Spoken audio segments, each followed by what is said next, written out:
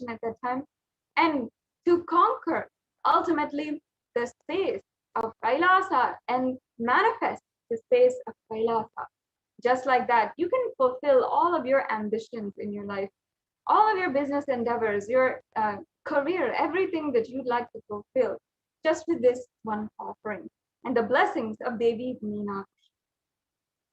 Now, if you'd like to go ahead and make any of these payments, if you'd like to have and start the process for offering these offerings, then you can go to tiny.cc/Devi-offerings and be able to make an offering today. The next slide, please.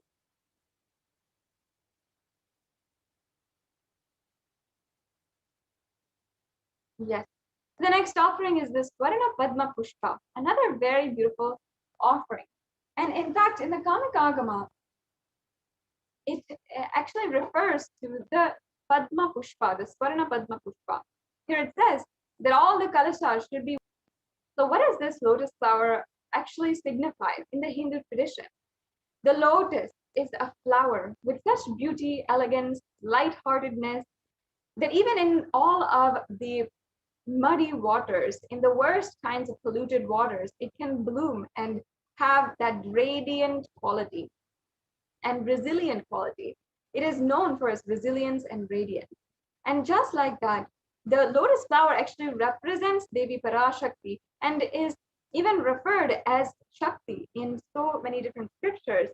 And just like that, Devi Parashakti has the same qualities, where in all adverse situations, anything that is going on in the surroundings, she still radiates that beautiful, divine, elegant beauty and strong powerfulness. At the same time, beautiful, lighthearted, cheerfulness, and bliss. So as you can see, the golden lotus, we can go on to the next slide now. The golden lotus is the very offering that you can do in order to be blessed with that ultimate state. And in fact, all of the different scriptures have so many references for this golden lotus. In fact, all of the worship of Paramashiva, including even some of the mudras we use during the worship, some of the asanas that we use during the worship, even some of the mantras that we chant, everything, even the descriptions of Bhagavan Paramashiva, his eyes, his hands, everything is described with the beauty and compared to the beauty of a lotus. So it has so much of significance in the Sanatana Hindu Dharma. And today you can offer the Swarna Padma Pushpa. Once again, if you'd like to go ahead with any one of these offerings, you can go to tiny.cc/Devi-offerings. The next slide, please. Yes, and the next offering is the Swarna Metti. I'll just be chanting the Pramana. Nakhadiditi samchananamajjana tamo guna padadvaya prabha jala parakrita saroruha. The English translation. You whose brightness from toenails destroys the darkness of ignorance from the minds of your devotees who prostrated your feet. You whose brightness from your 2 feet overpowers that of the lotus flower. The next slide, please. So you can offer this Swarna Metti, the golden toe ring. Now the toe ring is actually a very traditional piece of jewelry that Hindu traditional women wear, the married Hindu women wear. And especially for Devi, it is so significant. Actually, the toenails of Devi are said to have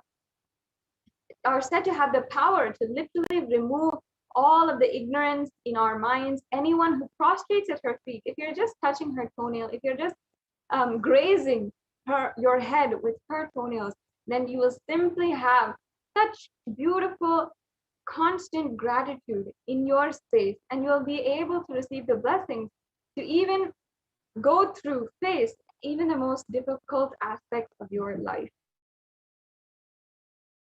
Gold toe ring is so significant that in the Hindu tradition, all the Hindu women, upon having been married, we're representative of Devi Parashakti herself. And literally they are seen, each and every woman in the Hindu tradition is seen as Devi Parashakti herself. And that is why we adorn the toes and we adorn and worship the feet of Devi Parashakti, and even all the Hindu women as well are worshipped in the tradition. So because Devi Parashakti, if we just prostrate at her feet and we surrender at her feet, she removes all the ignorance, all the suffering, everything. We have the special significance of the Swarna Meti. Yeah. And the next offering, another extremely exquisite special offering for each and every one of you today, is the Swarna Mangtika. Now, the Mangtika has a really special significance. Understand that the Mangtika actually represents nectar, which is overflowing. And at the top of the crown of the head is the Sahasrara Chakra. The Sahasrara Chakra is a very powerful energy center, which when unlocked, literally unleashes so much of gratitude, bliss inside of you. And it is represented by the 1,000-petaled lotus in all of the different Hindu scriptures. And the Sahasrara Chakra, thus when opened, actually has the power to be so fulfilling. In fact, that is the very enlightenment experience. And it's described as the enlightenment experience because this huge energy center is opening. And in fact, in the Lalita Sahasranamam, Devi Parashakti is described as Shuddha Sarabhi Varshani, meaning she who makes the nectar flow in all of the nerves from the Sahasrara. She who gives the very pleasant experience of the ultimate. So she is the very one who opens each and every one of our Sahasrara chakra and gives us the ultimate pleasant experience of the enlightenment and oneness experience. So the Mangtika is actually the very representation of that opening of the liberation of the Sahasrara chakra. And not only that, but it's so open, so ripe that it's literally the nectar is flowing from the flower and it is coming down the head, coming down from the Sahasrara chakra. That is what we decorate and ornament the head with the Mangtika. Usually it is a hairline jewelry coming from the center of the hairline and coming from the very center of the head until the forehead. It's such a beautiful aspect of the Hindu tradition that literally is mapped to the enlightenment science. And in this offering of the Swarna Mangtika, you can literally be blessed with the very same experience. Devi Parashakti blessing you, opening your Sahasrara chakra, and you can achieve the blissful state of overflowing gratitude and the space of complete completion. Yes, we can go on to the next slide. The next offering that we have today is the Pratyakshapada Puja.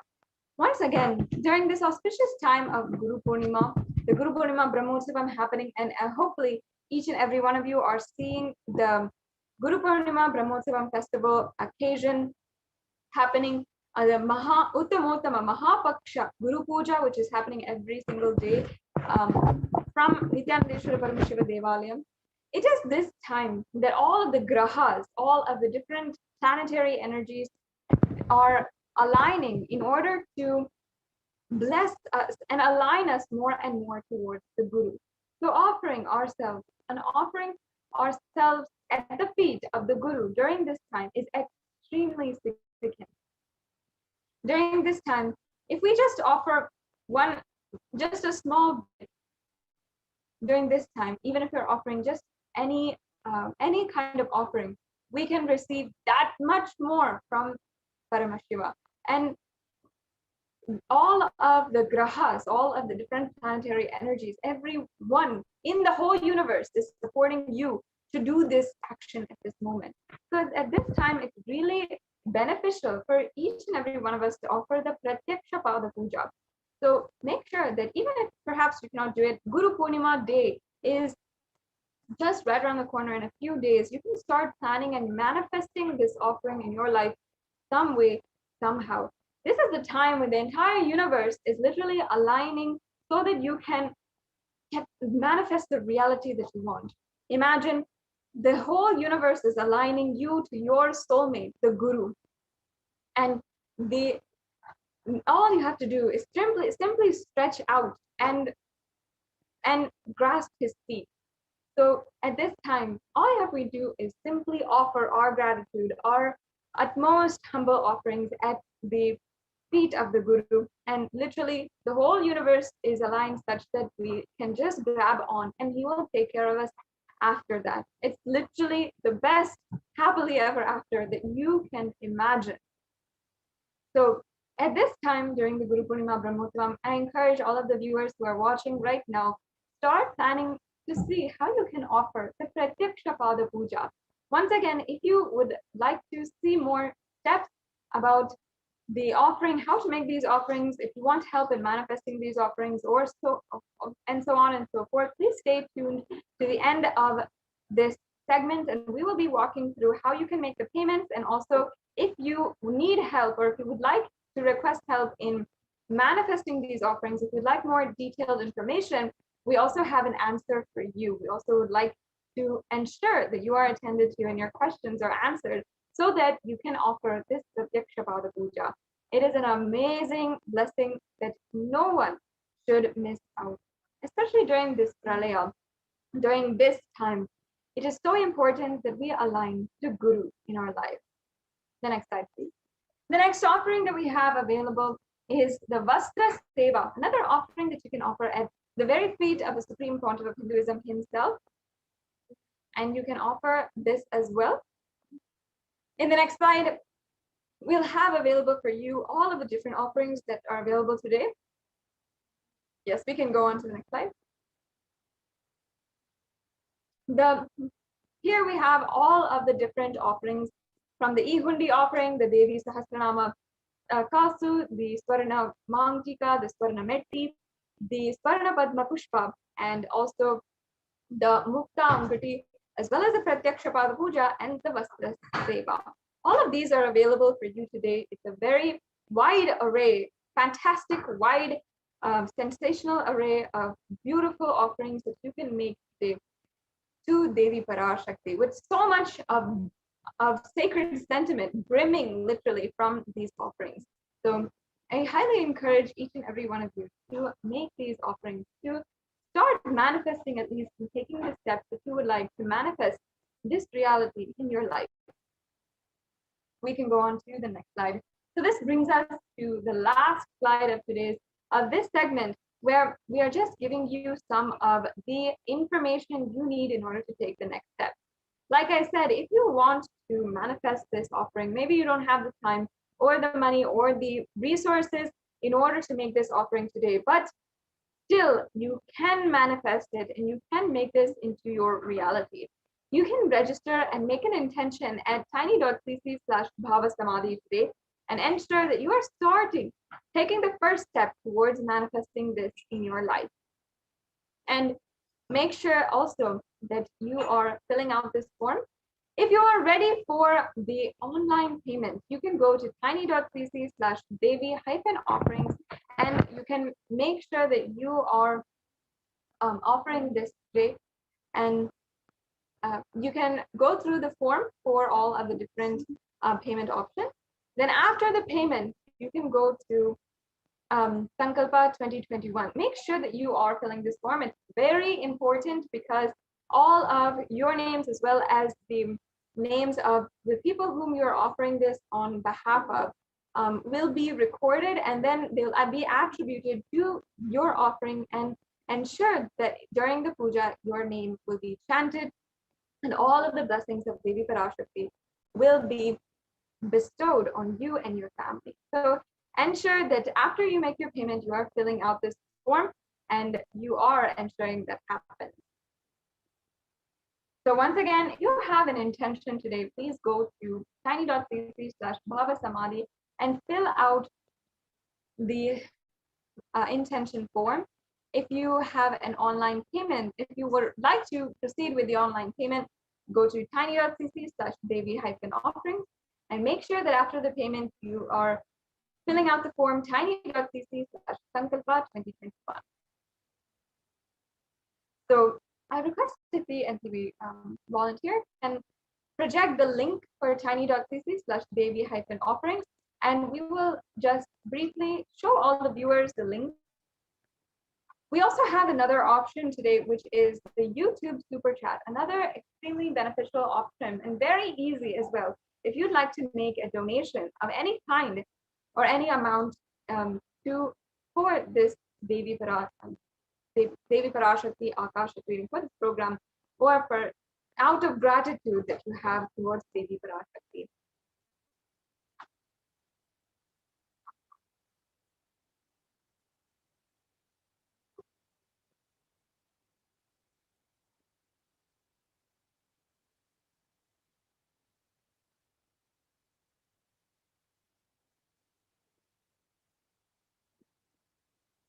Yes, so we'll be right back with you, and we'll be ensuring that we can show each and every one of you the various payment links and forms that you have to fill out.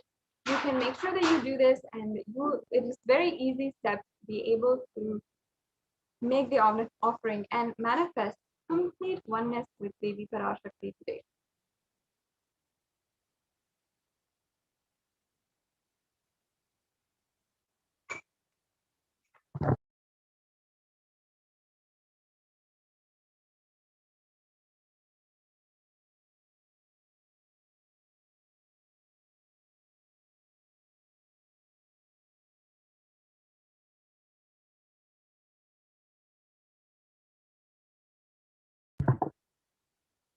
So once again, I want to take this opportunity also to invite all of the viewers to go to and like and follow each and every one of the official handles of the Supreme Pontiff of Hinduism, as well as Kailasa. Make sure that you're updated on all the current news that is ongoing.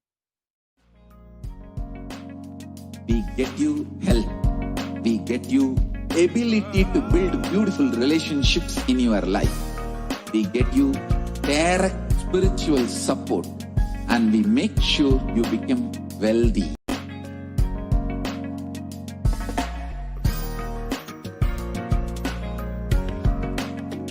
We won't stop giving you just good life. We will literally not stop till you live enlightened life. Manifesting the state of Paramashiva, space of Paramashiva, powers of Paramashiva, being of Paramashiva.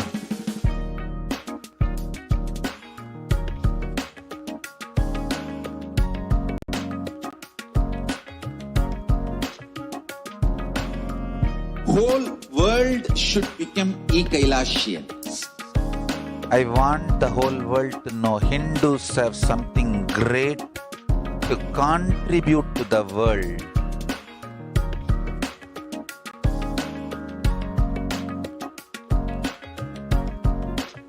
We have something great to contribute to the world. Let us do that.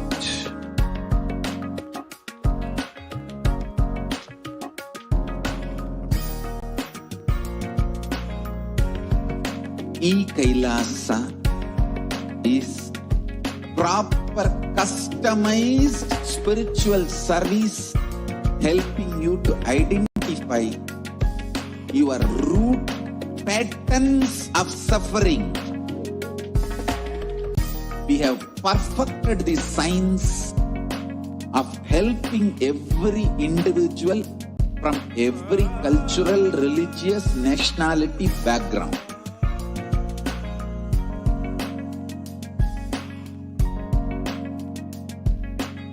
You will have lowest reactionary assumptions, highest awakened response, alive response for life continuously.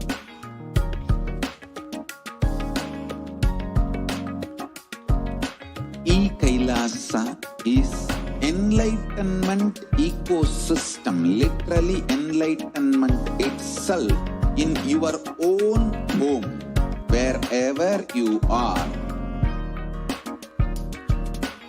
Proper customized spiritual service helping you to complete with your life negativity, withdrawal from life, self-hatred, self-denial, self-doubt, so much of tiredness, laziness. We can support you, aligning your diet, your attitude, your aptitude, your understanding about life. We can help you with everything.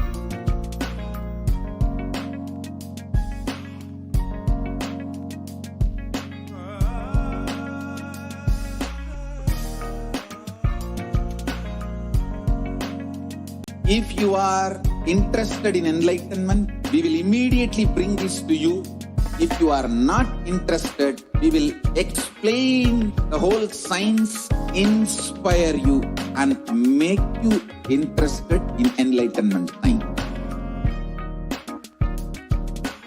We need to cater this enlightenment science to the whole world wherever they are, because enlightenment is the birthright of all human beings. Kailasa is responsible to provide that to all human beings.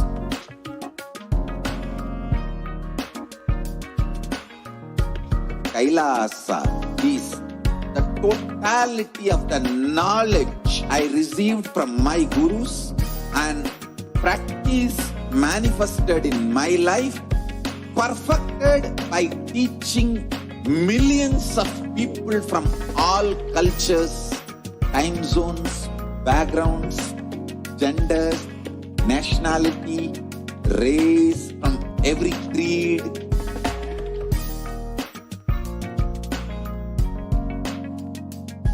So this absolutely perfected knowledge available to you, served to you in your home without even you moving out of your couch, free of cost.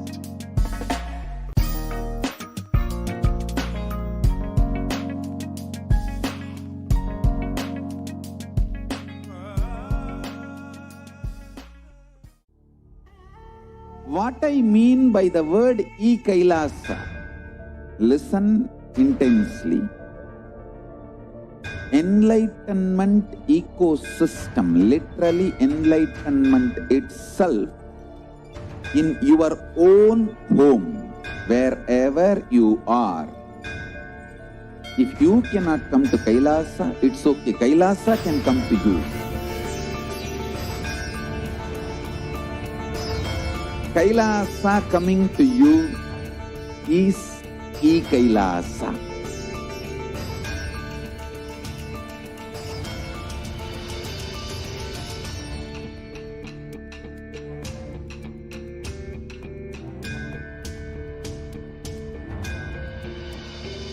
I will revive Hinduism.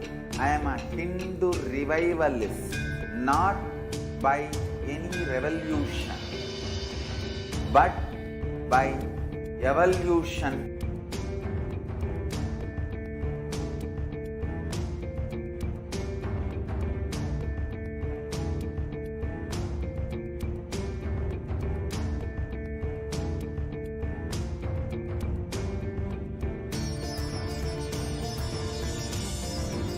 And setting model community.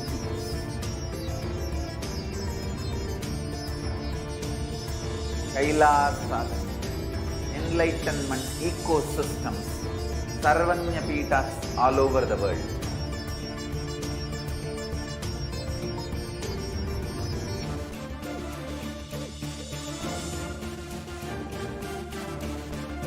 All powerful cognition, knowledge, only when you live, power manifestation and possibilities manifestation happens.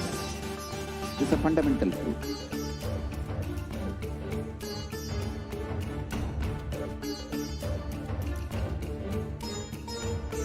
Hinduism cannot live exclusively as one sampradaya. No.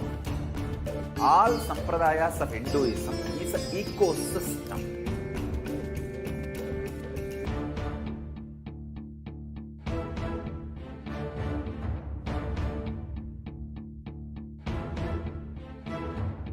So don't keep quiet thinking that if one sampradaya is attacked, only that sampradaya is going to be affected. All of us are ecosystem.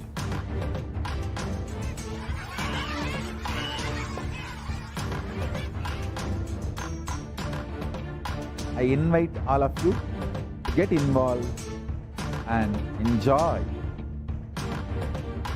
Hinduism by the principle of Dharmo Rakshati Rakshitaha. When you protect Dharma, Dharma protects you. We will make the whole planet flourish spiritually. The spiritual prosperity will happen to the whole planet. We all have to coexist together.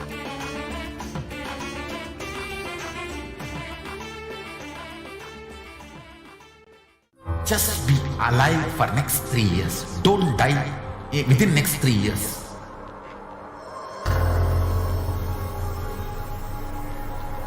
Just don't die within next 3 years. Be alive. Somehow be alive. I'm working sincerely. I will reach you somehow. Somehow I will reach you. It's my commitment to humanity.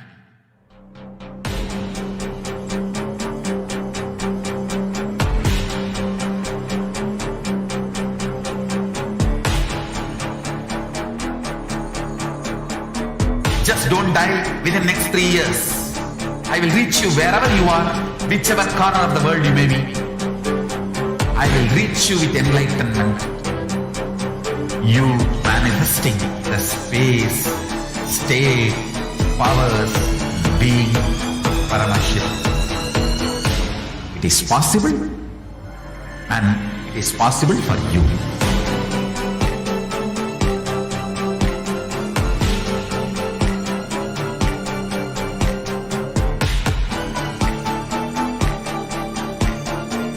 Paramashivoham will reach you with enlightenment science.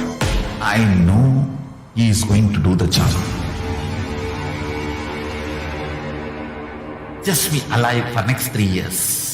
Nothing else.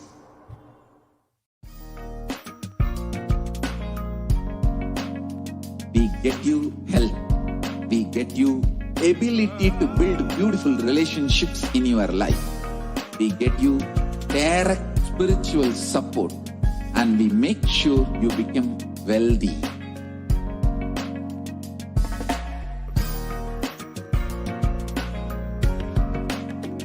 We won't stop giving you just good life.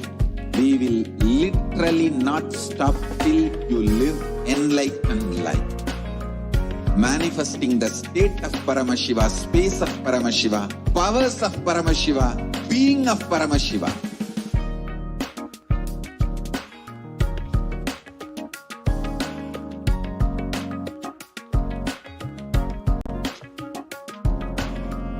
Whole world should become Kailasians. I want the whole world to know Hindus have something great to contribute to the world.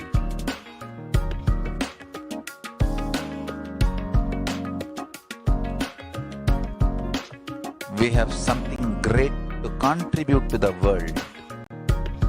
Let us do that.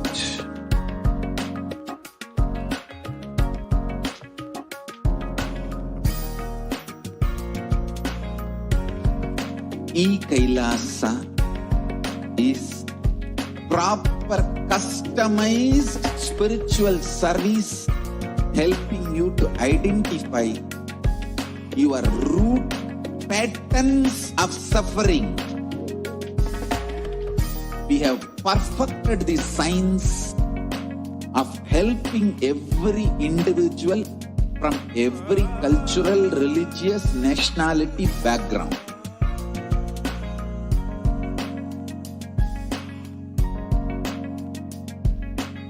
You will have lowest reactionary assumptions, highest awakened response, alive response for life continuously.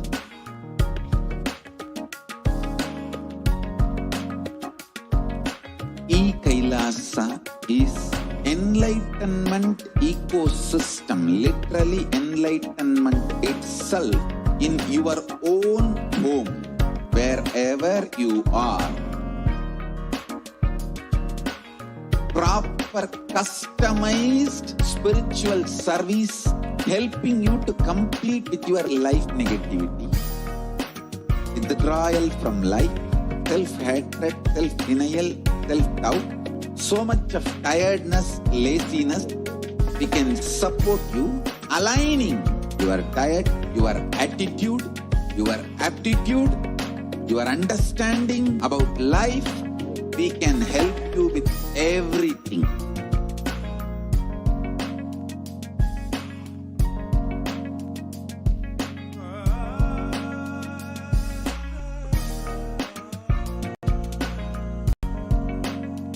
If you are interested in enlightenment, we will immediately bring this to you. If you are not interested, we will explain the whole science, inspire you and make you interested in enlightenment time.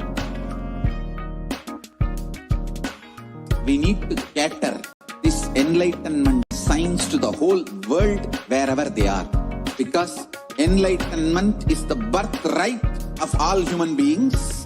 Kailasa is responsible to provide that to all human beings.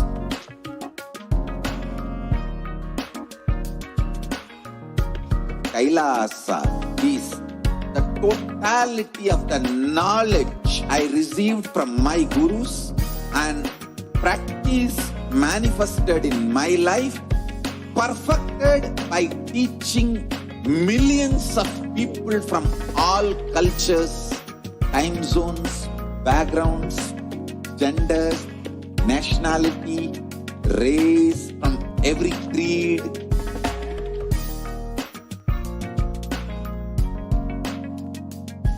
So this absolutely perfected knowledge available to you, served to you in your home without even you moving out of your couch, free of cost.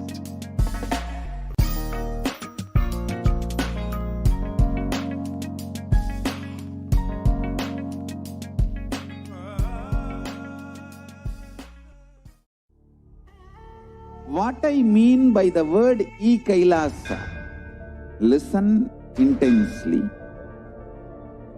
Enlightenment ecosystem, literally enlightenment itself in your own home, wherever you are. If you cannot come to Kailasa, it's okay. Kailasa can come to you. Kailasa coming to you is Kailasa.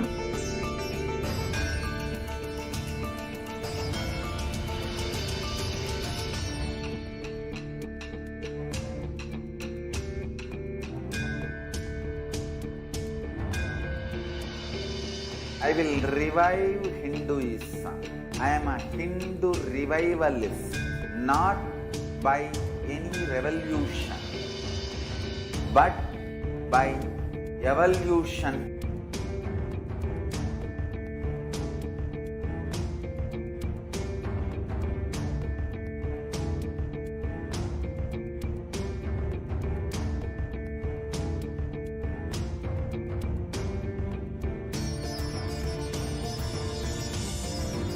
And setting model community.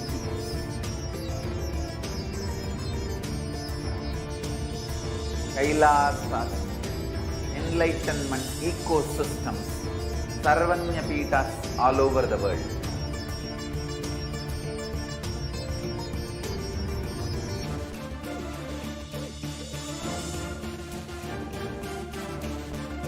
All powerful cognition, knowledge, only when you live, power manifestation and possibilities manifestation happens.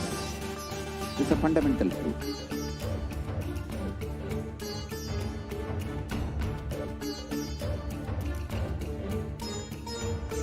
Hinduism cannot live exclusively as one sampradaya. No. All sampradayas of Hinduism is an ecosystem.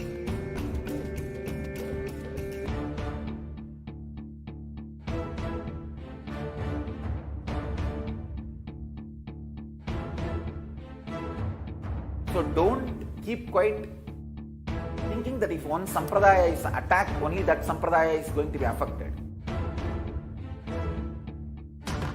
All of us are ecosystem.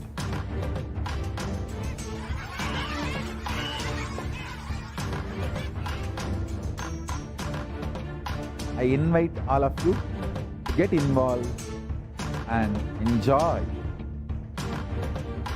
Hinduism by the principle of Dharmo Rakshati Rakshitaha. When you protect Dharma, Dharma protects you.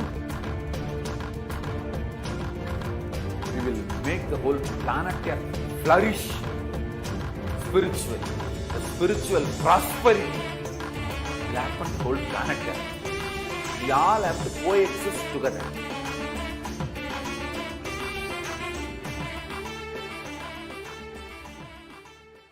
Just be alive for next 3 years. Don't die within next 3 years.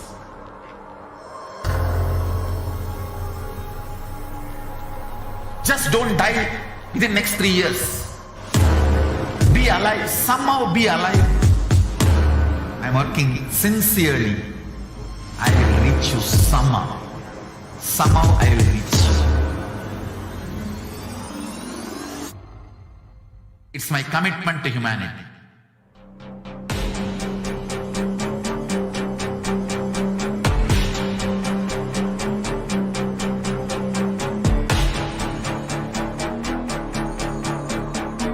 Just don't die within next 3 years. I will reach you wherever you are, whichever corner of the world you may be. I will reach you with enlightenment. You manifesting the space, state, powers, being Paramashivoham. It is possible, and it is possible for you.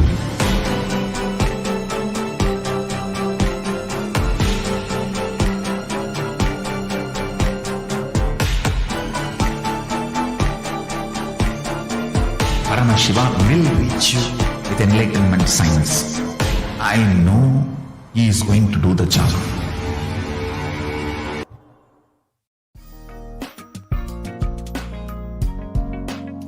We get you health.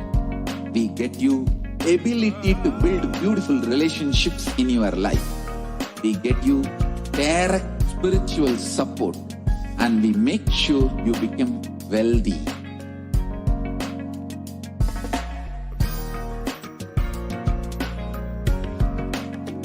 We won't stop giving you just good life. We will literally not stop till you live enlightened life. Manifesting the state of Paramashiva, space of Paramashiva, powers of Paramashiva, being of Paramashiva.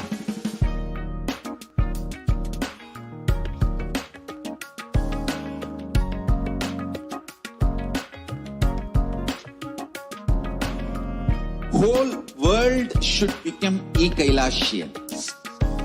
I want the whole world to know Hindus have something great to contribute to the world.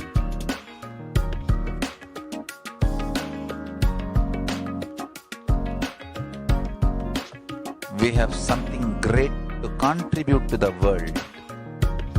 Let us do that.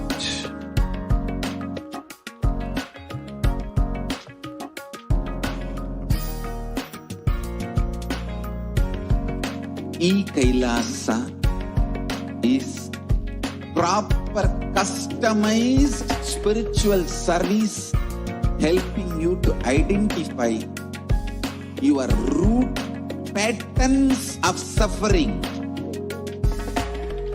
We have perfected the science of helping every individual from every cultural, religious, nationality background.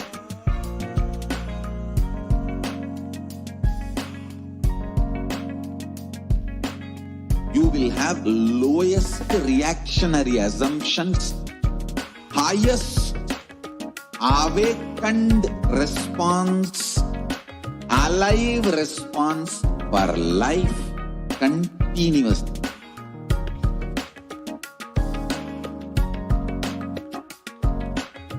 Kailasa is enlightenment ecosystem, literally enlightenment itself in your own home, wherever you are.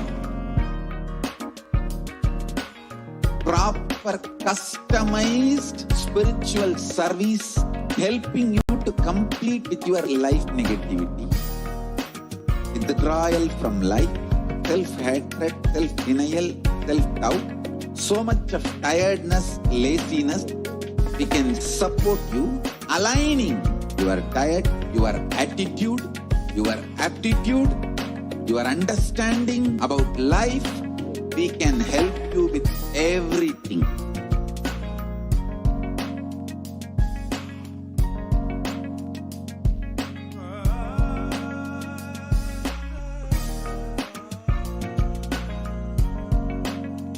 If you are interested in enlightenment, we will immediately bring this to you.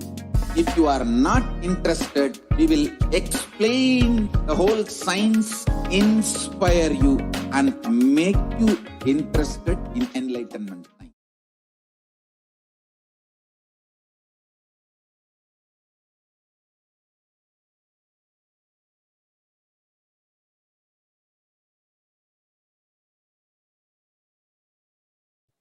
Nithyanandam, and welcome to this segment.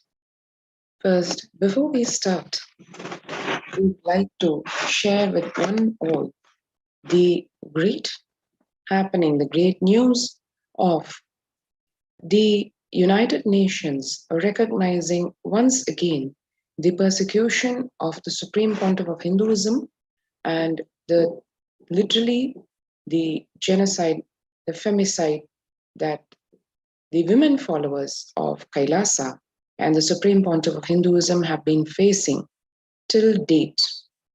This actually is practically like the current happening of the persecution of Hindus that has been happening for over 2 millennia, and as it happens currently in the form of the Hindus, the Hindu followers of the Supreme Pontiff of Hinduism, facing the same persecution today as we speak. And in a historical happening, the United Nations recognizing this, and as one can see here, the United Nations Human Rights Office of the High Commissioner has on their website the report on femicide from all over the world. Femicide meaning the act, the crime of killing a woman just on the basis of her gender, for her being a woman. The Special Rapporteur on Violence Against Women, Its Causes and Consequences has published this report. And across the world, various countries, organizations, human rights institutions, inputs, studies, analysis have been taken. And as one can see, the Kailash Union International Human Rights Council also the report pertaining to the persecution of the Supreme Pontiff of Hinduism has been published in this very same forum by the United Nations. And we will be going into the details of what this report said, what are all the persecution, especially the crime of femicide, which has been recognized, which has been brought to the attention of the world, awareness given to the world. We'll be going over the details of this in the upcoming here. What is the genesis not only the contributions of the Supreme Pontiff of Hinduism in this, but also the millennia of persecution, ethnocide, genocide, mass murders, rapes that have been plaguing the sacred land of Bharat, the Hindu civilization to say specifically. What really Hinduism stands for or carries at its core, that on the one hand can literally liberate humanity and usher in the utopian world of crime-free, prosperous society with happy, blissful individuals expressing their ultimate potential and living fulfilled lives. What does Hinduism carry in its core to exhibit that? And on the other hand, these very attributes, how they attract the vested interests to exterminate Hinduism so that their selfish vested interests can be fulfilled. We'll look into both of these in the next few seconds.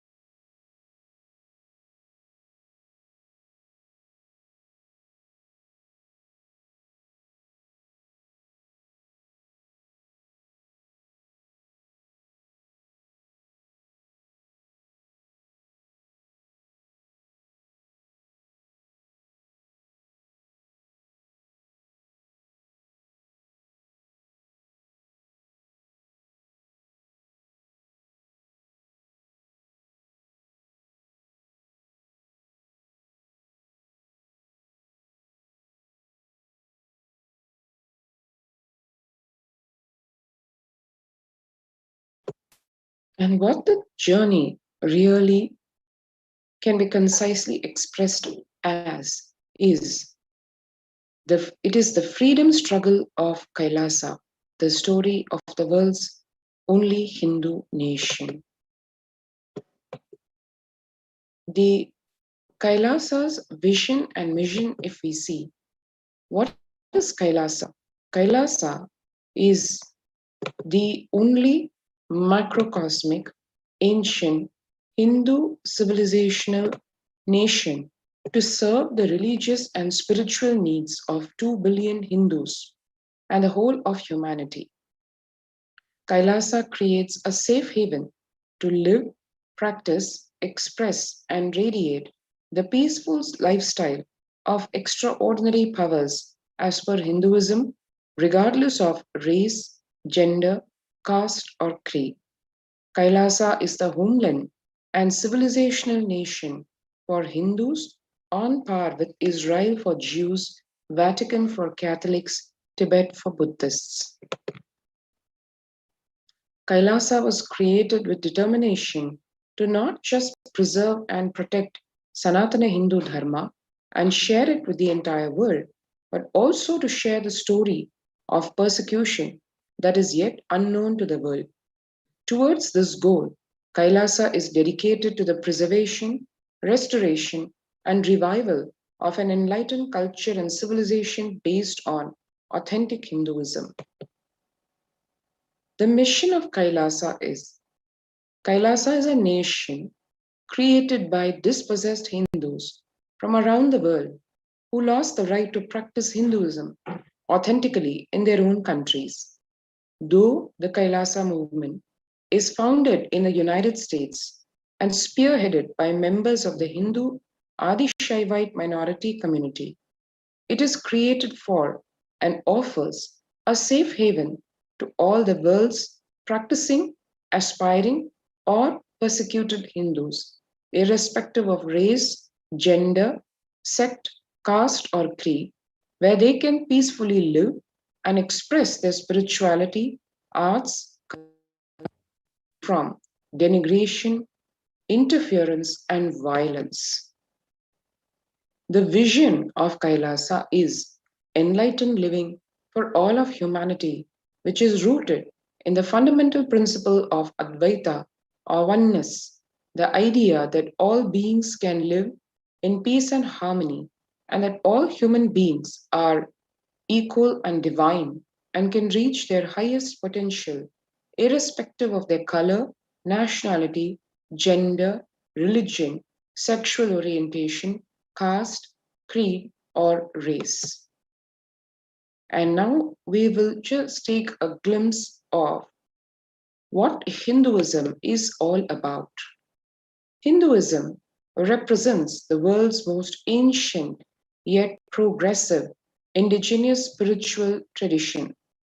It is an open framework model of civilization that stands for non-violence, vegetarianism, worship of nature, organic lifestyle, temple-based living, yoga, manifesting spiritual powers, and the inherent divinity of every being. Hinduism comprises many indigenous spiritual traditions coexisting peacefully for millennia. The Hindu Holocaust, the persecution of Hinduism. The Hindu Holocaust is a stark epitome of a science, of a campaign of race extermination. Through a systematic, egregious, and ongoing ethnic cleansing, forced relocation, double killing through genocide and genocide denial over the last 5,000 years on the most ancient living civilization on the planet. Denied by the historians, untold by its victimized survivors, the Hindu Holocaust is one of the biggest crimes against humanity in world history. Hindus have time and again suffered religious persecution in the form of forceful conversions, massacres, demolition and desecration of temples, confiscation or destruction of property, incitement to hate, imprisonment, torture, murder, destruction of universities and schools, and crimes against women and children. the systematic elimination of Hindus.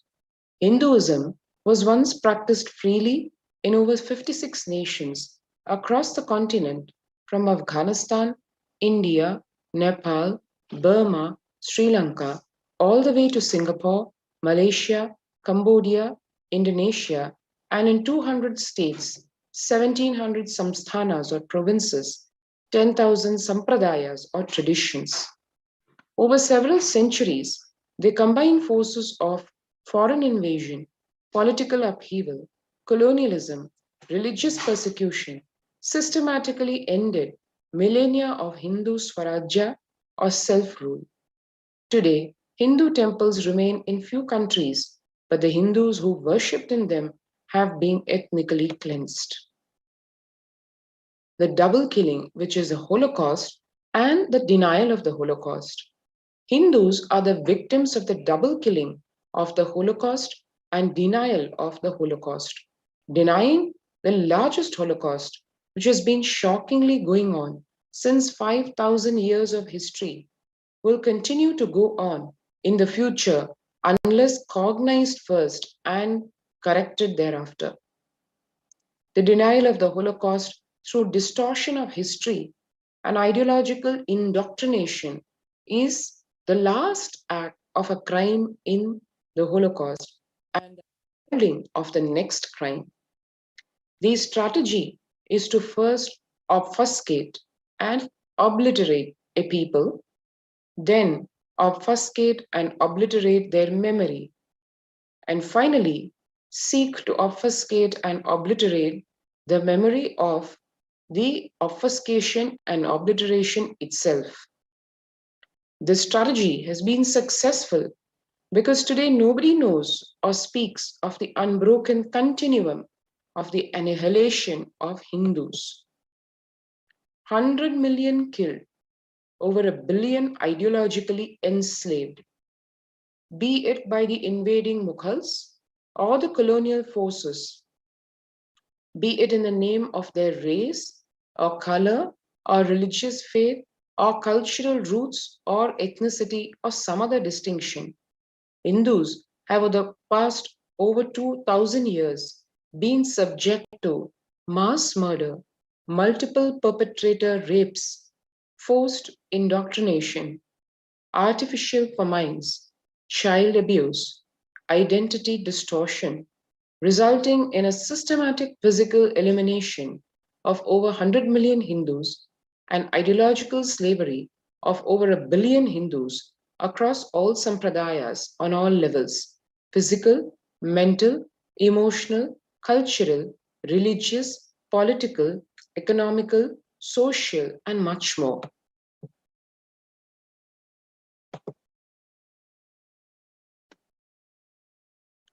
And to see in one glimpse the massive destruction that Hinduism has faced in all its fields, the number of massacres, the man-made inflicted famines, temples destroyed, imposition of slavery, and the universities and libraries that have been destroyed. Just if we see 1971, the Hindu genocide in Bangladesh, 30 million Hindus displaced, 3 million Hindus massacred. The 1947 India partition, 14 million Hindus displaced, 2 million Hindus massacred. 1950 riots of East Bengal, 4.5 million Hindus displaced, 5 lakh Hindus massacred. 1000 to 1525 CE, the massacres during the Mughal invasion consumed the lives of 400 million Hindus who were just brutally massacred. When we see the man-made, created famines, 1700 to 1950, 80 million starved to deaths.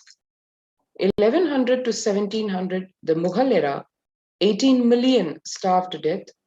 1783 to 84, in the Kailasa famine, 11 million starved to death. 1100 to 1600, the 11 famines, 10 million starved to death. 1600 to 1800, 3 other famines, 10 million starved to death. The temples destroyed in 500 BC to 1800 CE. 2,000 temples destroyed. 1992 to 93 in Bangladesh, 1,000 temples destroyed. In 1567, the Inquisition of Goa, 600 temples destroyed. Feb to May 2000, temples destroyed. In 500 BC to 1800 CE, 2,000 temples destroyed.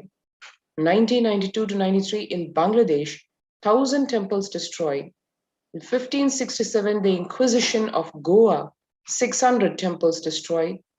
Feb to May 2018, 7 major South Indian temples intentionally set on fire, but shown as an accident. This is as late as 2018, which is just a couple of years before. So one can see all the way from 500 BC to as late as today, the destruction of temples consistently done so that the roots of the Hindu civilization, the Hindu nation, are absolutely eliminated.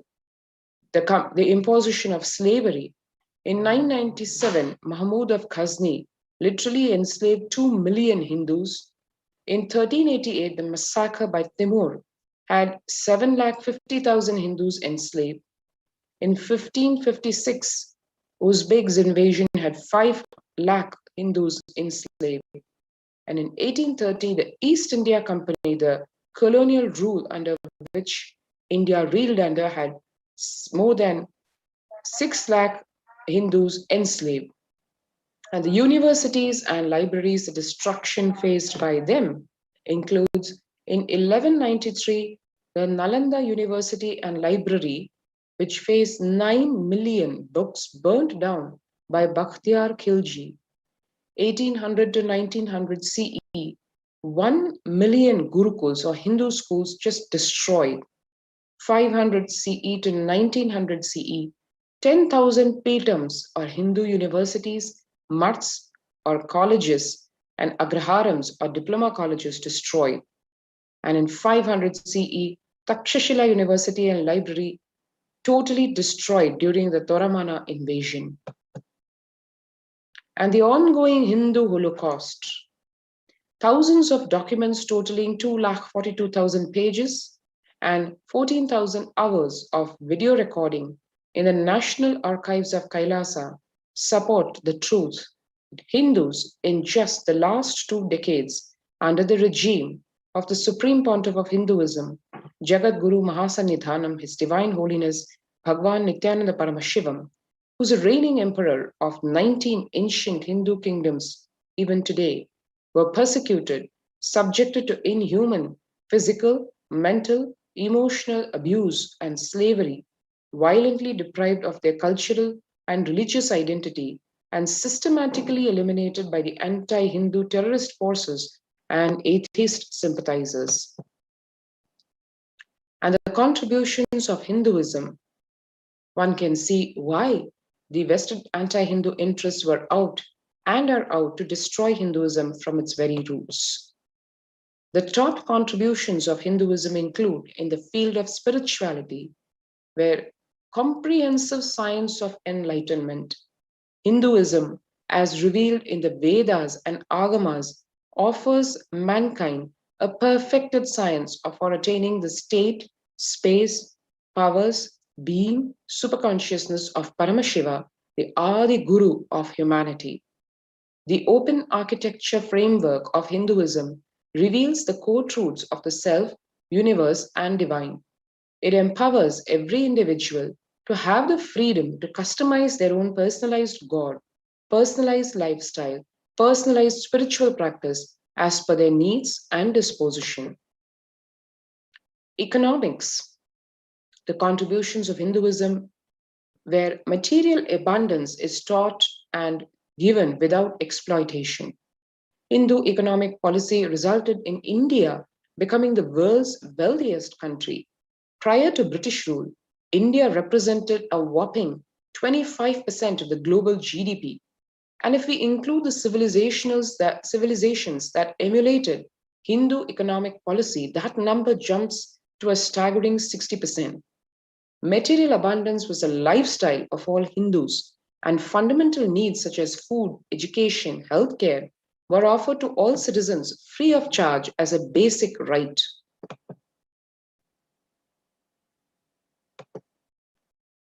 Hinduism's contributions towards governance. The roots of modern democracy is in Hinduism, which established a decentralized republican system of governance that emphasized democratic principles and self-rule at the local village level. Those at the governance layer were held accountable to a constitution, a code of universal principles of human rights, and proper governance as aligned to the cosmic law, which is in the Dharma Shastras.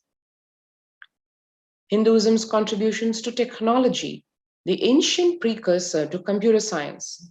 Just one of the examples of the contributions to technology, Hindu philosophers were the first to discover the binary number system, algorithms, and the Nyaya system of logic, which was a major influence on George Boole and Charles Babbage, the founders of modern computer science.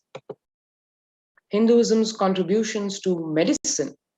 The most comprehensive indigenous system of medicine was in the form of Ayurveda, and Hinduism is responsible for the world's first holistic plant-based system of medicine. The ancient Hindu civilization also had detailed knowledge of anatomy, embryology, digestion, metabolism, physiology, genetics, immunity, anesthesia, and even cosmetic surgery. Hinduism's contributions to yoga, preparing the human body for enlightenment.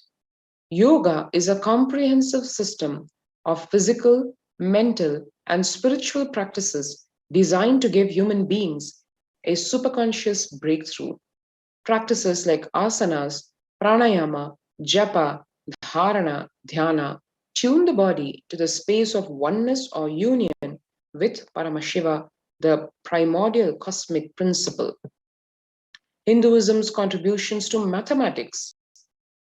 Basic to advanced mathematics, Hindu civilization innovated the modern numeral and decimal system, the concept of zero, arithmetic, trigonometry, algebra, combinatorics, and the basic elements of calculus, and accurately calculated the value of pi. Hinduism's contributions to physics, breakthrough discoveries millennia before Newton.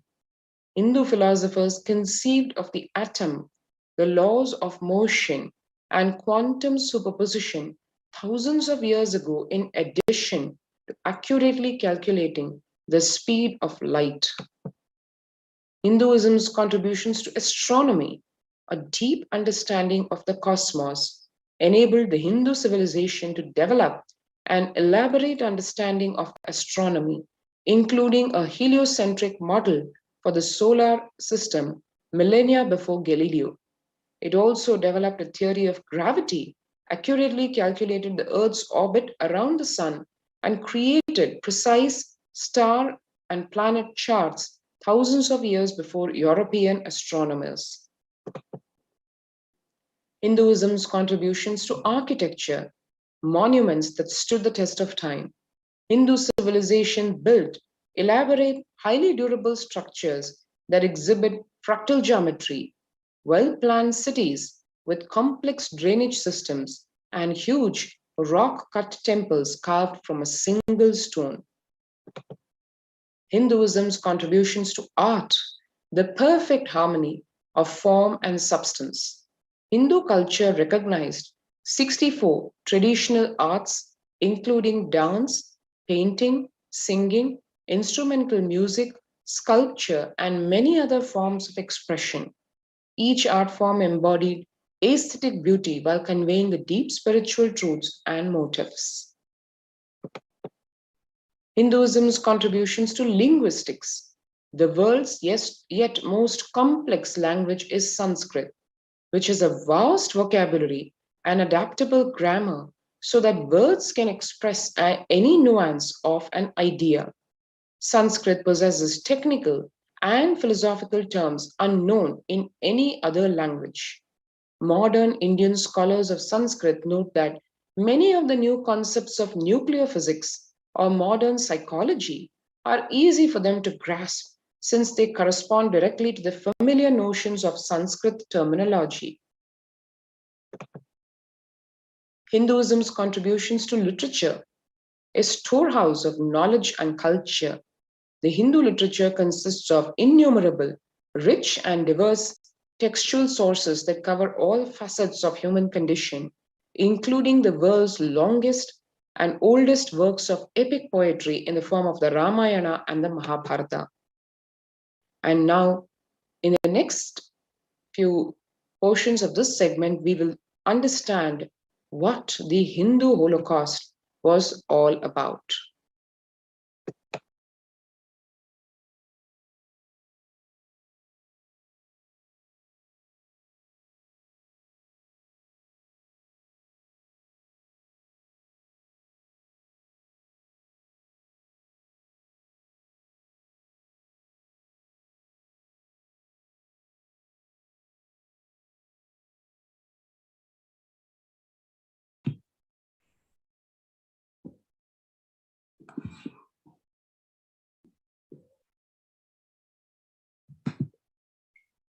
The Hindu Holocaust, Phase 1, Islamic invasions from 800 to 1700 AD.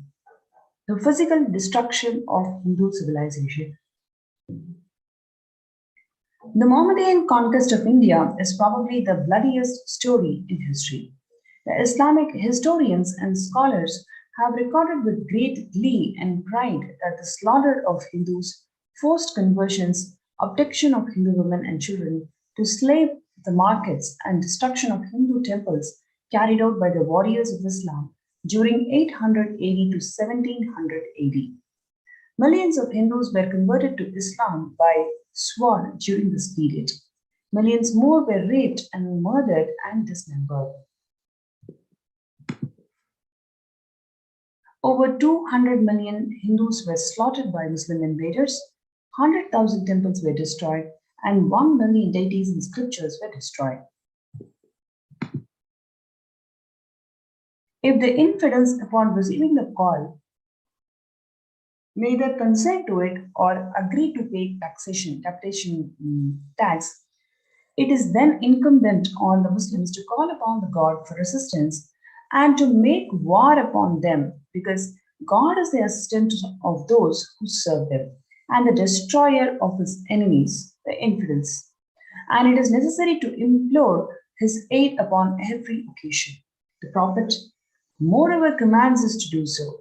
And having so done, the Muslims must then, with God's assistance, attack the infidels with all manners of warlike engines, and must to set fire to their habitations, and must inundate them with water, and tear up their plantations, tear down their grain, because by all these means they become weakened, and the resolution will fail, and their force will be broken. These means are therefore sanctified by the law.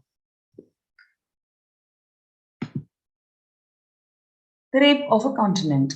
Abdul Bassam, describing the Islamic law prescribed for Hindus, is conveyed to allow them khilji by his qazi or a legal advisor. He says that Hindus are like mud. If silver is demanded from them, they must with great humility offer gold. If a Mohammedan decides to spit on a Hindu's mouth, the Hindu should open it wide for the purpose. God created the Hindus to be the slaves of Mohammedans. The Prophet had ordained if the Hindus do not accept Islam, they should be imprisoned, tortured, and finally put to death, and their property must be confiscated. To keep the Hindus in abasement is especially a religious duty because they are the most inveterate enemies of the Prophet.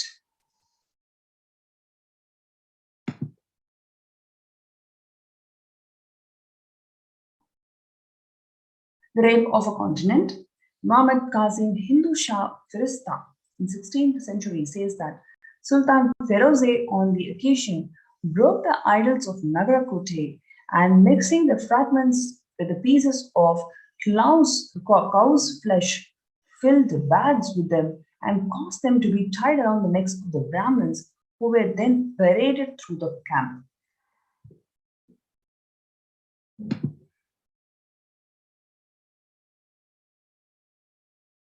The Hindu prisoners were divided into 4 sections and taken to each of the 4 gates of the great Katkar. There, on the stakes they were carried, the prisoners were impaled. Afterwards, their wives were killed and tied by their hair to these spades. Little children were massacred on the bosoms of their mothers and their corpses left there. Phase 2, British occupation. That's from 17th century to 1947 AD, where he says that I have seen a great people starving to death before my eyes, and I am convinced that this exhaustion and starvation are due not, as their beneficiaries claim, to overpopulation and superstition, but to the most sordid and criminal exploitation of one nation by another in all recorded history.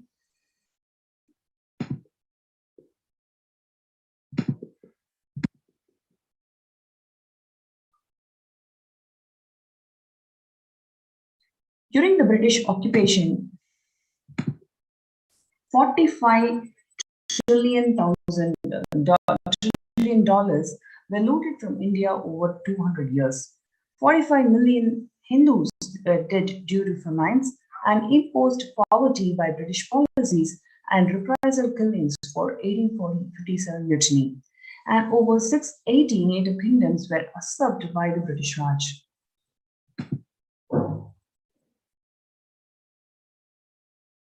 British master race theory, colonial subjugation. Using the theories of scientific Darwinism and social racism, the British justify their conquest and oppression of dark-skinned people as a humanitarian civilizing mission, even though it was a mere cover for racial oppression and economic exploitation. Do you not see that following these duties, you are walking into the very path to which England owes her wealth?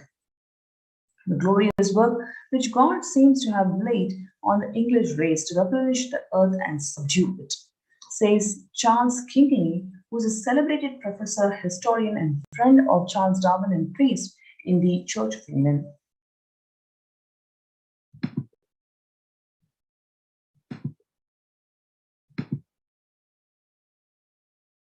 The colonial subjugation, 200 years of intense racial hatred towards Hindus. The Hindus are full of dissimulation and falsehood, the universal concomitants of oppression, the vices of falsehood. Indeed, they carry to a height most unexampled among the other races of men. As for religion, no people have ever drawn a more gross and disgusting picture of the universe than what is being presented in the writings of the Hindus. Very few words are required because the superiority of Mohammedans in respect to religion is all beyond dispute. In truth, the Hindus, like the Inuit, excels in the qualities of the slave. The Mohammedan is more manly. And this is what is a statement from James Mill, who is a celebrated author of the seminal book, The History of British India, and intellectual leader for the generation of East India Company servants.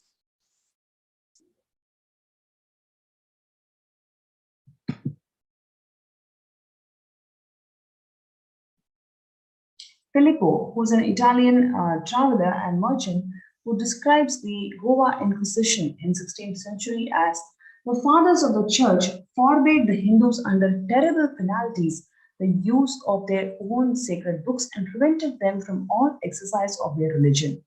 They destroyed their temples and so harassed and interfered with the people that they abandoned the city in large numbers, refusing to remain any longer in a place where they had no liberty and were liable to imprisonment, torture, and death if they worshipped after their own fashion the gods of their fathers. The British had been horrified during the revolt of 1857 to see that the Hindus and Muslims fighting side by side under each other's command against the foreign oppressor. They vowed this would not happen again. So they used the strategy of divide and rule. A systematic policy of fomenting the separate consciousness amongst the two communities was launched over British sponsorship. The colonial subjugation, the British Empire used all possible means to destroy the Hindu civil and cultural institutions in order to delegitimize and demoralize the indigenous people of India so they become slaves in their own homeland, which includes the discriminatory laws to instill feelings of racial inferiority. They engineered famines to starve the natives into submission. They annexed the Hindu kingdoms to undermine the native rule. They mistranslated the Hindu scriptures to instill anti-Hindu narratives. They destroyed the indigenous Gurukul education system. They destroyed local industries and forced importation of British goods. They banned the Indians from owning or producing the firearms. Number one, they engineered famines to break the spirit of a people. Winston Churchill, he says that, I hate Indians, they are beastly people with a beastly religion. The famine was their own fault for breeding like rabbits. Harsh British tax and export policies and poor infrastructure management caused multiple famines in India, claiming tens of millions of lives. Indians were forced to eat leaves, grass, and human flesh, and parents threw their starving children into the rivers and wells, while others committed suicide to escape their living hell.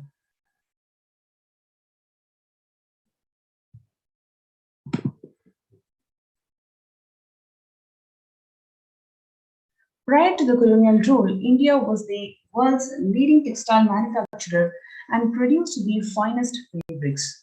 The British engaged in a systematic campaign to destroy the local handloom industry through harsh taxation and export policies that forced India to import British-made textiles and banned the Indian textiles from being sold in foreign markets. Within a generation, the Indian weavers were tuned into beggars and their indigenous skills were lost forever. Destroying the local industry to ensure dependence and poverty. By 1878, the Indian railways mechanics in Jamalpur in Bengal and Ajmer in Rajputana had become so proficient at maintaining the locomotive trains that they started designing and building their own models at a fraction of the cost of the British trains. The British Parliament responded by passing an act in 1912 banning all the local manufacture of trains to ensure that India's economic dependence on their colonial masters and destroy any native technologies know-how.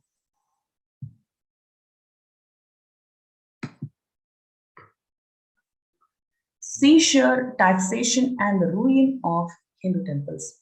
It was strange but a determined piece of policy when throughout the country the pagoda lands were resumed by the East India Company and allowances were granted in their place. Now let us contemplate the result of this plan. From one end of the country to another, the pagodas were ruined and unmaintained. The revenues of Tripati are on a gradual decline and will decline in the lapse of years as a natural death. Some of the most celebrated temples in country were worse off, but these are still, alas, many more strongholds of the rebels. False anti-Hindu narratives. British rulers perpetuated the narrative that the Indians were generally illiterate and education was restricted to high caste Hindus, but their own surveys revealed that every village had at least one school and the Sudras and other low caste children constituted 70 to 84% of the students. In contrast, a century of direct misrule of India has left the population with a dismal 12% of literacy rate.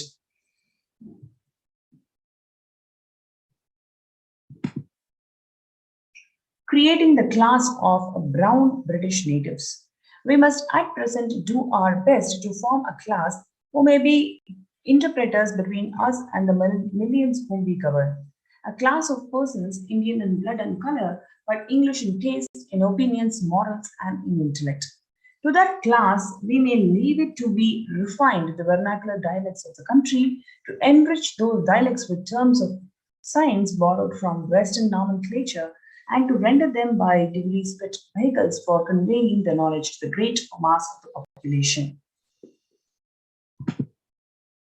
Despite their best efforts to adopt the English language, clothing and mannerism, the anglicized brown British native clerks of India were often viewed with contempt and ridiculed as Bengali babus by their white masters for their ornate speech, self-importance, and fawning attitude towards any Westerner they met.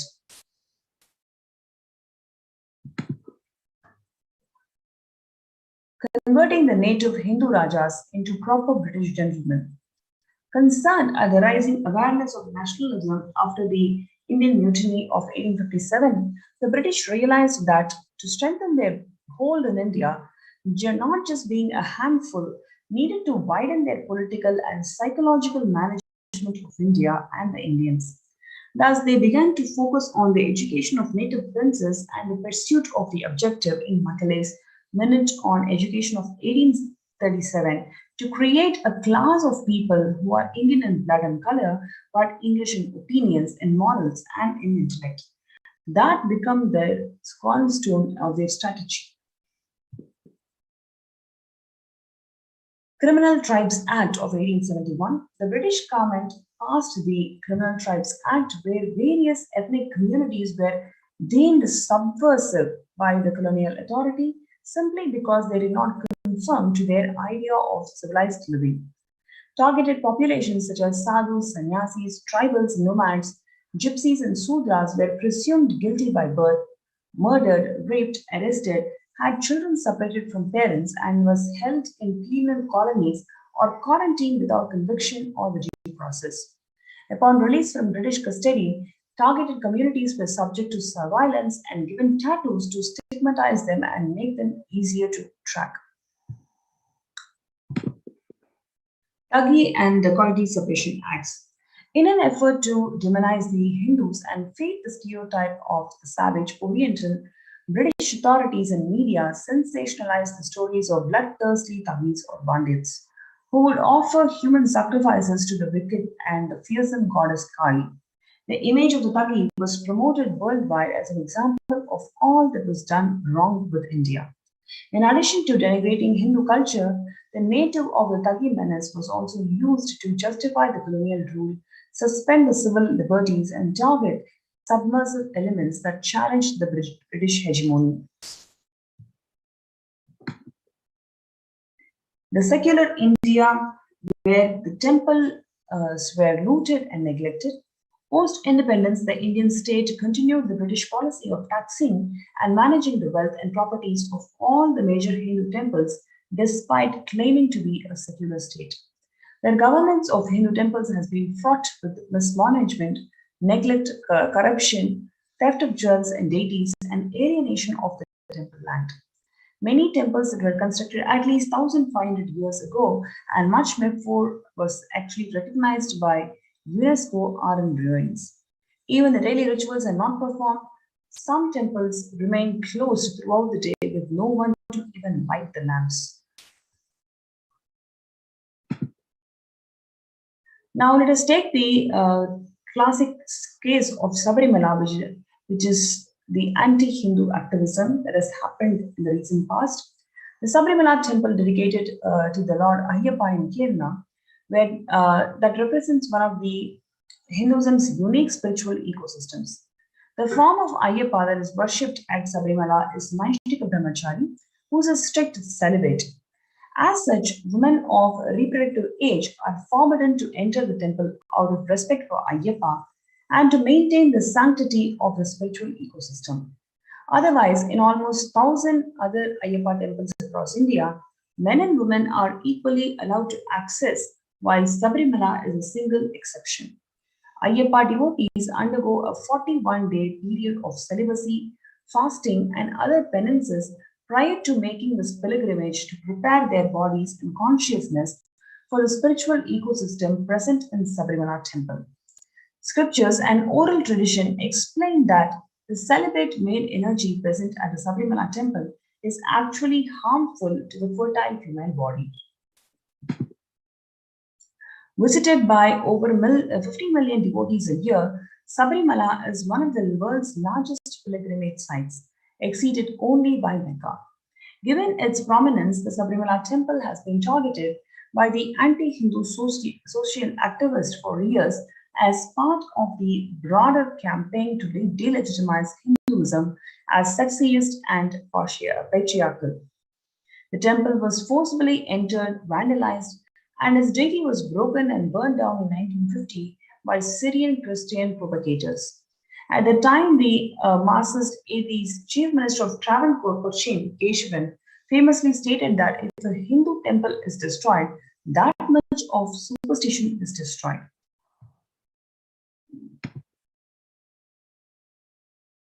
Now, the media narratives that are used to stereotype and demoralize the Hindus, the use of propaganda against an enemy supported by such military, economical, or political measures as may be required. Such propaganda is generally intended to demoralize the enemy, to break his will, or to fight and resist, and sometimes to render him favorably disposed to one's position. The media narratives used to stereotype and demoralize the Hindus. Bollywood and other mainstream media outlets consistently portray Hindu gods and gurus as cartoonish, dishonest, corrupt sex fiends in a similar manner to British imperial propaganda. India today denigrates the Hindu sari while praising the Muslim hijab. The glaring double standards only make sense in the light of the anti-Hindu colonial stereotypes perpetuated in modern India.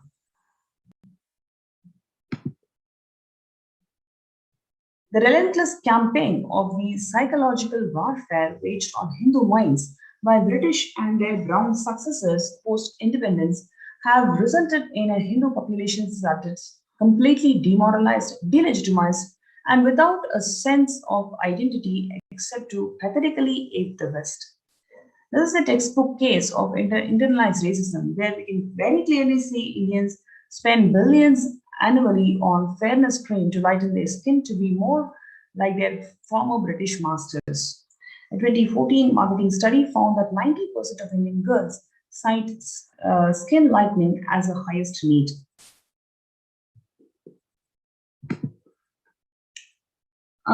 What we have seen now is the gory details of the Hindu Holocaust that has happened in three different phases, whether it is from Mughal emperors or from the British invaders, and post-independence, it is the neo-Hindutva groups, how the Hinduism has suffered at the hands of the anti-Hindu elements. And now this has been recognized by the United Nations in the second report that's been published recently. In the next segment, we'll have the glimpses of that report. Stay tuned and we'll be right back.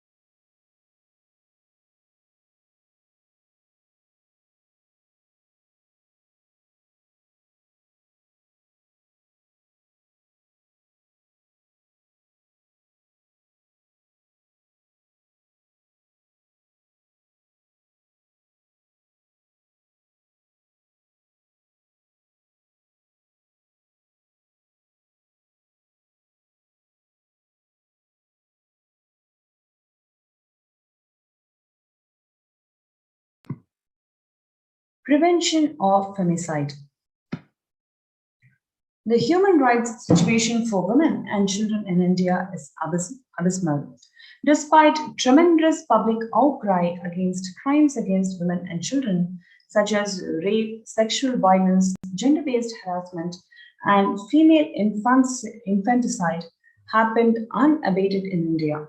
The state of Republic of India had either unwilling to or unable to curtail these crimes. India is the most dangerous country for sexual violence against women, according to Thomson Reuters Foundation 2018 survey. According to the National Crimes Record, the rape of minor girls increased to 82% in the year 2016 compared with the previous year. Sexual violence and brutal rape have been weaponized against minority women and children by extremist militant elements in the highest level of governance. This weaponization of sexual violence targeting the women and children is part of the more pervasive and systematic campaign targeting certain indigenous spiritual traditions, minority communities, and their leaders, especially those from linguistic and religious minority groups and of dark-skinned people of indigenous spiritual traditions and ethnic native Hindu tribes that have existed in India for millennia. One such indigenous spiritual tradition currently targeted for the extermination by the new Hindutva extremist militants is the Hindu Adi Shaiva minority tradition in India. The women, children, and young girls of the ASNT community were the most vulnerable target of neo-Hindutva extremism. The ASNT explicitly rejects extremism of all types. The extremist militant elements are opposed to ASNT's stance when it comes to the rights of women, including otherwise marginalized Dalit women and the rights of the members of LGBTQ and transgender communities. The neo-Hindutva terrorists, despite Hindu women in monastic and priestly roles, the spiritual head of the ASNT has publicly declared himself to be a transcendental gender and possessing multiple gender components.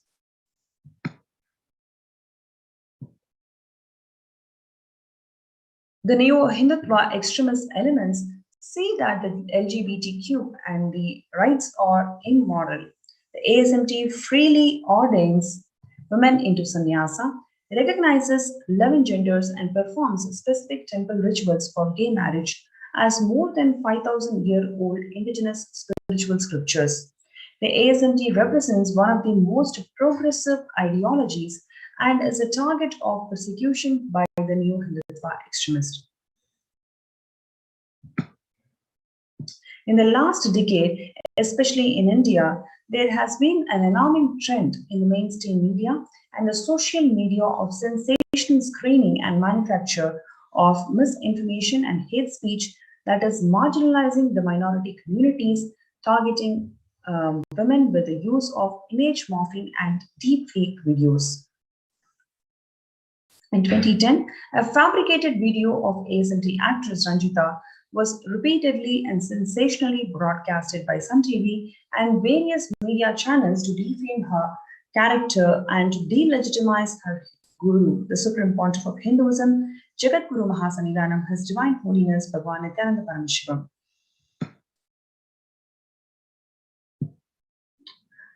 The new Hindutva affiliated media published articles with a picture of ASMT monks with captions as sodomized disciples. The media targeted ASMT minor girls by publishing their pictures in national newspapers with vulgar captions. The media published fake interviews of ASMT actress Ranjita for defaming her. Nakir and Gopal and other media heads pressurized Ranjita to commit suicide and circulated false news of the same in media as a rumor. This smear campaign is just not limited to ASMT women, the ASMT female monks, but this most vulnerable target of this persecution are the ASMT girls and female children, especially those minor girls who pursue religious studies to become nuns. In 2009, a 12-year-old ASMT girl was kidnapped and molested by a neo-Hindutva extremist. The US courts sentenced the child rapist to 57 months of imprisonment. This did not remedy the damage. The child rapist filed severe vexatious litigations in India and the US. In the US, these false allegations by the child rapist, such as calling the child a liar and her parents and the community as part of the brainwashing of the cult, were all completely rejected by the court with a penalty for defamation with cost. In India, however, the neo-Hindutva media ran 14,000 hours of hateful programs marginalizing the ASMT child rape victim, ASMT actress Ranjita, ASMT nuns, ASMT women, and the children. In India, courts are not upheld by the government, and the media is able to sway the public opinion and even to sway the opinion of the judges. And therefore, no legal recourse is available in India. There are several examples for how the legal recourse is not available in India and how it is completely biased as per the media sensation that happens. For example, the ASMT actress Ranjita, the victim of the celebratory deepfake, petitioned in the Karnataka High Court and all available forums over several years. None of the media houses complied with the order that was given by the High Court and kept re-uploading and re-telecasting the same footage and continued the misinformation propaganda to date.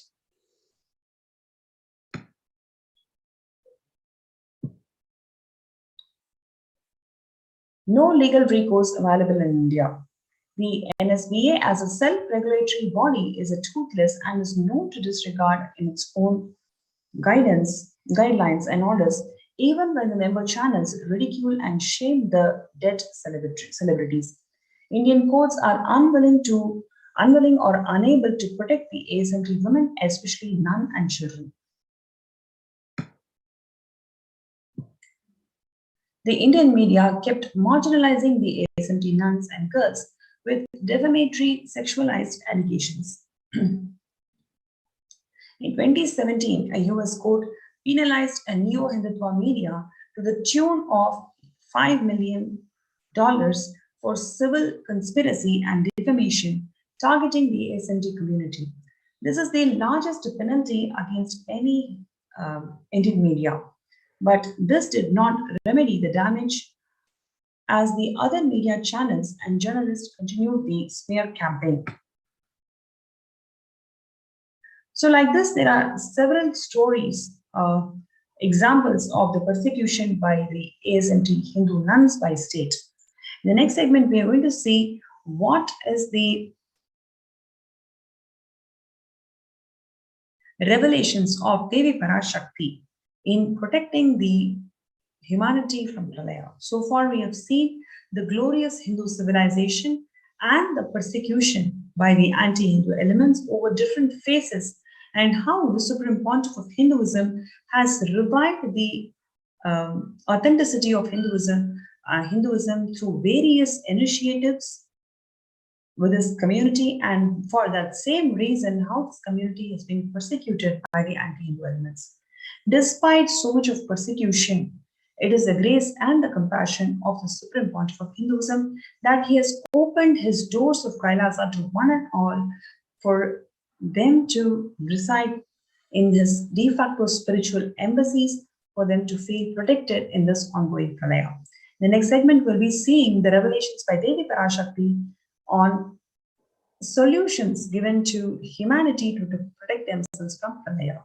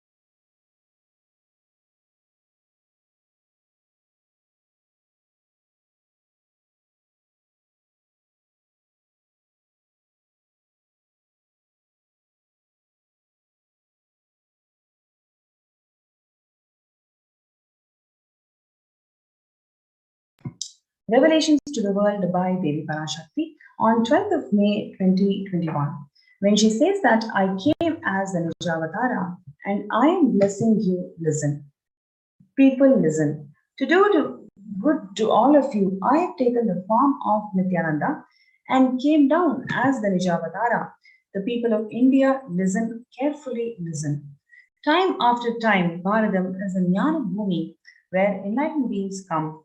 We cannot make the Jnana Bhumi as infertile. Enlightened beings have to come. They have to live, it has to flower. Few hypocrites, because they are stuck in delusion, we cannot sacrifice the world. Cosmos cannot be destroyed. The ship I did to save the cosmos from being destroyed, that is called Adi Kailasa. The ship I did to protect beings from Pralaya is Adi Kailasa. Because of the conspiracy of Drohis and enemies rule, the captain has to leave the ship. Before 12 years, knowing the great deluge that is going to happen, all the Aushadas by this Guru Purnima, that Jnana Rasavadam, Navabhashana, is going to flower. Allow people to come and take the dip in Navabhashana flower. People, whoever comes and dips in Vaidya Sarovar, they will not have death. They will not have corona. Crores and crores of people will come in line. Every day they will come and dip in Ananda Lingam. Listen well to my words. For India, I made the ship as protection. The Nithyananda Navabhashana Lingam in Vaidya Sarovar. Go to Adi Kailasa.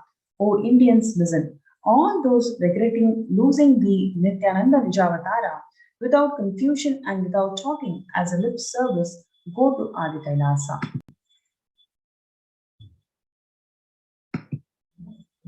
Crores of people will come there looking for health, Navapashana water feast, and medicine to get health, protection, and enlightenment. To protect India from the great destruction, I, Parashakti, made this huge ship. Even if the captain of the ship is not there, ship is there.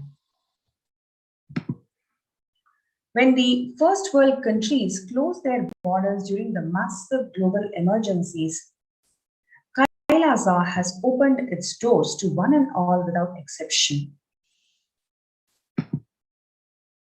So, what we are going to see in the next segment is the hard work that the Supreme Pontiff of Hinduism, Jagadguru Mahasanidanam, His Divine Holiness Bhagwan Nithyananda Paramashivam, has done to make this ship happen. In today's segment, we saw the relentless Hindu persecutions that the Hindus suffered and the efforts of the Supreme Pontiff of Hinduism to bring back the legitimacy of this, bring back the legitimacy of Sanatana Hindu Dharma to in Hindus, and for which he was persecuted for more than a decade.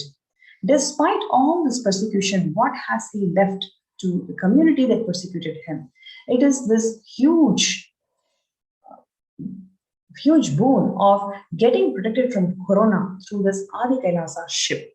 So let us see next what it takes to build this huge AK ship, Adi Kailasa ship, that this Devi Parashakti has revealed, that which is going to protect people from corona.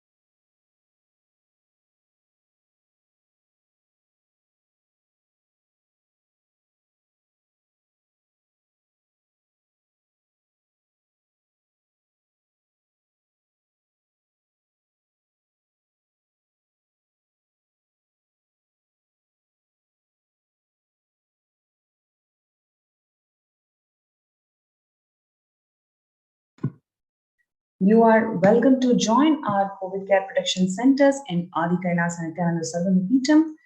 You can register yourself in kailasa.org/Kailasa care. KAILAASA.org/KAILASACER. This is a wonderful opportunity for you all to experience Paramashivatva in the breathing space of Adi Kailasa Nithyananda Paramashivam, where you can feel completely protected of this ongoing pandemic. There are thousands of people who feel abandoned and insecure in this ongoing pranaya, where the Supreme Pontiff of Hinduism has opened his home to one and all unconditionally for them to experience this spiritual ambience where the food, accommodation, stay, internet facilities, everything is completely free of cost. You can also work from home. All you need to do is just be available, enjoy this breathing space of the Nithyananda Paramashivam, and you feel protected in this ongoing pandemic. So, if you're interested, you can register yourself in this link, kailasa.org/Kailasa care. KAILAASA.org/KAILASACARE. Let's take a few minutes to register ourselves in kailasa.org/Kailasa care.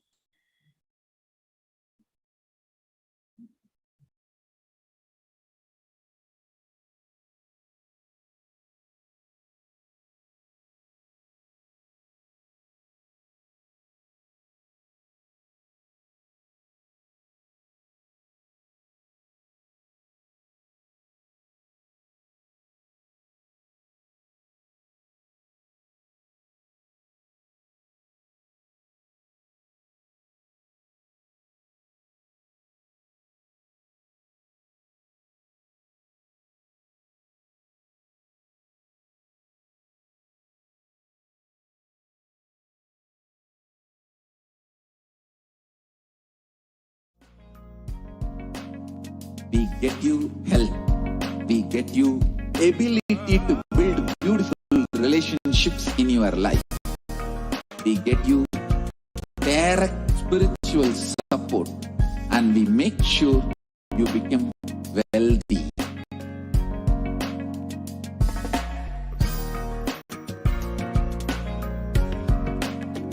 We won't stop giving you just good life. We will literally not stop till you live enlightened life. Manifesting the state of Paramashiva, space of Paramashiva, powers of Paramashiva, being of Paramashiva.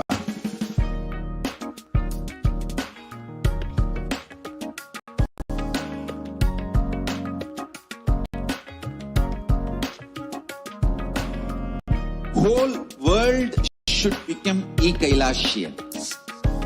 I want the whole world to know Hindus have something great to contribute to the world.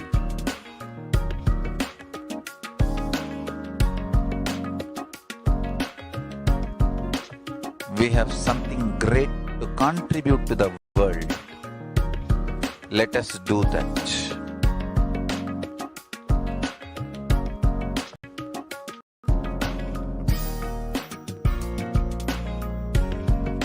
E-Kailasa is proper customized spiritual service helping you to identify your root patterns of suffering.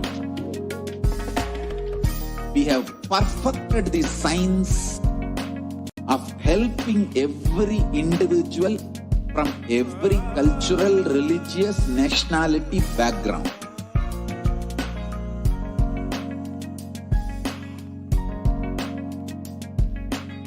You will have lowest reactionary assumptions, highest awakened response, alive response for life continuously.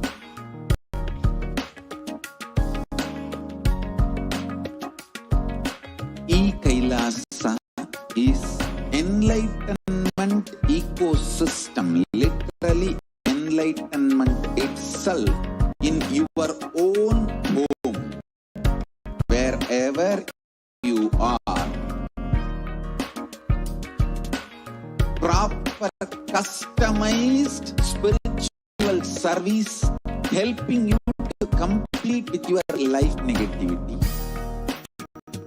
Withdrawal from life, self-hatred, self-denial, self-doubt, so much of tiredness, laziness, we can support you, aligning your diet, your attitude, your aptitude, your understanding about life.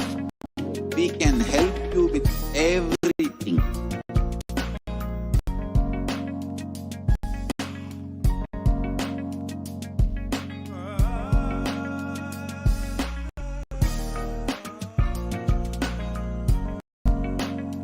If you are interested in enlightenment, we will immediately bring this to you. If you are not interested, we will explain the whole science, inspire you, and make you interested in enlightenment science. We need to cater this enlightenment science to the whole world wherever they are. Because enlightenment is the birthright of all human beings. Kailasa is responsible to provide that to all human beings.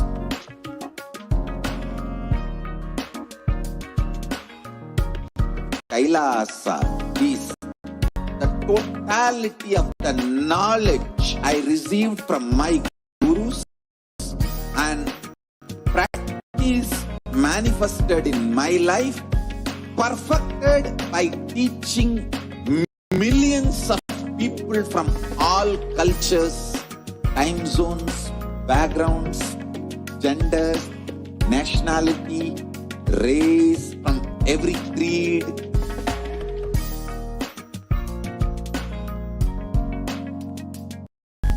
So this absolutely perfected knowledge available to you, served to you in your home without even you moving out of your couch, free of cost.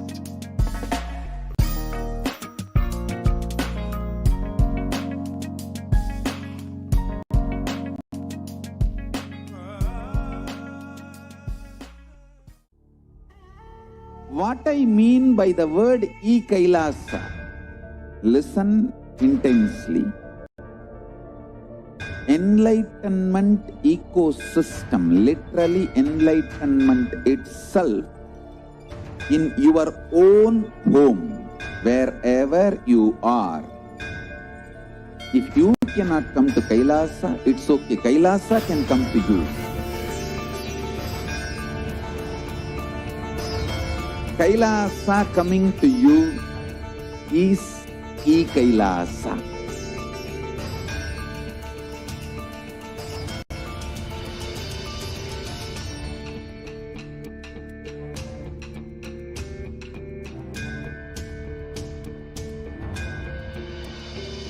I will revive Hinduism. I am a Hindu revivalist, not by any revolution, but by evolution.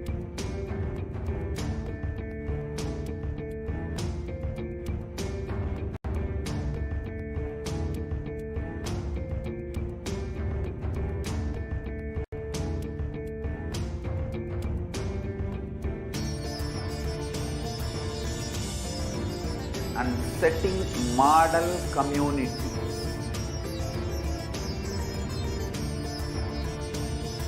Kailasa, enlightenment ecosystems, Sarvanya Peethas all over the world.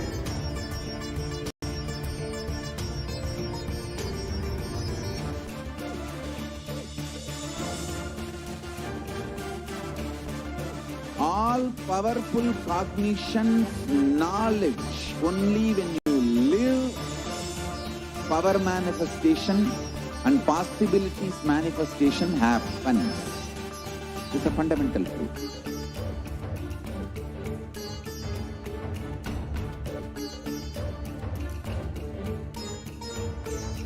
Hinduism cannot live exclusively as one sampradaya. No. All sampradayas of Hinduism is an ecosystem.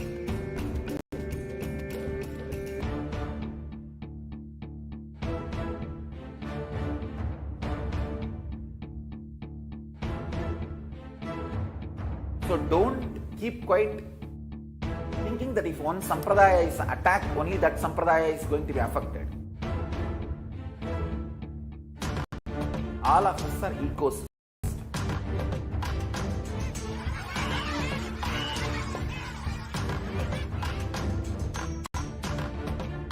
I invite all of you to get involved and enjoy Hinduism by the principle of Dharmo Rakshati Rakshitaha. When you protect Dharma, Dharma protects you. We will make the whole planet flourish spiritually. The spiritual prosperity will happen to the whole planet. We all have to coexist together.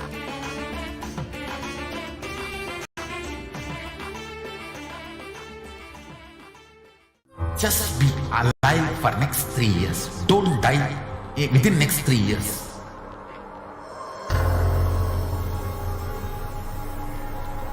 Just don't die within next 3 years. Be alive. Somehow be alive. I'm working sincerely. I will reach you somehow.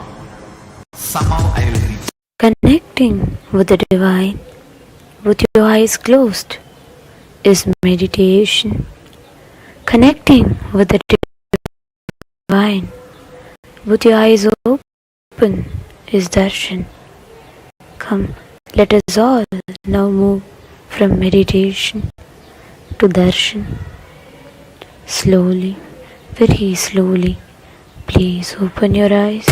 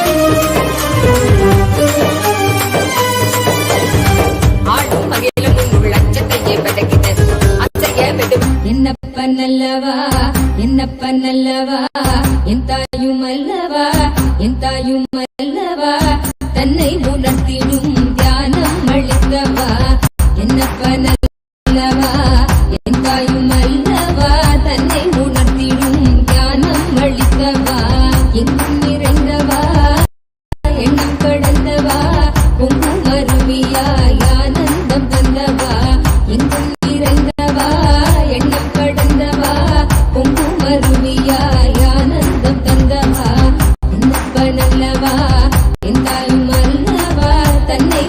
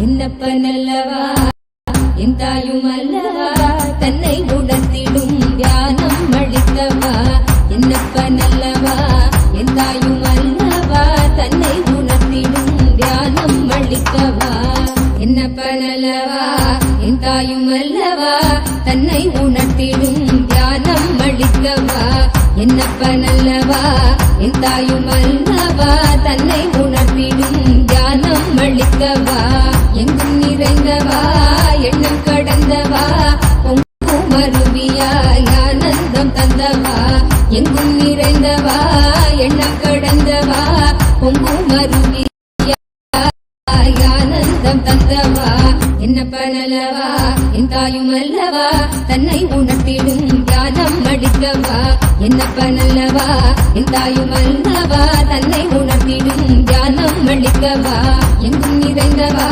எண்ணம் கடந்தவா பொங்கும் அருவியாய் ஆனந்தம் தந்தவா எங்கும் நிறைந்தவா எண்ணம் கடந்தவா பொங்கும் அருவியாய் ஆனந்தம் தந்தவா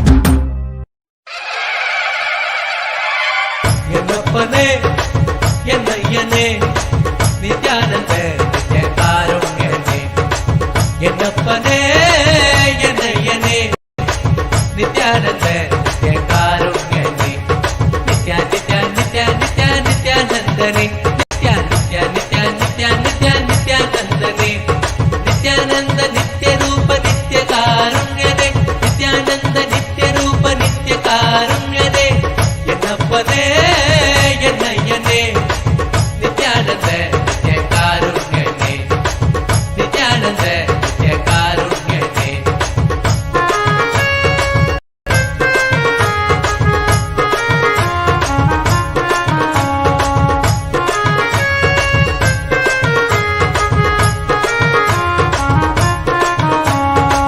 பன்னீரு கை நித்ய குருநாதனே பன்னீரு கை குருநாதனே பன்னீரு கை நித்ய குருநாதனே பன்னீரு கை குருநாதனே பக்தர்களுக்கு அனுகூலனே பக்தர்களுக்கு அனுகூலனே நித்யா நித்யா நித்யா நித்யா நித்யானந்தனே நித்யா நித்யா நித்யா நித்யா நித்யா நித்யானந்தனே நித்யானந்த நித்ய ரூப நித்ய காருண்யனே நித்யானந்த நித்ய ரூப நித்ய காருண்யனே என்னப்பனே என்னையனே நித்யானந்த நித்ய காருண்யனே என்னப்பனே என்னையனே நித்யானந்த நித்ய காருண்யனே நித்யா நித்யா நித்யா நித்யா நித்யானந்தனே நித்யா நித்யா நித்யா நித்யா நித்யா நித்யானந்தனே நித்யானந்த நித்ய ரூப நித்ய காருண்யனே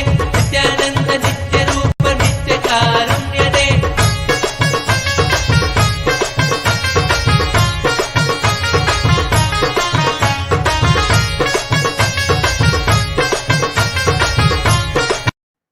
ॐ नित्यानन्देश्वर परमशिवसमारम्भाम्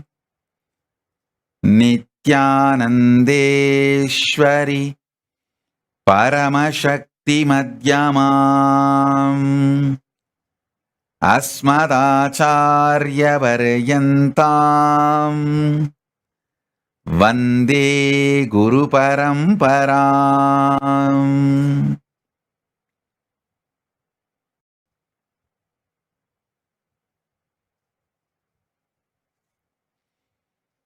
I welcome you all with my love and respect. I welcome all the devotees, disciples, Samajis, Satsangis, Shrimahans, Mahants, Mantreshwara, Vidyeshwaras, Ganeshwaras, Lokeshwaras, Astreshwaras, ambassadors, diplomats, e-diplomats, citizens, consulate generals, I welcome all of you with my love and respect.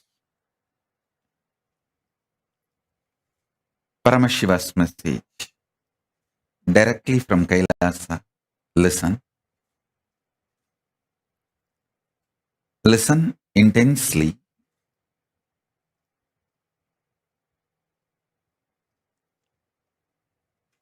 Conscious sovereignty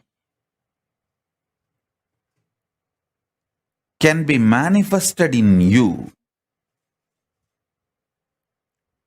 just through the Shaktipada and Shaktinipada, most simplest way. I'm not saying easy or difficult. I'm saying simple. Listen.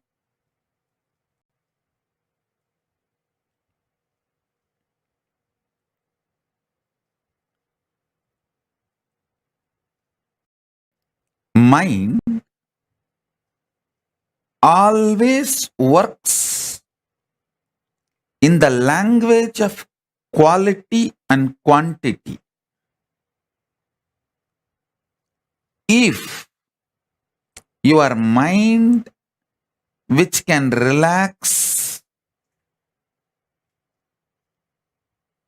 from this constant engaging with qualities and quantities, and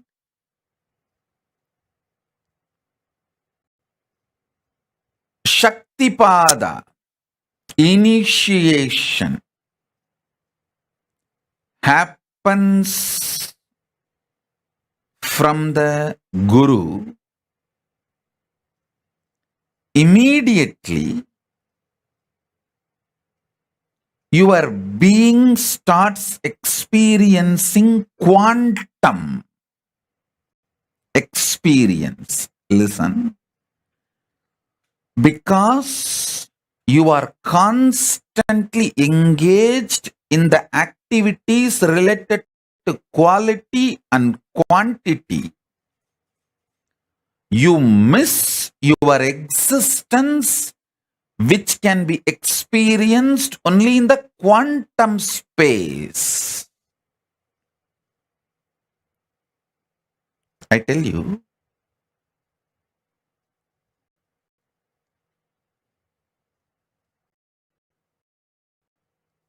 you can achieve conscious sovereignty in multiple ways. Through powerful yoga, you can achieve. Through kriyas, you can achieve.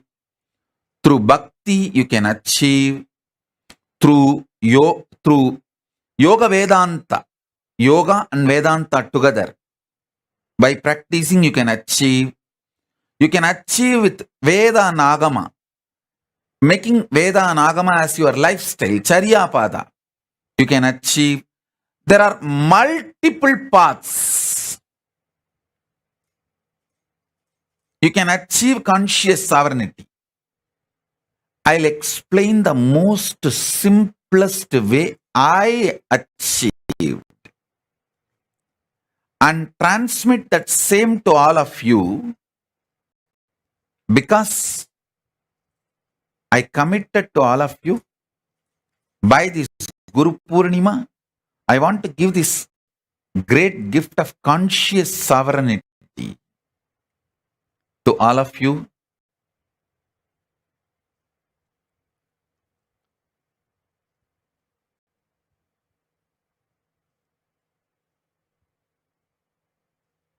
Today I am going to reveal very important truth and very important initiation. So listen.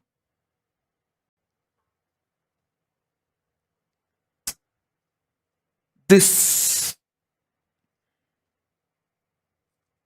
quantum experience of initiation, Shaktipada and Shaktinipada, happens in a very sweet, simple, relaxed sitting with the Guru.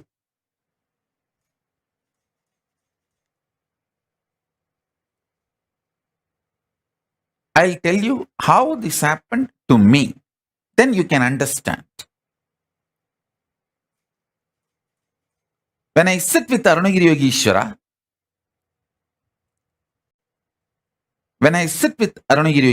my Guru,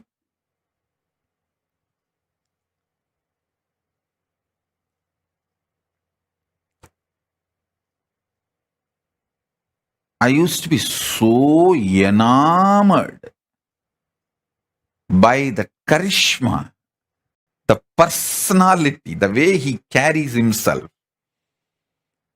I just used to be lost in him.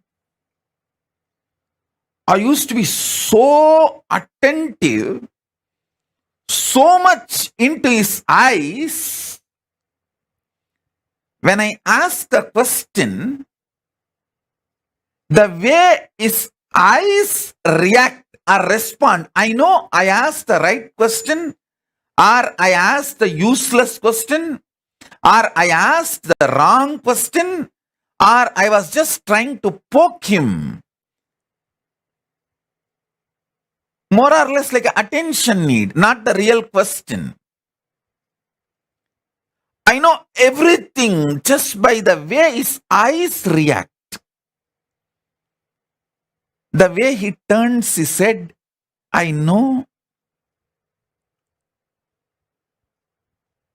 whether he likes the question I put or is neutral about the question I put, or he doesn't like the question I put, or he likes the question but not the way I put. I will know everything, the way his eyes react before even he starts answering. It is such space. I know he knows every thought current getting created or I am entertaining, engaging with.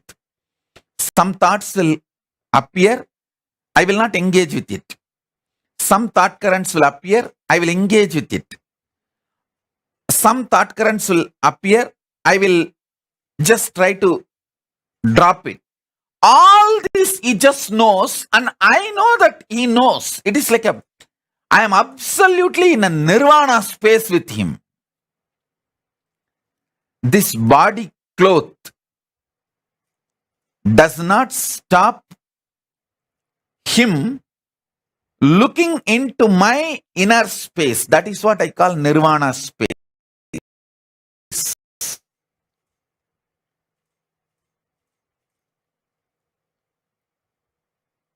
Don't try to misunderstand purposely the word nirvana as a nudity. No.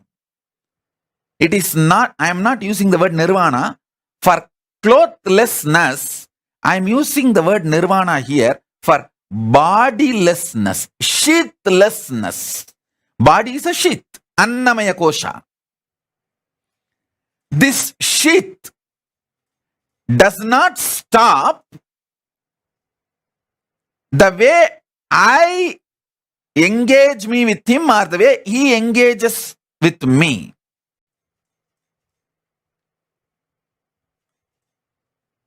It is extremely sweet,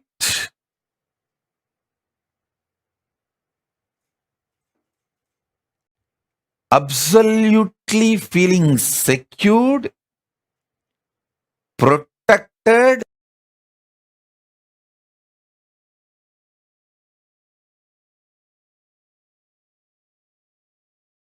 even if you have to go through death, you will not bother, because somebody who is very trustworthy and right person who loves you and your interest, you are going through that death in his lap, under his control, monitor, and space.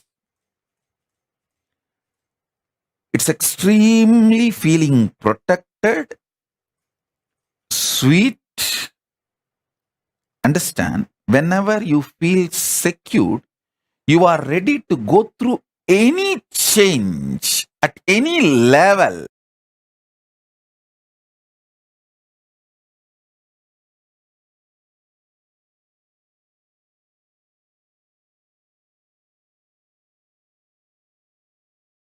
It's an absolute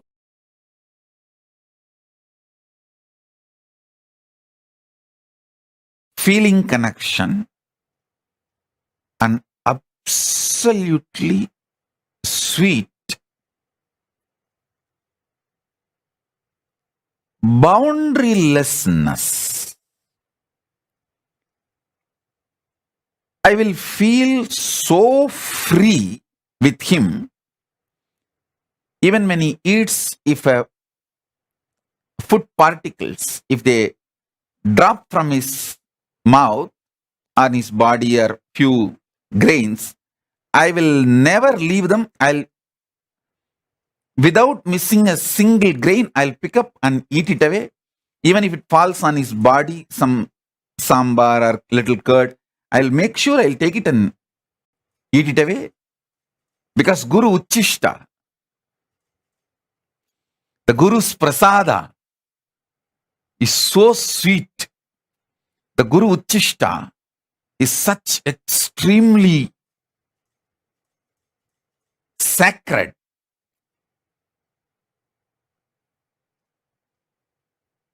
Listen,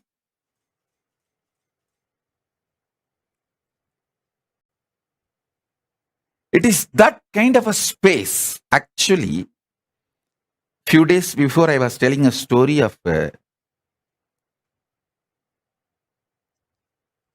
ant picking up few grains of rice fell from his hand while he was eating, and I was brushing aside that ant. I did not tell you precisely more details. I want to tell you now. Actually, I was irritated about that ants. First, I felt is how did I miss that few grains? Because anything falls from his mouth, I'll first pick it up and eat. First thing I felt, how did I miss it? And second, before I can find and pick it up, the ants came and picked it. It was more like that irritation. Guru Uchishta is sacred, sweet. That is the space in which this initiation happened to me, where this constant engagement with quantity and quality dropped, where I relaxed from the engaging myself with the quantity and quality centric thought currents. Vacation means your ability to relax from quality, quantity centric thought currents. In the Guru's lap, in the Guru's space, that real pure vacation happens. Where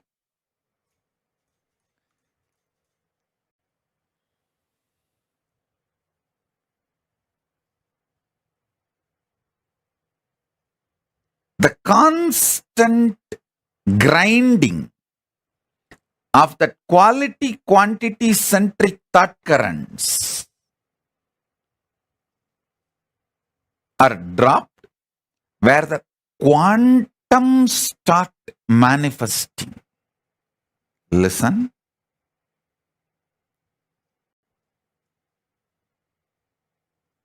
Now, I will describe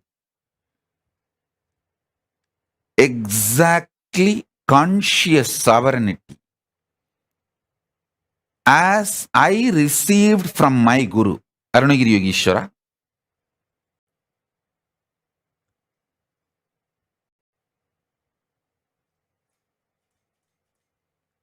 listen intensely.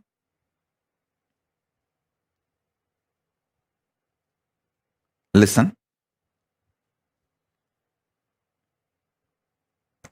Paramashiva,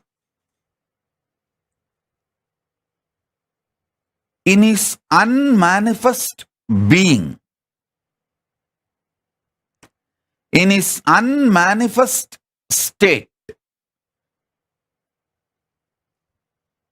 he, me, you, all are one and the same. He manifests as creation, sustenance, rejuvenation, delusion, liberation. Listen. Creation means manifestation. Maintenance, sustenance, rejuvenation, destruction and rejuvenation together. Putting in delusion or getting out of delusion together. That is called Throbhava. Liberation. These are the 5 ways he manifests. The unmanifest Paramashiva manifests in these 5 ways. And still he continues to remain as unmanifest also. Listen.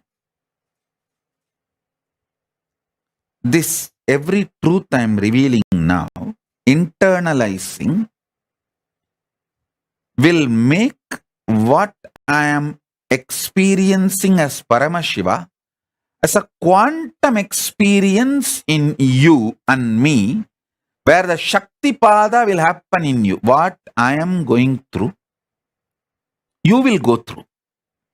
So what I received from my Guru, you will receive it now.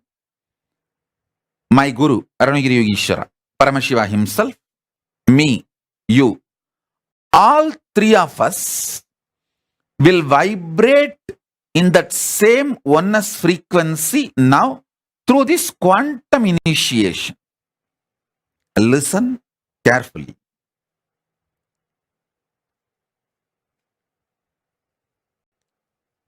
All your ideas about the quality and quantity will pass. It will not be eternal. Today, when you are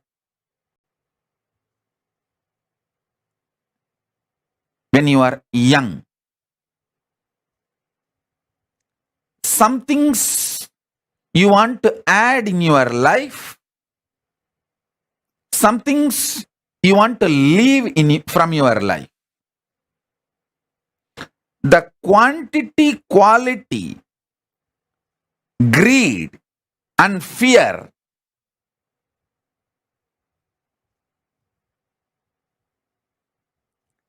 the same quantity, quality, fear and greed will change as you grow, mature or older.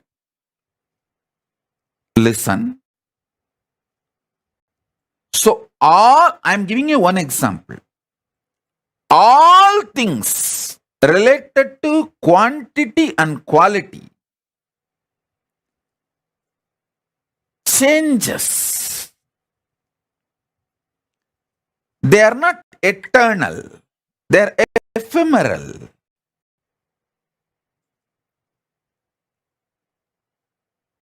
Sometimes you enjoy the change. That is called maturity. Growing in wisdom. Sometimes you hate the change. That is what is called attachment, suffering. This quantity, quality centric drama, whole thing is only superficial life.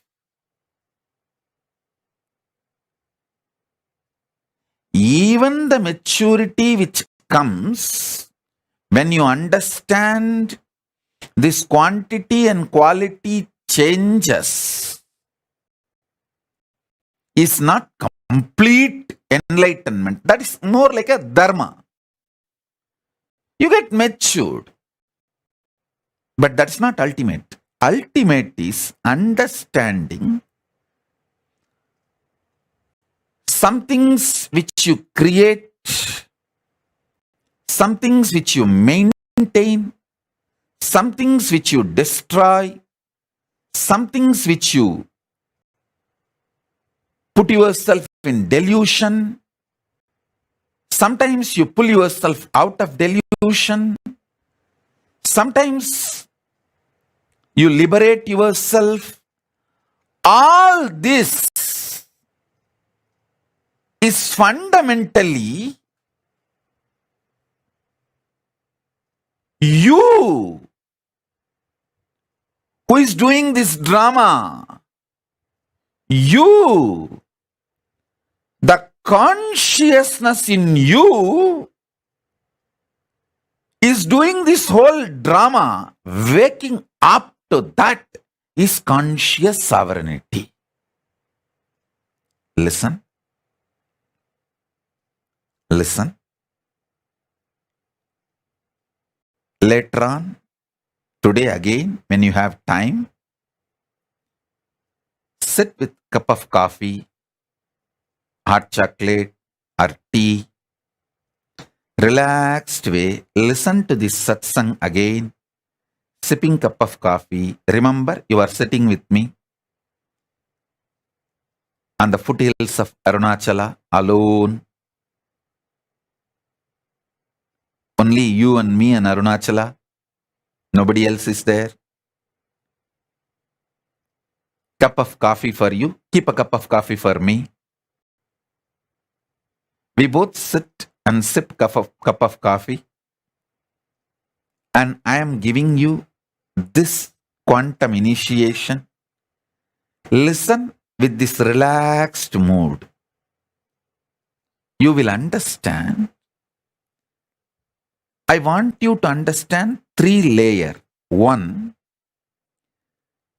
the quantity, quality based thinking, acting, whole productivity centric lifestyle. Quantity means trying to increase the quantity of things in your life, or even trying to improve the quality of your body, your mind, anything. Trying to increase the quality of you. Both are stupid. Both are useless. That's the first thing. Second, the quantity, quality centric greed you have. You want to sometime accumulate more money. You want to spend more time in the office. But later on, you understand anyone can replace you in your office, but no one can replace you in your home. So you get the shock of your life and realize, oh God, I should have spent more time in my home. Then the next level you will understand. Anyone can replace you even in your family, but no one can replace what you need to do to yourself to raise your quality. Then next level you will get matured. Even the idea of raising your quality by yourself is extremely wasting time. Instead, a simple quantum initiation with Guru can raise you beyond the quality, quantity, stupidities. The levels of evolving. Because even if you work on yourself, raise all your qualities to higher and higher level, it is more like an ant trying to climb the hill. When it is going to reach the top. But the same ant sitting on the shoulder of the Guru, when he climbs the hill, just in few hours, it is going to reach the top. So, now, what I am doing is I am just taking you on my shoulder and raising you to the Kailasa top, offering you at the feet of Paramashiva so that quantum initiation can happen. Listen. Things you desire when you are in the creation space, you may hate when you are in the destruction space. And you should know, all the destruction in your life is your conscious choice. Things you like very much when you are in a maintenance mode, you may hate when you are in delusion. Many things which you hate when you are in delusion, you may feel so valuable when you are liberated. Listen, when you are in delusion, you will feel suffocated by Guru. You just want to escape from him. You don't even want to see him. You don't even want to remember. Even if you see his photographs in some shop, you will feel irritated and leave that shop when you are in delusion. But when you are moving towards liberation, you just wait for him to appear here and there. Even in the car sticker, if you see him, your face becomes white with a smile. Listen, things you like when you are in delusion, you will hate when you are in liberation. Things you hate when you are in delusion, you will love it when you are in liberation. So the quality, quantity based ideas constantly change. And this change also changes. That's the beauty. Change also changes.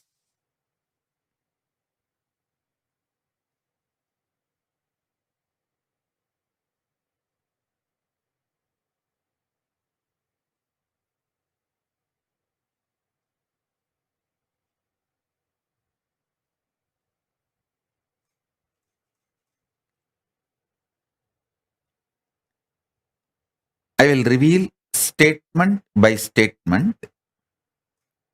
You just listen. That is more than enough, because now all of you, I can see, have got into that space of that quantum initiation. When I see only hearts, smiles,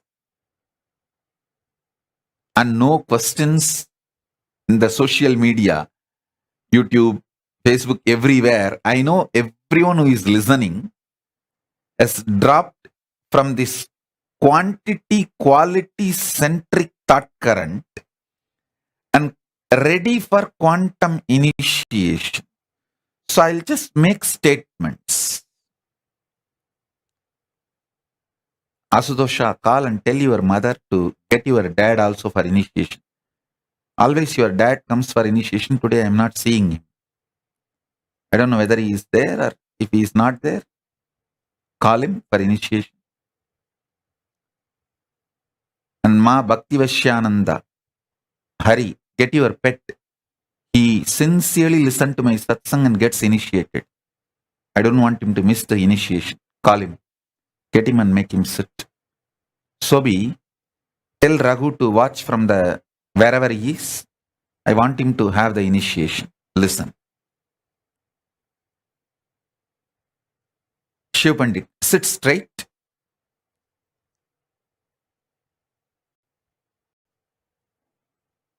And listen intensely. I'm only going to make simple statements. Just listen intensely.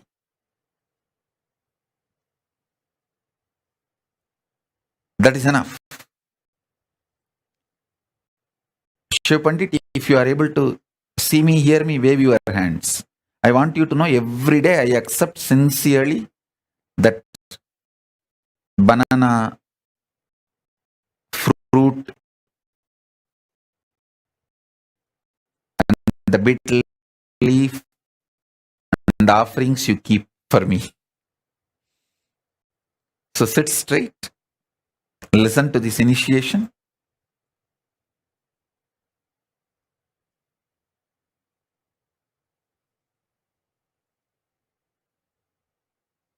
First, listen to the statements I am making.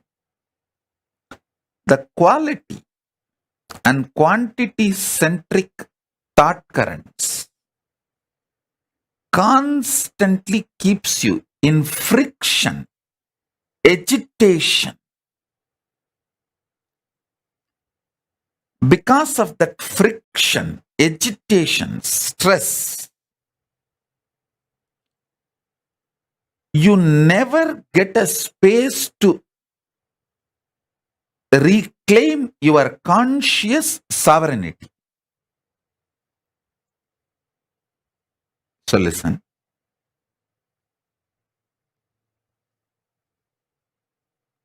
Vinayaka Shrikanta, settle down. Listen to the initiation. You can attend to work later on.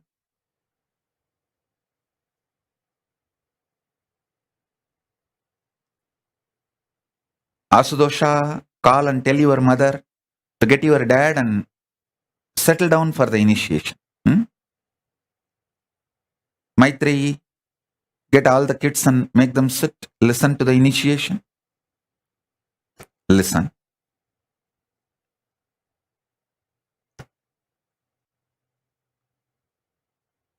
If you want to call your friends, family, whoever you want, very important people in your life whom you think should have their initiation, call them. Because these initiation moments are the essence of all the satsangs I give. Satsangs are fundamentally to prepare you to come to this nirvana space where you just know everything happening in my inner space and I know what is happening in your inner space and we both are happy about it. I am so happy. You know what is happening in my inner space and you are so happy. I know what is happening in your inner space. This intimacy is called the space of nirvana, not clothlessness, but sheathlessness. Lata, get Harish, make him sit. Hima, get Valli.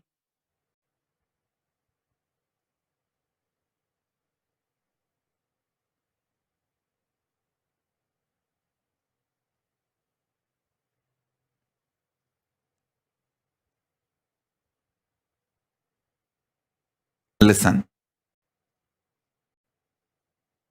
I think many times people get shocked because they don't think I know all their names. and who is sitting in the satsang and who is not sitting in the satsang. When I call and tell them, they get shocked. Oh God, Swamiji is watching so closely. Yeah, without even two-way, I can watch. Two-way, how can you? Hmm?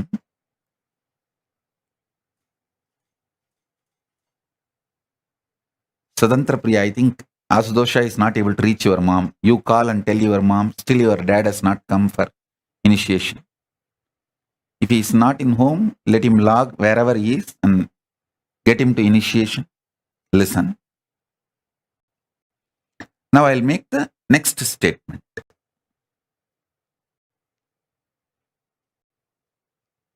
Ordinary teachers, by giving you words, keep you so engaged, many times you miss enlightenment because of ordinary teachers and ordinary philosophers. Like how your quantity quality centric thought currents irritate, keeps you in friction, engages you in stupidity, and makes you miss the conscious sovereignty. You are engaging with ordinary teachers and philosophers, makes you miss stupidly the real Guru's initiation. So now, sit.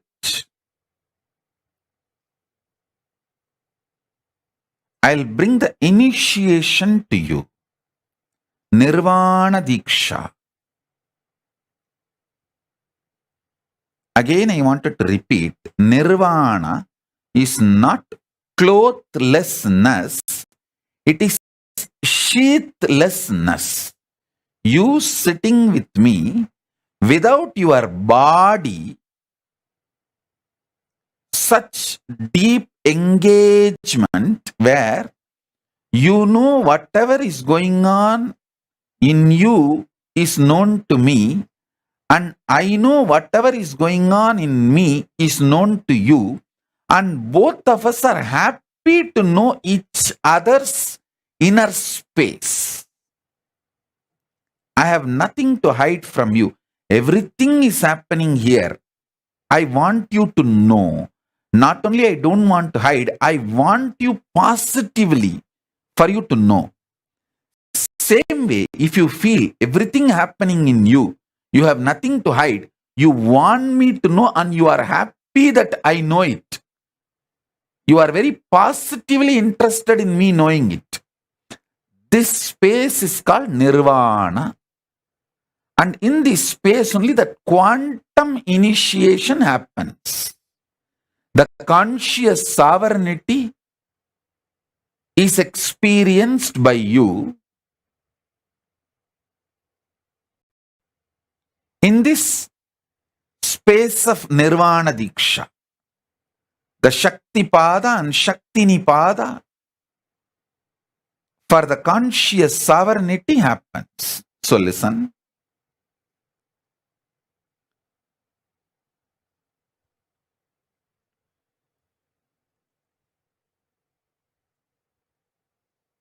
What all you like quantity wise and quality wise when you are young in the creation zone of your life. You may not like them, you may not want them when you move to a different phase of your life. Sometimes you may even hate them. I have seen many people feeling that they spent too much time on money making instead of living the life they always wanted. I always feel more stamps on my passport makes me rich than the zeros in the bank account. Of course, by the grace of Paramashiva, I don't have a bank account. Throughout my life, I living without any bank account, idea of bank account.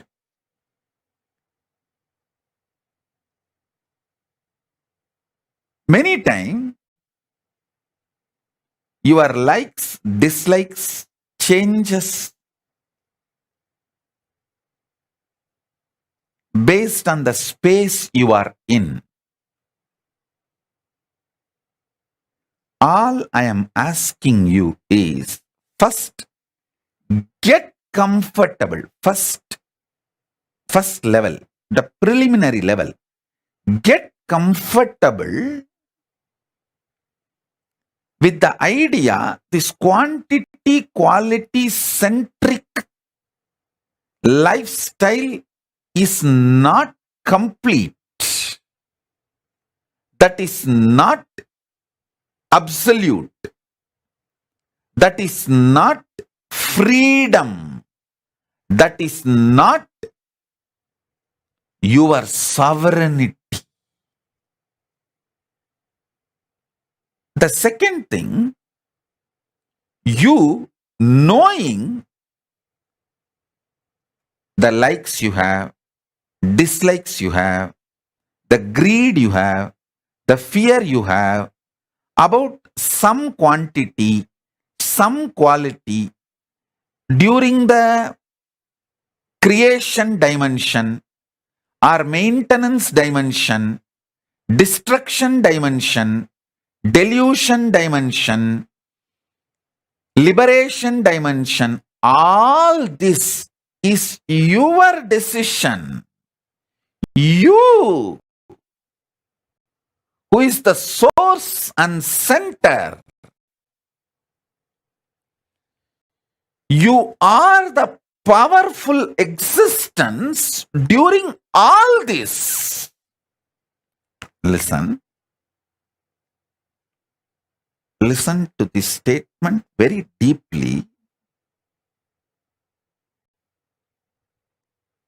You will have conscious sovereignty now.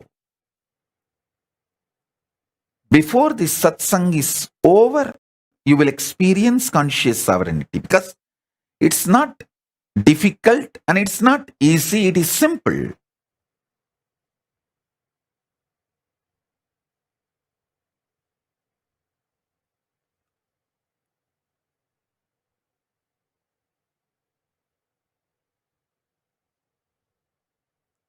There are some pain points in you.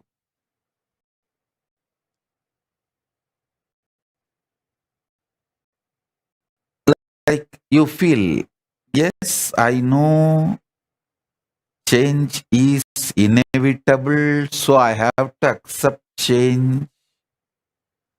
Okay, as long as this money is there in my life, I will enjoy.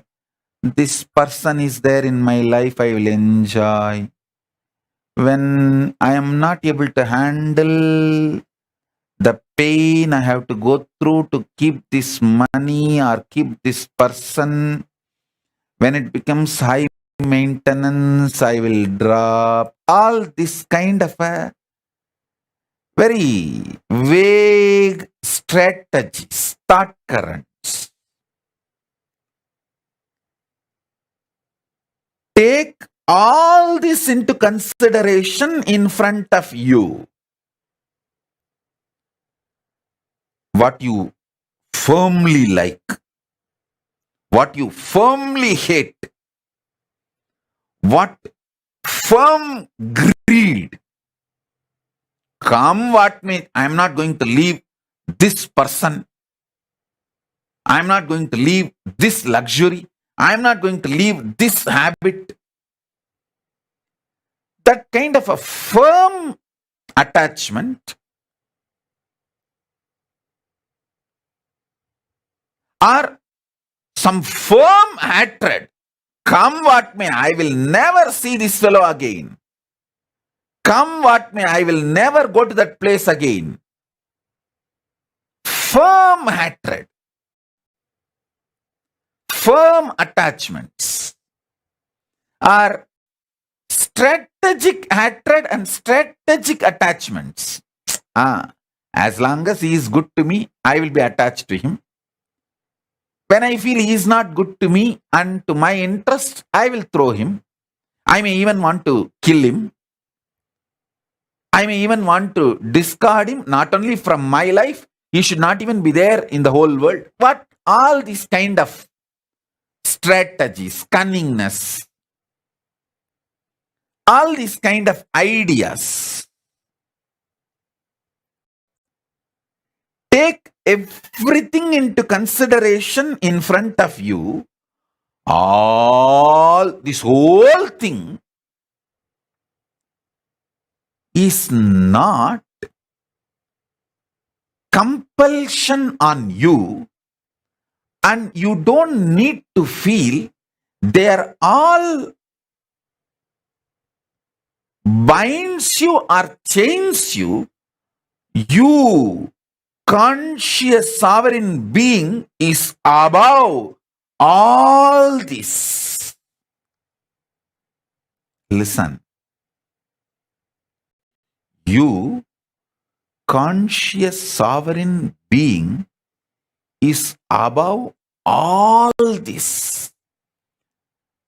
Good, bad, self-doubt, self-hatred, self-denial, virtues of enlightenment, tyaga, love, selfishness, different things, sometimes extreme opposite, paradoxical.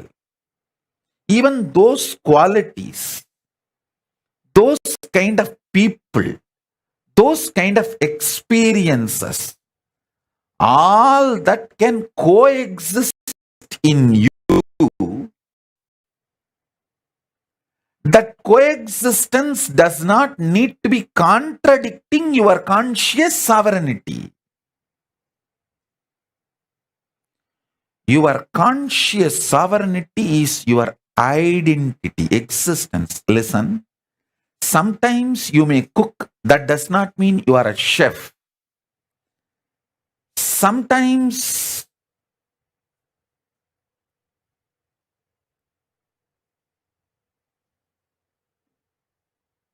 you may speak, that does not mean you are a speaker. Sometimes you may administer, that does not mean you are an administrator. Sometimes you may manage, that does not mean you are a manager. All this is periphery existence of you. The quantum existence, the actual existence of you is conscious sovereign being who plays with creation, maintenance, destruction, delusion, liberation. It is you who is playing all this. It's like a lotus having 5 petals. The core lotus is unmanifest Paramashiva, and these 5 petals are the manifest Paramashiva. My guru has given me the Paramashiva mandala. It has that 5-star symbol. The center one linga and 5 stars, 5 lingas are drawn. That's one of the meaning of that mandala is the unmanifest is the center linga, and the panchalinga on 5 side is the 5 face of Paramashiva. If you are in delusion, don't be afraid. It is actually delusion kicks you to the next level of liberation. See, 3 seconds of nightmare not only gets you out of nightmare, nightmare, it pushes you to the next level of state of consciousness called waking state. From dream, you are just kicked to the waking state. High. From dream, moving to waking state is like an enlightenment in dream state. So, if you had a very sweet dream, normal dream in your dream state, you would have just gone again back to dream state or deep sleep state. But if you had a nightmare, you can neither go back to dream state or deep sleep state. You have to be kicked to waking state. So, delusion in the delusion in the dream state is nightmare. But ultimately that nightmare does a great good thing, that you are enlightened, pushed out of the dream state to the waking state. From waking state, if you are pushed to the Turiya, that is enlightenment. Same way, from dream, if you are pushed to waking, that is enlightenment in this level. Understand? Enlightenment means getting pushed to the next higher state of consciousness. From deep sleep, if you are pushed to the dream state, that's one level enlightenment. From dream state, if you are pushed to the waking state, that is one level of enlightenment. From waking state, if you are pushed to the Turiya, that is next level of enlightenment. From Turiya, if you are pushed to Turiyatita, that's the next level of enlightenment. So understand,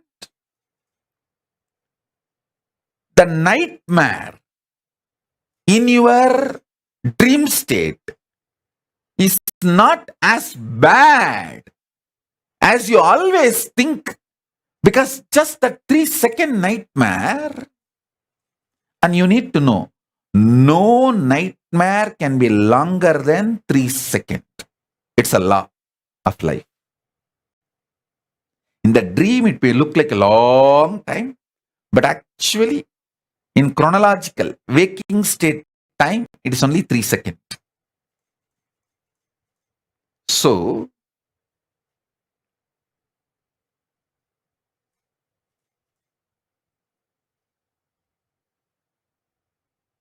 all nightmares are enlightenment in the dream state, because it has pushed you from dream state to the waking state, which is a level of enlightenment as far as the dream state is concerned. I should call there are 4 levels of enlightenment. From deep sleep, when you are pushed to the dream state, it's called dream enlightenment. From dream state, if you are pushed to the waking state, it's called waking enlightenment. From waking state, if you are pushed to Turiya, it's called awakened enlightenment. From Turiya, when you are pushed to Turiyatita, it's called living enlightenment. So, even the nightmare, which is delusion, is not bad as you always think. So, all delusions are not bad, because many times your delusions push you to the next level enlightenment, liberation.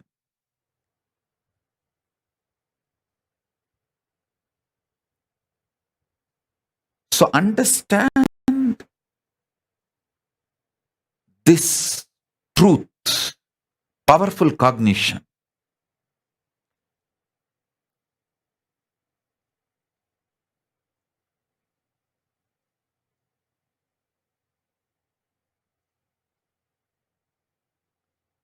No nightmare can be longer than 3 seconds, and no death will be longer than 3 seconds. Because during the death, you go through the nightmare, the worst nightmare of your whole life. If you lived as a deep devotee connected to Guru, you go through the best wet dream of your life. Wet dream also wakes you up. nightmare also wakes you up. If you lived throughout your life fear-centric, you go through the worst nightmare during the death. If you lived an very deeply, romantically devoted life to your Ishtadevata or your Guru, the higher being, you go through an extremely sweet, ecstatic dream, wet dream, through the 3 seconds, and you wake up liberated. You move to the Turiya state.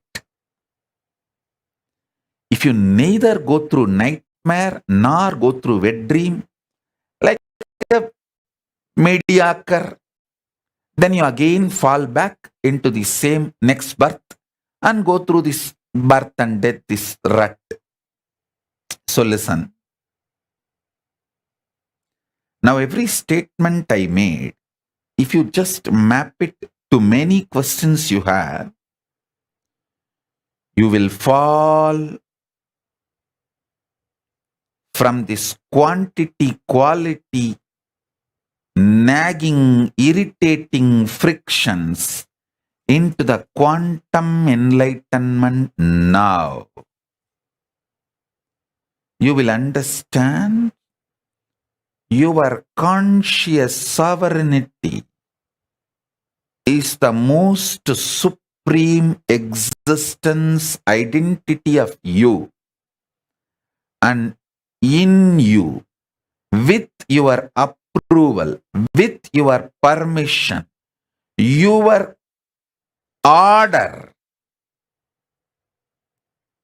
because of your commandment, your creation dimension, your maintenance dimension, your destruction dimension, your delusion dimension, your liberation dimension, all the 5 functions, and your unmanifest is the Lord. You are the Lord. This truth, when it clicks in you, you regain your conscious sovereignty. My life is to give you conscious sovereignty. Not just my life's mission, my very life is to give you conscious sovereignty.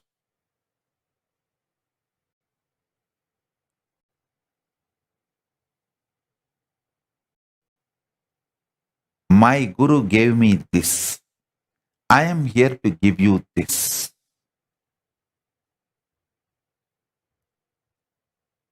I will repeat the same truth in a different words, from the different angle. Listen. Gauri Bharata, tell Anusha to come and sit for initiation. Get Anusha. Shilpa, get Shaktidhara for initiation. I'm not seeing him. I think the lighting.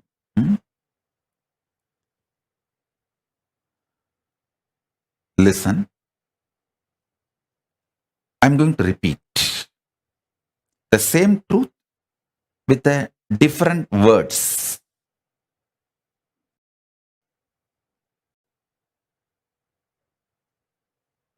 Because from the multiple angles, when I explain, many of your pain points will break, melt down. The arrogance with which you stick to your ideas, if it melts down, you can achieve the conscious sovereignty now. My goal is you experiencing conscious sovereignty now.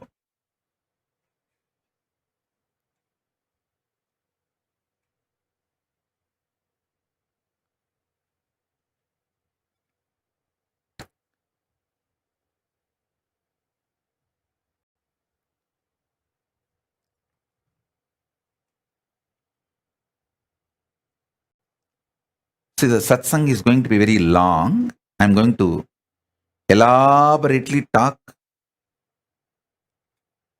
and initiate all of you. So if you guys are a little tired, I think it's already going to be 11 o'clock night. So if you guys want to pick up a cup of coffee or a cup of hot chocolate, tea, you can pick up. Come and sit very comfortably.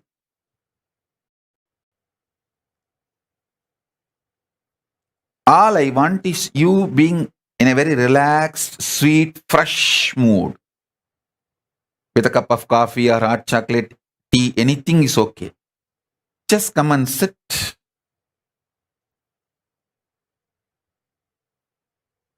Enjoy. You don't need to be tensed actually. Because I will take your stress. Where all you have pain points, where all you are locked, where all you are caught, I know it. I will crack them. You don't need to worry. You sip cup of coffee, you sip cup of tea, and keep a cup of coffee for me also.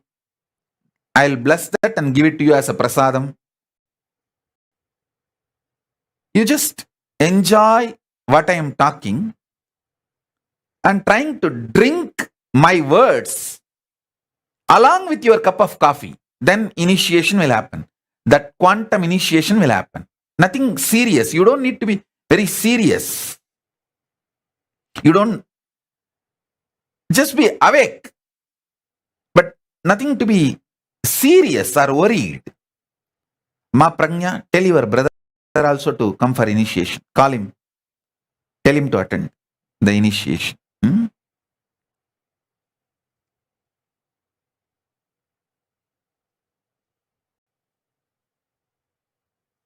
Vinesh, can you get all your pets? Not only kids, pets also. Let them all have initiation.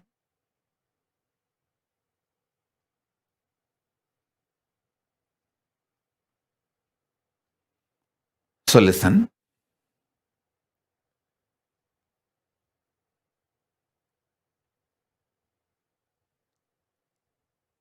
Conscious sovereignty means there is no blind spot about you and your existence.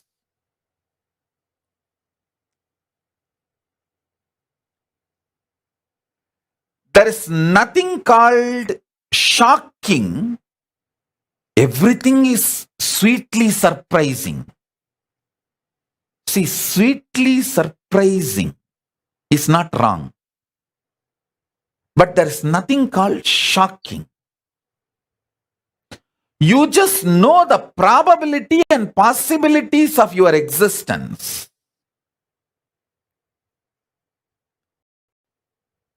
Because you are consciously manifesting it.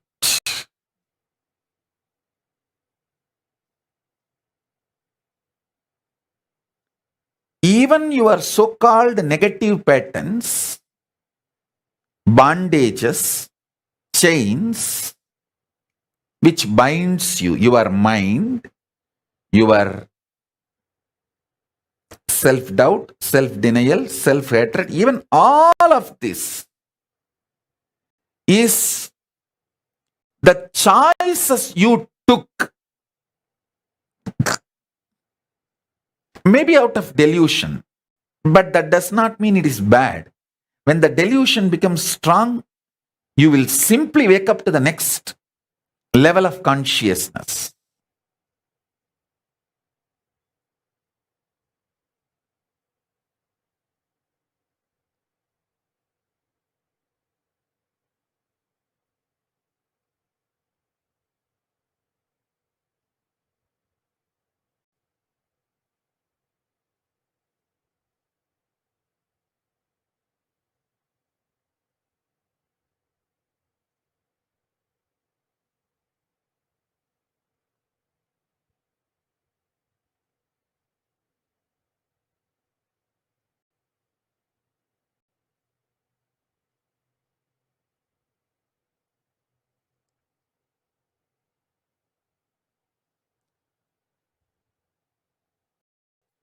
one funny thing with human beings, all the things they like, they feel as good. They take the responsibility. Yes, I manifested this. I am the conscious sovereign authority for this because it is such a good thing. But the most funny thing, things you don't like also you only manifested.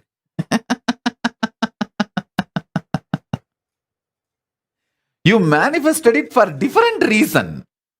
Maybe after manifesting you forgot. You liked it and you wanted it. You called for it. So listen. Tripura, call Vedasurupa to attend. Yes. Vedasurupa, call Bhagavan Reddy also to come and attend. Bhagavan Reddy and his daughter and wife, the whole family. Listen. I'll repeat now. Even if you missed the whole satsang last, I think 1 hour I am speaking. Even if you missed the whole 1 hour, don't worry. I'm going to be elaborately repeating in various words. Because it's the initiation, the words I am uttering are like a mantra. Initiation. It is not discourse or a teaching. It's a mantra. So it will just go inside you and it will start working inside you and manifesting the conscious sovereignty. It's like a conscious seed, powerful seed going into your system. So listen. You take responsibility for all the good things in your life. That's great. Nothing wrong with it.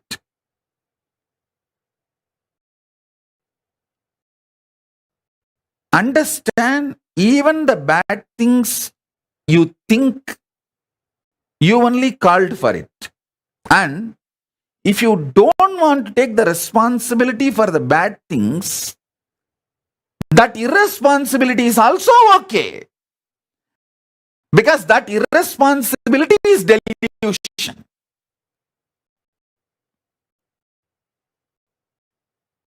Irresponsibility, not wanting to take responsibility for the bad things you invited in your life is delusion. That delusion is also going to wake you up and lead you to liberation. So it is not that delusion is something bad.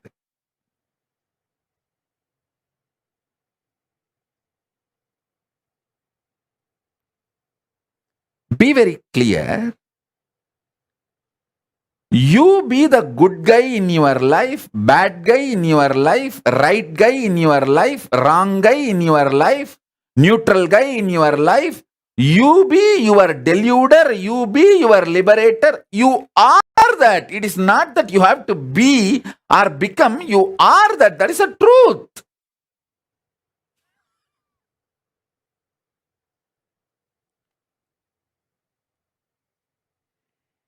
Get comfortable with this. And if you don't want to get comfortable, also is okay.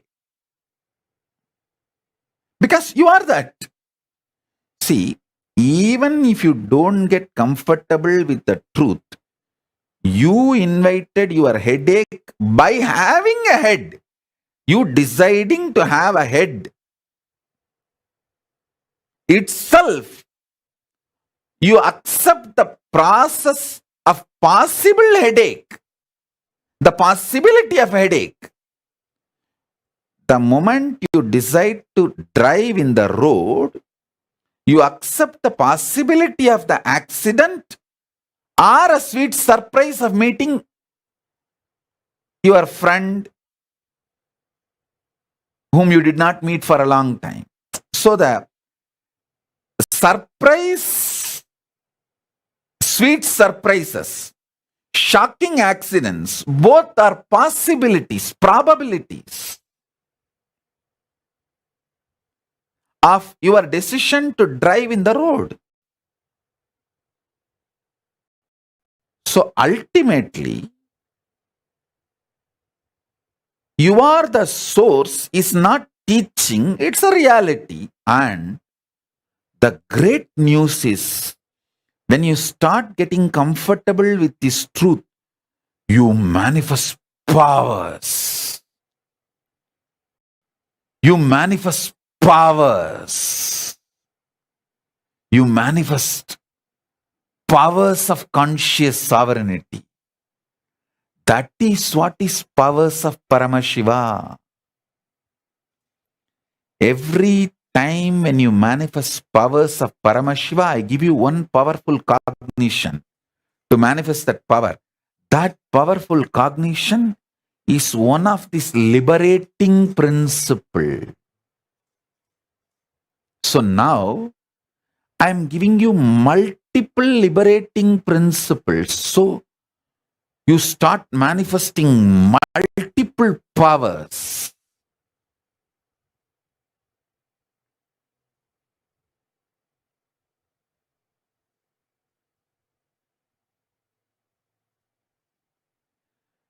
Do not let others play bad guy role in your life.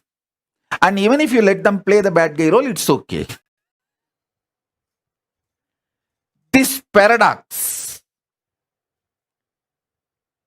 the other you choose, you want as a bad guy, is also part of your conscious sovereign decision.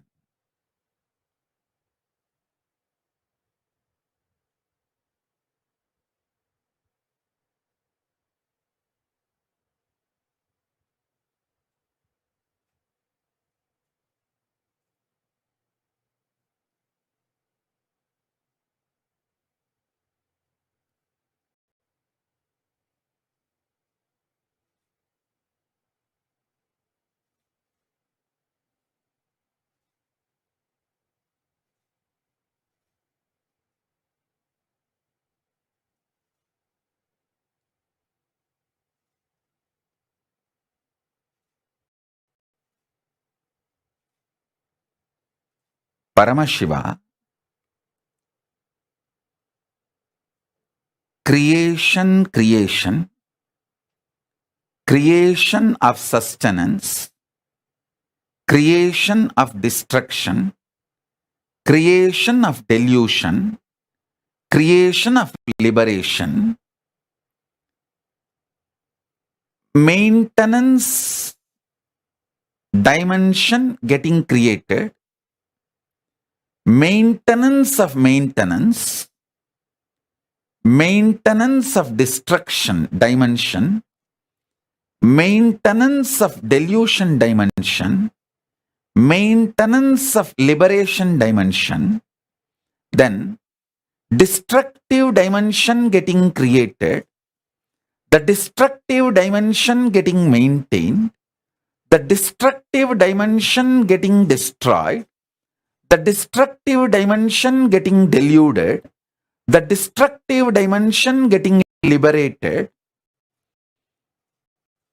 then the delusion dimension getting created, the delusion dimension getting maintained, the delusion dimension getting destroyed, the delusion dimension getting deluded, and the delusion dimension getting liberated, and liberation dimension getting created, the liberation dimension getting maintained, the liberation dimension getting destroyed, the liberation dimension getting deluded, the liberation dimension getting liberated. These 25 heads of Paramashiva. Contemplate how in each of this dimension you are manifesting your life. How you yourself enjoy many times your own delusions knowing it is delusion. Multiple times. You enjoy your delusion knowing it is delusion.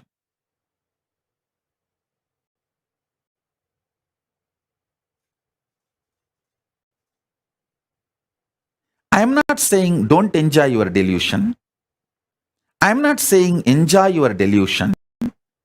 I am only saying know it that it is you, so that your conscious sovereignty is not damaged by your actions. Your existence should not be damaged by your actions.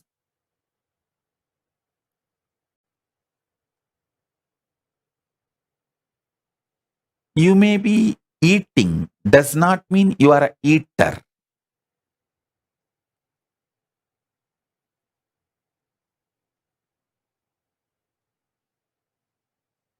You may not be eating, does not mean you are a nirahari.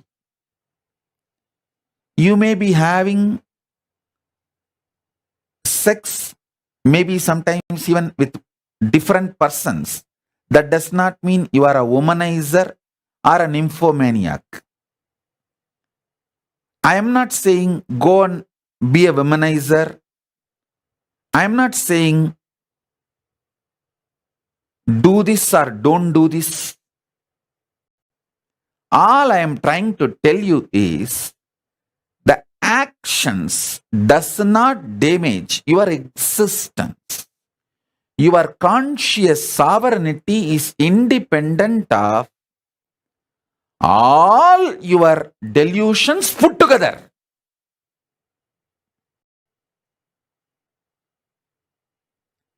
Because your unmanifest is more powerful than all the five manifest put together. Your creation, maintenance, delusion, destruction, liberation, all five put together is only 25% of you. 75% of you is your unmanifest. I'm giving you kind of this percentage for you to understand. In reality, 99.999999% of you is unmanifest. Only the 0.0000001% is the manifest. In that manifest is the five manifestation. Like if in your cell, even if your cell,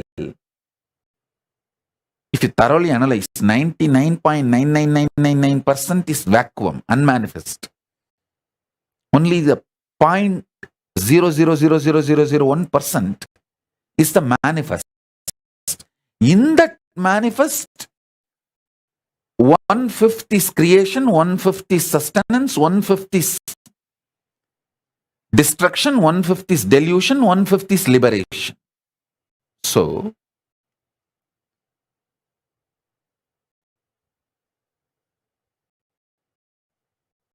drop from quantity, quality based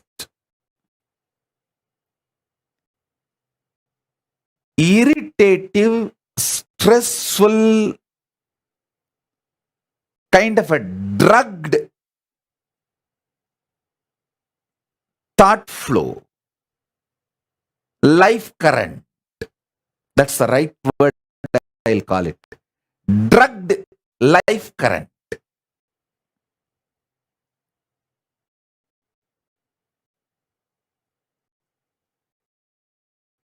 Drop from that. Come to this conscious sovereignty.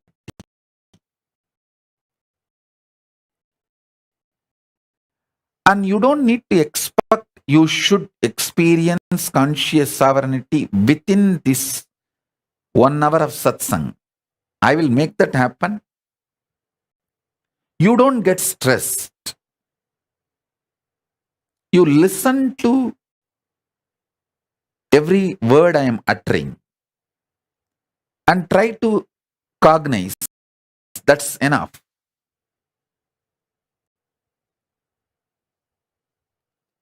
Mind is a drug.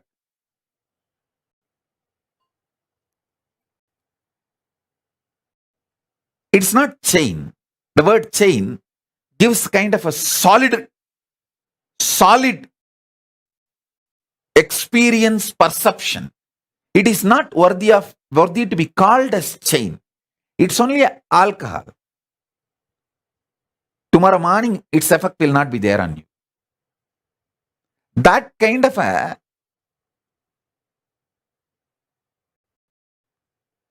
moodiness of your mood is a drug. Drugs impact on you is moodiness of your mood. So the moodiness of your mood is mind, which is like a drug. See, the fear.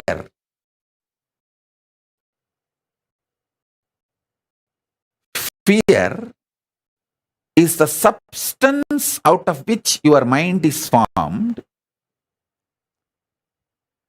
That substance, fear itself, is moodiness of your mood. It is not even the permanent mood. When the lust comes, the fear just disappears because it is only moodiness of your moods. As I said, delusion is only one dimension of the 5 dimensions. So the fear is just a moodiness of your mood.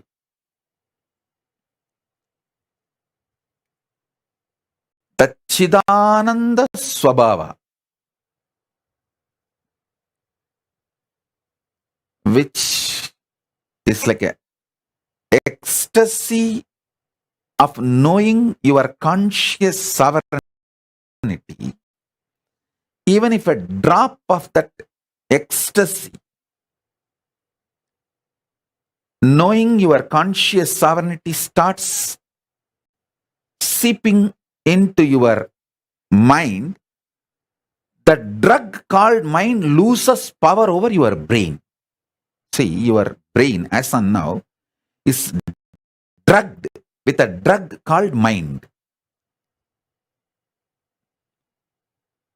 Even one drop of nectar, dose of Chidananda Swabhava Amrita, if you know your conscious sovereignty even in one dimension, hey, yes. What Swamiji is saying is clicking, yes. Other words I don't understand, but this one word I understand what he is telling. Even if one click starts happening and clicking, that nectar starts getting you out of the drug called mind. So listen. Now I am giving you multiple nectar drops. Anyone works on you is enough. You will start cherishing the conscious sovereignty, which I sincerely want all of you to manifest by Guru Purnima. By Guru Purnima, I want all of you to have the conscious sovereignty, because by this whole Chaturmasya, I want all of you to enjoy this conscious sovereignty and manifest powers. Powers of the unmanifest, Paramashiva, the source of you. Listen.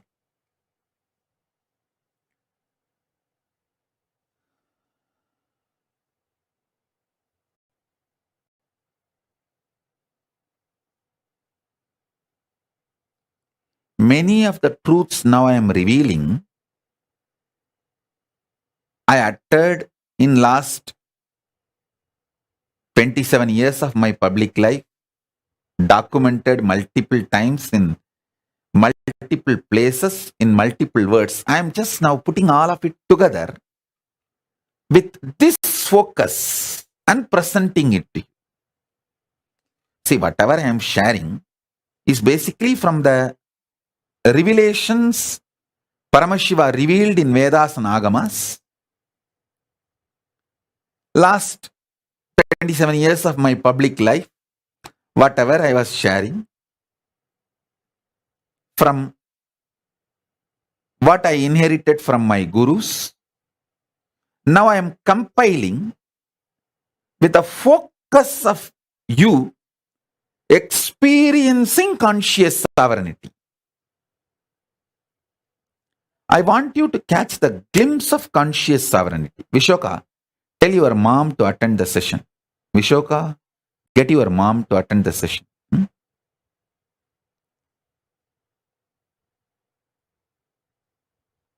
So listen.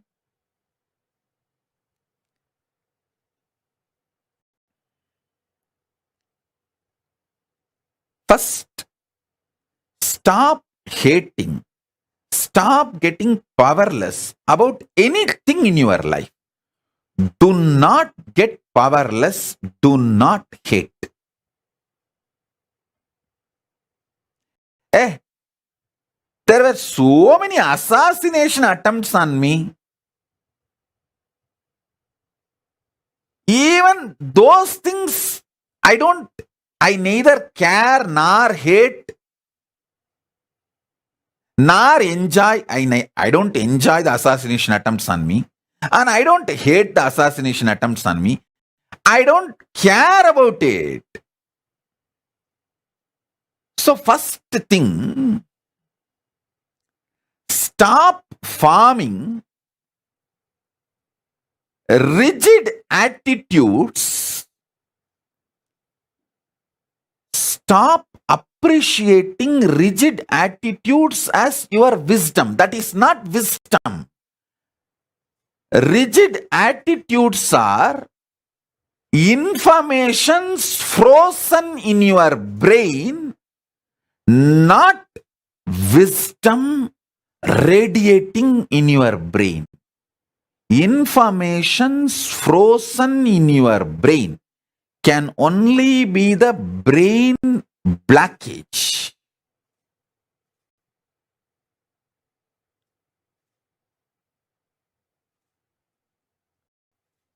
You call that blood clot, like that brain clot.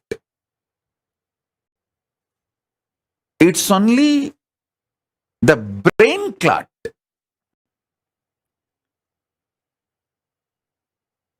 Go for conscious sovereignty centric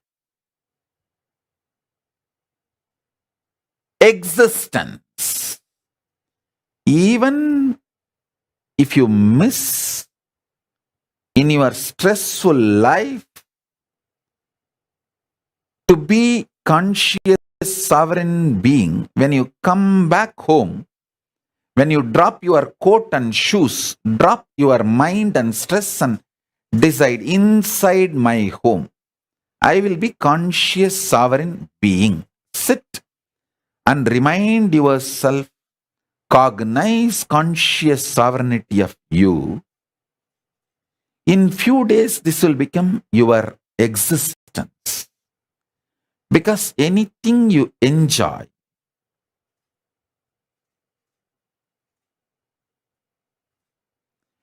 anything you entertain, you become that becomes you. See, throughout your life, if you enjoy being a clerk, you will retire as a clerk. If you enjoy being a manager, you will retire as a manager. If you enjoy being a king, you will retire as a king. What you enjoy, you will manifest. Do not tell me, oh, I enjoy being a king, but I am not getting opportunity. No, life is too big. And even if you are struggling, no, I really want to be a king, but I am not getting opportunity, then okay, entertain with that.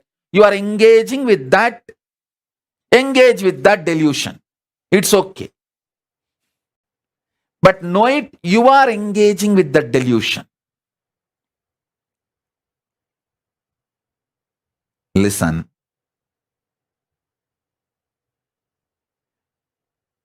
When you want to brand life as unfair, you decide you want this, but you are not given that.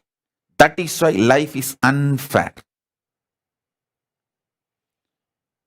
The conclusions you want to come due to your non-involvement with the life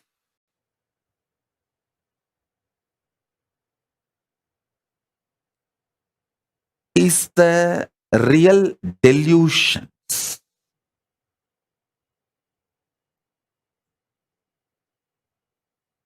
But as I said, it's not that delusions are wrong, because when the delusion becomes thick, it becomes nightmare and you wake up. You are pushed to the next level of enlightenment automatically.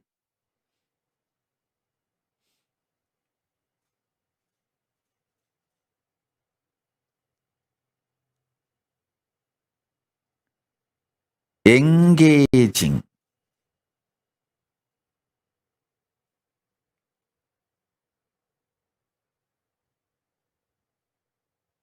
with the quality, quantity centric thinking always leads to destruction and delusion. Decide truth about the life is the goal of your life. I tell you, first be genius.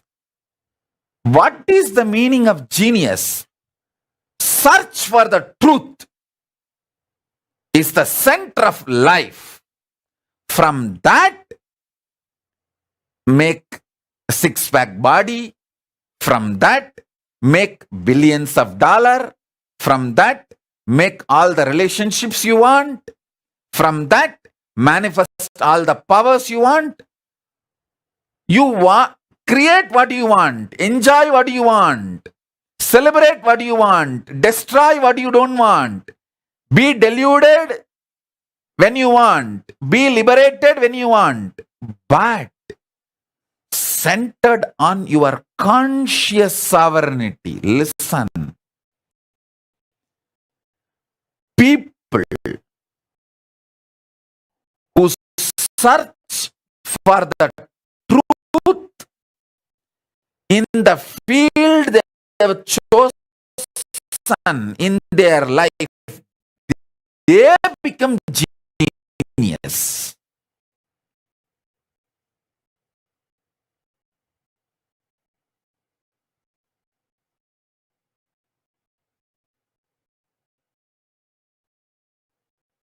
In my life,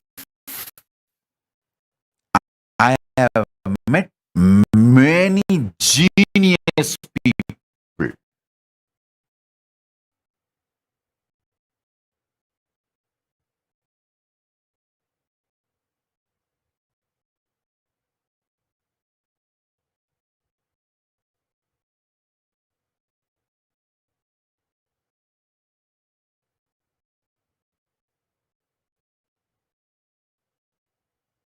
In Tiruvannamalai alone, I have met at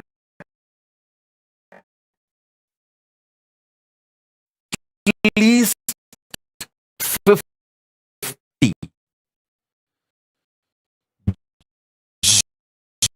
genius people. Genius means extraordinary genius, because their whole focus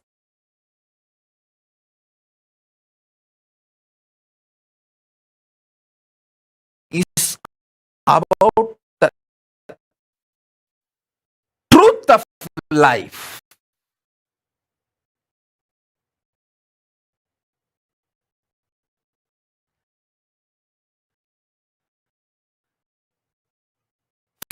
from the truth.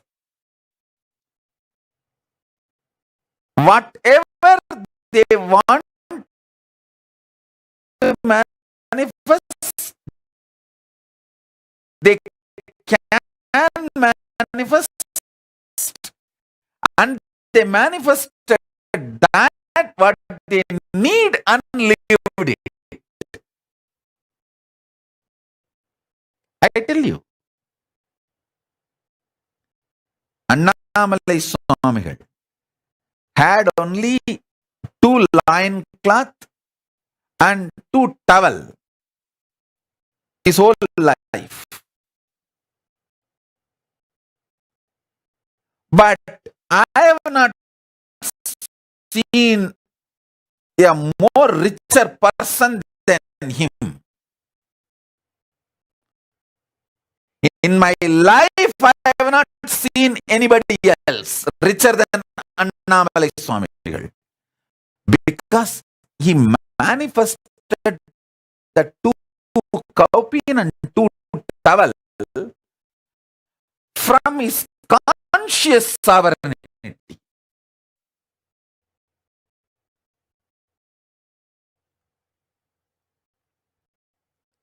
His decision to exist on the truth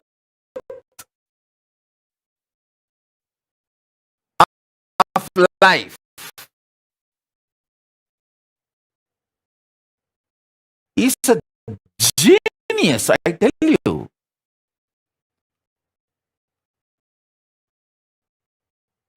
I have met many Nobel laureate scientists, but the geniusness, nobody can be compared to Annamalai Swami or Ram Surat Kumar.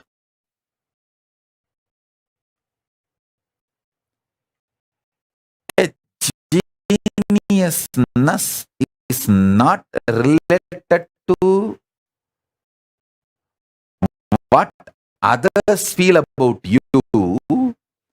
It is related to your strength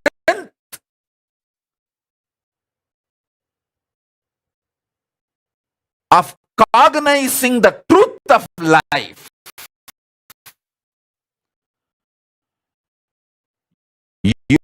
Your brain's capacity to cognize the truths of life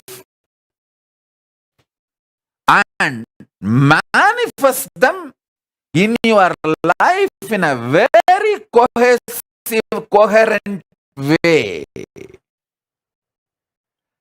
That is geniusness.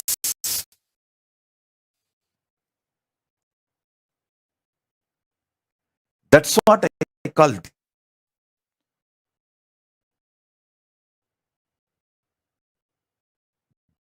geniusness.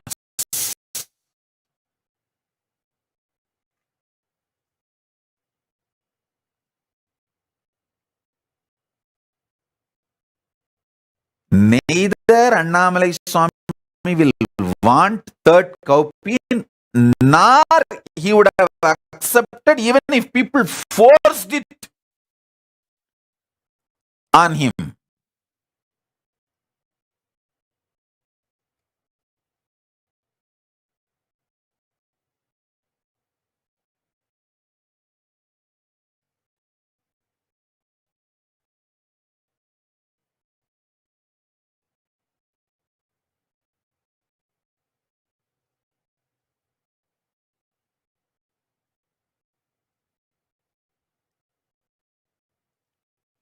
Listen,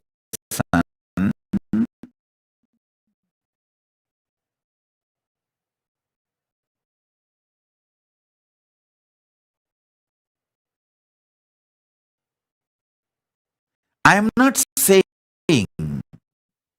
you also live with just 2 cowpea and 2 clothes. No. All I am saying is manifest manifest billions and trillions without losing your geniusness. Genius means your capacity to cognize the truth. You have 25 heads, as I explained now. You have 25 heads.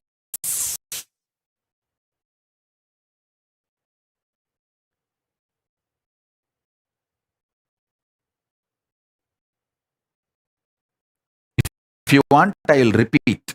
I'll repeat for the sake of people who joined now.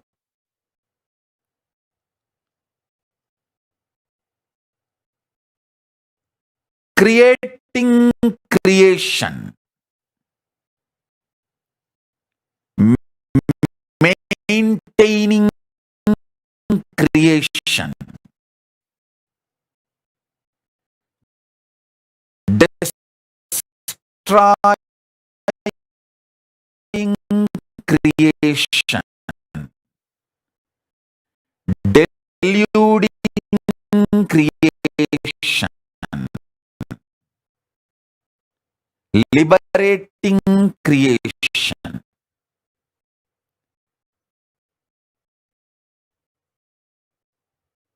Maintenance being created. Maintenance being maintained. Maintenance getting destroyed. Maintenance being deluded.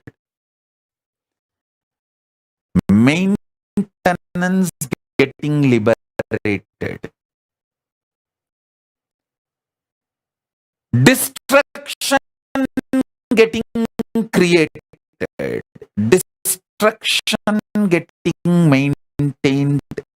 Destruction getting destroyed. Destruction getting deluded. Destruction getting liberated.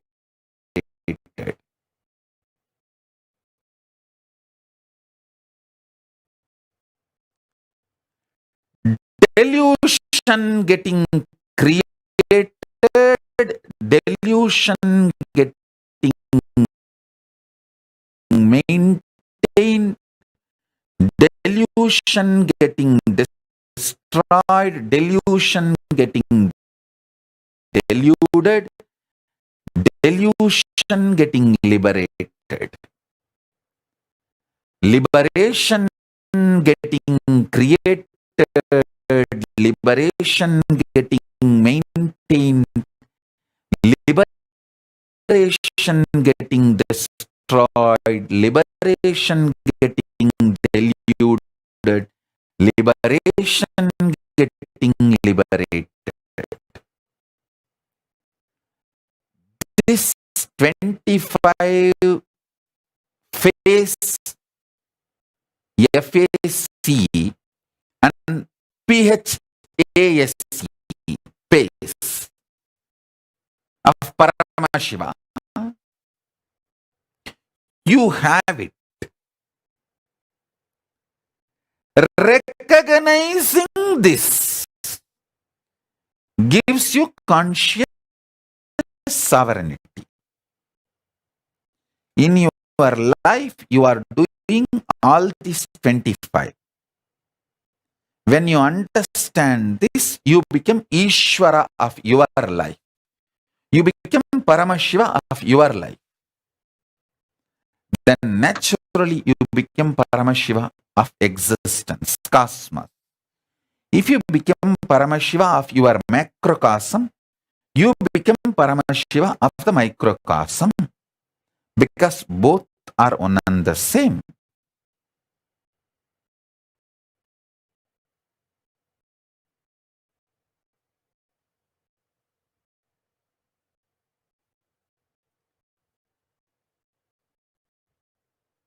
ability to cognize this is geniusness.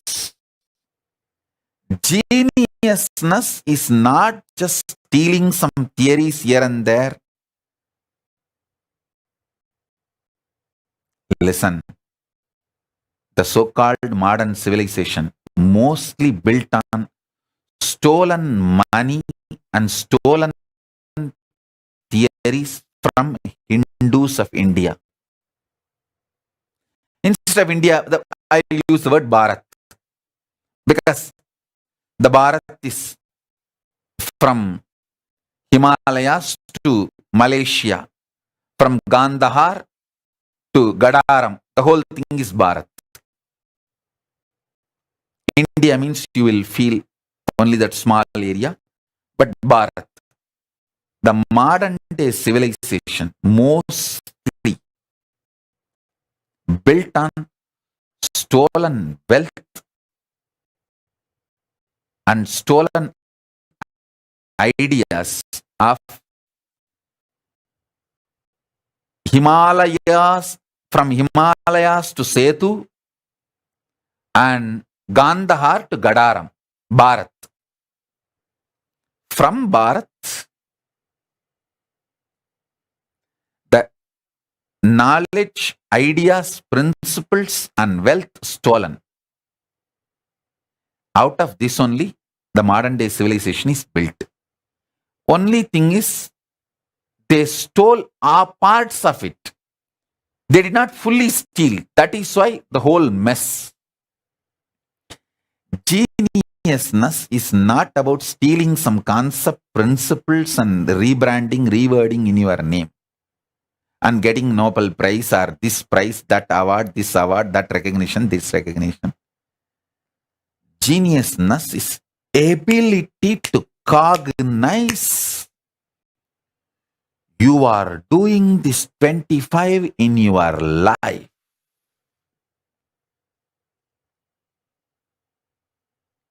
And reclaiming your conscious sovereignty. That is geniusness. This is what I call sarvanyatva. So many universities have so many departments. Some of the universities have 200 departments. They are all able to produce only genius of that field in that chair. But now what I am saying, if you cognize, you will become sarvanya. You will be the genius of conscious sovereignty.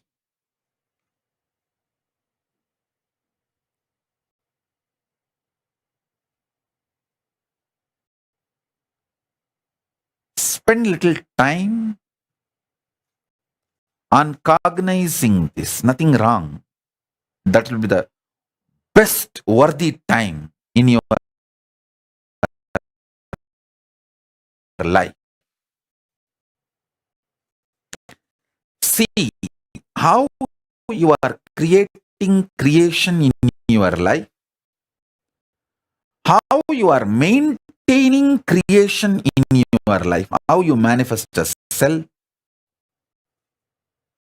and how you sustain that cell, how you destroy that cell, how you put that cell into delusion, means different usage, and how you liberate that cell. Once for all, you free it, and that becomes part of your larger existence, unmanifest form. How you are playing all these 25 dimensions of you, cognize these 25 phases and paces.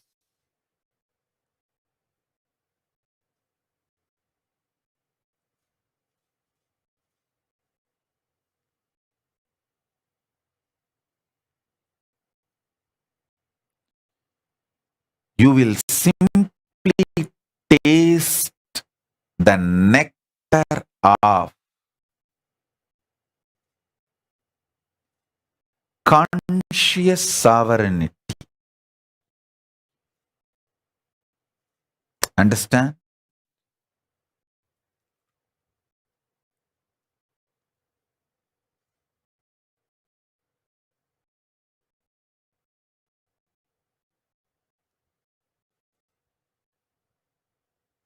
This quantum initiation to happen between Paramashiva, me, you, all three of us.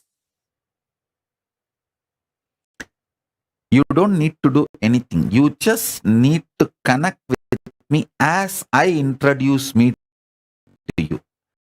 I introduce me to you. I am Paramashiva, fully manifesting conscious sovereignty of Paramashiva with all its dimensions. Unmanifest and manifest and more.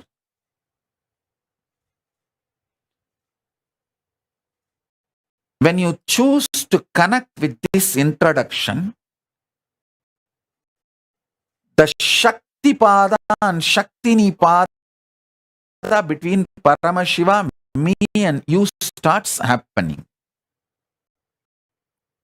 And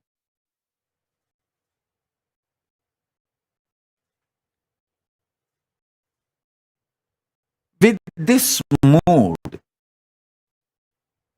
relaxed, sit with a cup of coffee, hot chocolate or tea, listen to these revelations.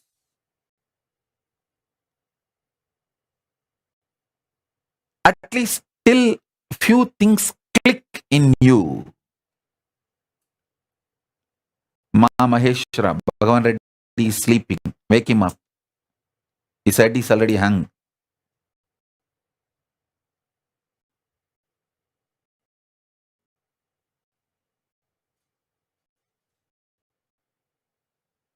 Listen, listen.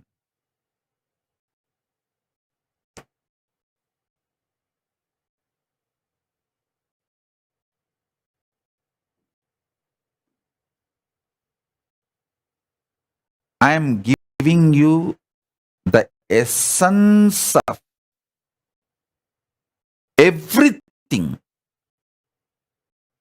Paramashiva revealed, the best of everything Paramashiva revealed to all the rishis and from to Devi Parashakti and from her to Vishnu to all the rishis, that Guru Parampara, the whole thing we inherited from whatever was grown from Himalayas to Setu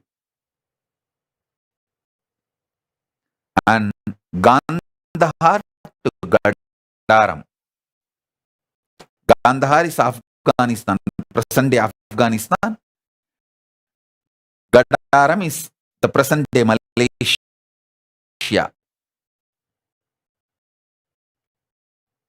Afghanistan to Malaysia. Himalayas to Sri Lanka, that's Setu. Whatever was grown there, that geniusness essence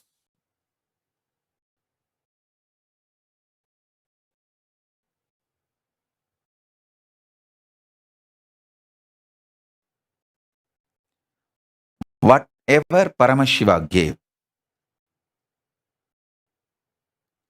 to Paramashakti, from Paramashakti to Vishnu, Parandama, from Parandama to the whole Guru Parampara.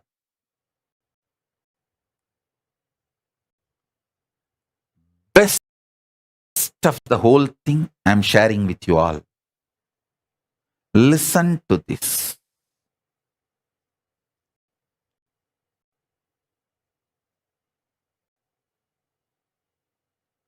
ultimately,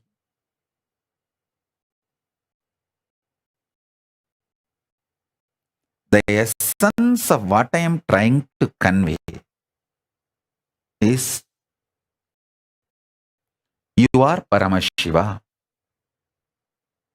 The conscious sovereignty of you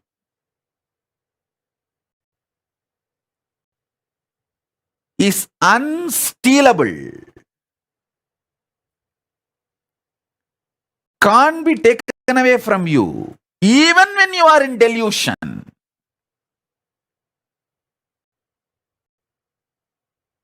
Sit and start cognizing, recognizing,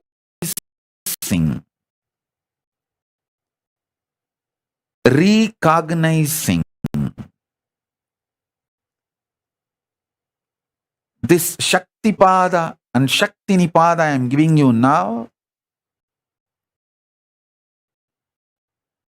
will sink into your being and sink both of us with Paramashiva.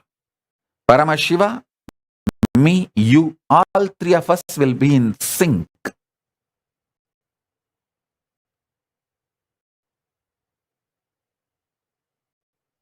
When these truths sink inside you,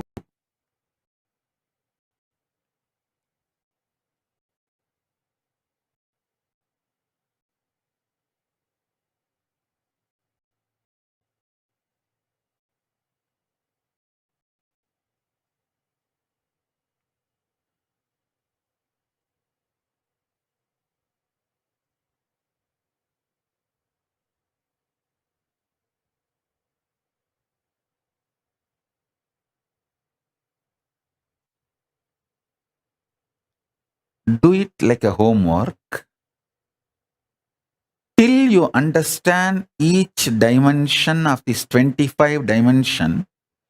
Sit and start penning down how your conscious sovereignty is working in that dimension, how you delude your own delusion. Only when you delude your delusion, you can get out of delusion. Only when you terrorize your nightmare, you will wake up from the nightmare. See, the nightmare happens in a ground. For example, you are having a nightmare, you are running to escape from tiger and snake, and you are running in the wild forest. This is the nightmare.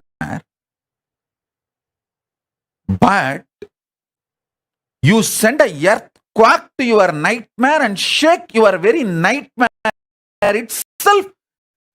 Then you realize, oh God, you never went to that forest and the whole thing is a delusion. You wake up. So you delude even your delusion. It means you have a capacity to delude your delusion. You can give a earthquake to the forest in which you are running to save your life. You are running in a forest to escape from tiger and elephant and lion or snakes, but you have a capacity to give earthquake to the whole forest and shake the forest and wake up from that. I'm giving you one example. But you can see in multiple levels how you are capable of deluding your delusion itself and liberating yourself from your delusions. Look into small examples of your life and start working on it.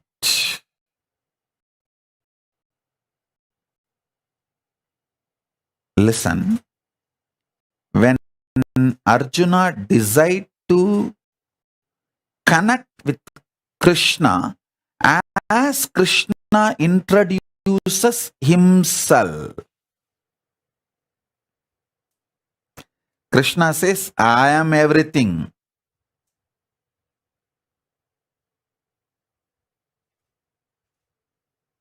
Krishna says, I taught the science to Ikshvaku, Surya.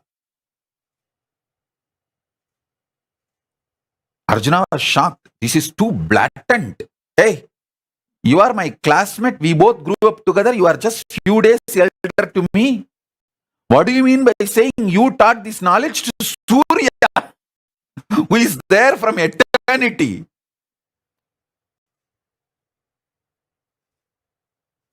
Arjuna even asks openly. Then Krishna explains, but Arjuna had a doubt, but not violence in the doubt. He only wanted clarification. So the moment Krishna clarified, Arjuna decided to connect as Krishna introduces himself, not as the Krishna abusers introduced Krishna, or as he himself has perceived Krishna. See, Krishna and Arjuna grew up together. They were classmates, all mates.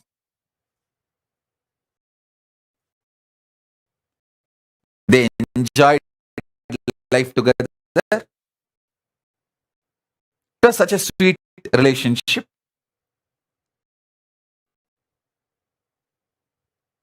Arjuna decides not to trust even his own opinion, idea about Krishna, but to connect with what Krishna introduces about himself. Then Arjuna gets the Divya Chakshu and sees the Vishwarupa of Krishna. The Shaktipada and Shaktinipada happens between Parameshwara, Paramashiva, Krishna and Arjuna.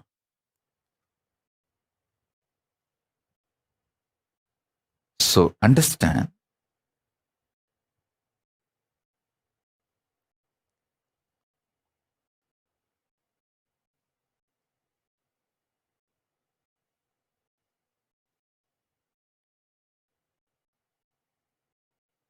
this knowledge will make you real genius.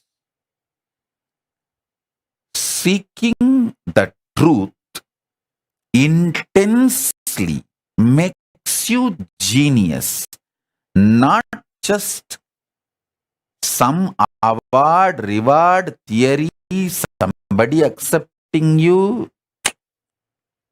It is the intense commitment to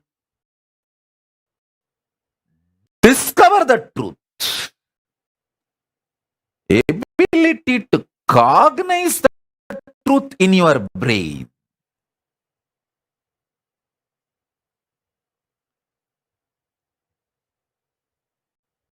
Everything other than this geniusness, others can do for you. Money, others can earn for you. Clothes, others can get for you. Food, others can get for you. Everything others can get for you. But the seeking of the truth, only you have to do for yourself. Becoming genius, only you have to do for yourself. Nobody else can do it for you. I can give you Shaktipada and Shaktinipada. Make this Shaktipada and Shaktinipada happen between Paramashiva, me and you. I can do that. But deciding to cognize that conscious sovereignty, only you can do it for you. Decide to be genius.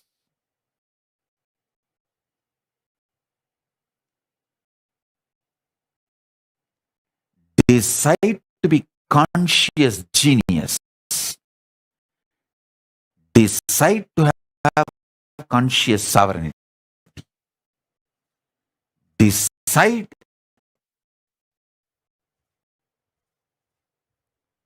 to grasp how you are doing all these 25 in your life.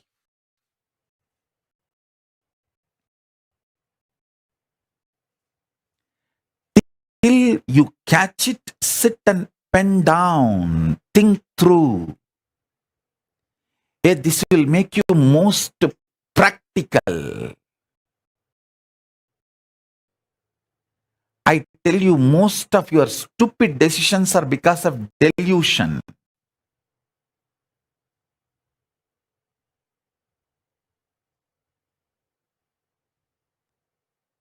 When people ask me about divorce, I tell them, hey, marriage itself is a stupid thing which you already did. Why do you want to do one more stupid thing called divorce?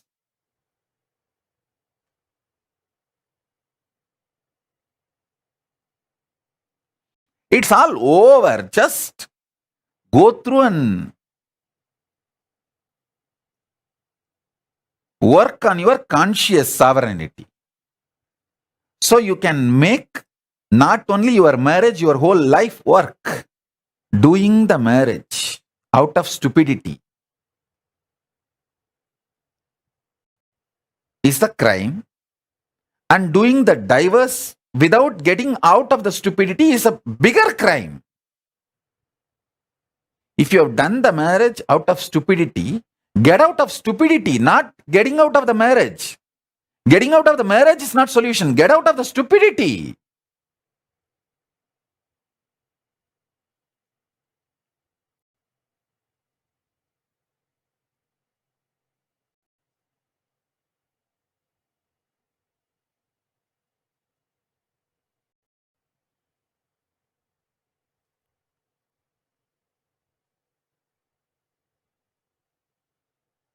Become seeker of truth with a conscious stamina for the truth.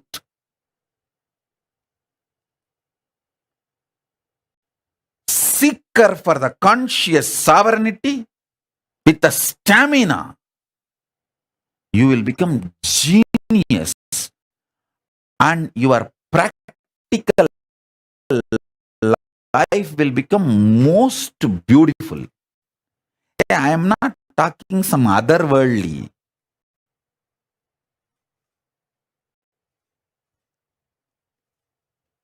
I am talking of other worldly, in this world, in every world.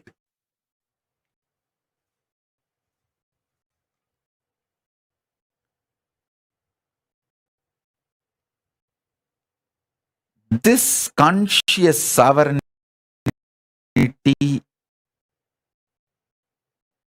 truth, swalpamapyasya dharmasya trayate mahato bayat. Even if you start cognizing even little bit, so much fear will be destroyed, so much bad things will leave you. You will become so good to yourself and to others and to the whole world.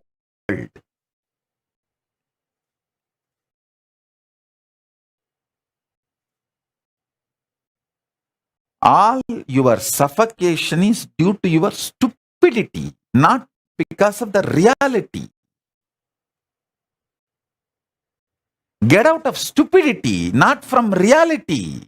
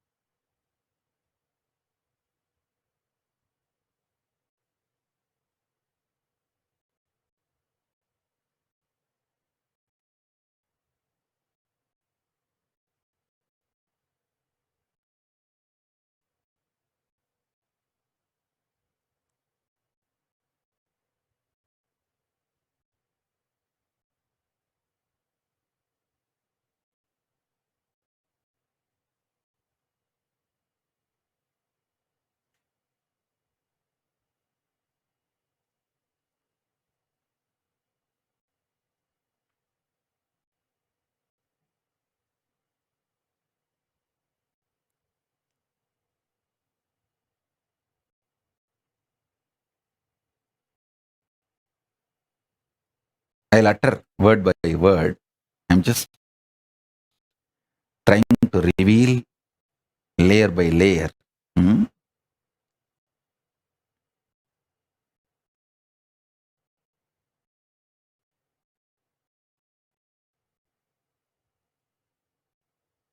What you call as a easy things of your life, for which you already want to own responsibility, like the good things you created in your life. Look into all of that and understand how you created all of it. Then move to little difficult things. You may not have created it directly, but you created the possibility for it. You did not create your stomach pain directly, but you ate all the shit which you are not supposed to eat and created the possibility for the stomach pain. So move to those kind of things and start understanding. Then move to your pain points. You literally deny, no, I did not create this. This was forced upon me by my enemies. And then you even have some stupid things.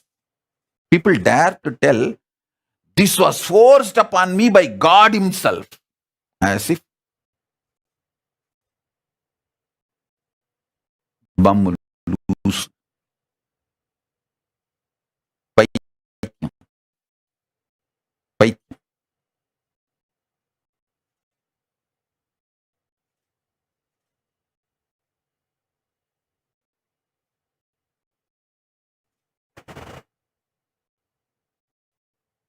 பத்தானா கொடுத்து பண்ணி வாங்கி தின்னுட்டு நீ படுத்திருந்தா அதுக்கு பரமசிவன் மேலையாடா பாதகம் சொல்லுவ?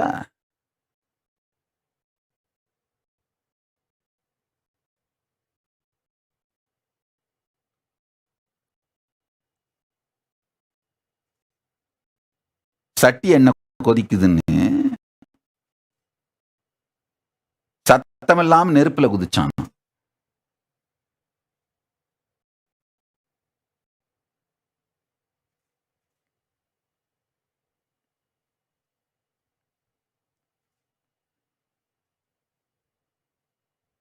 This all village slang, it's a little difficult to translate. I'll make them translate and put it in the Facebook, that gist, you get it from there.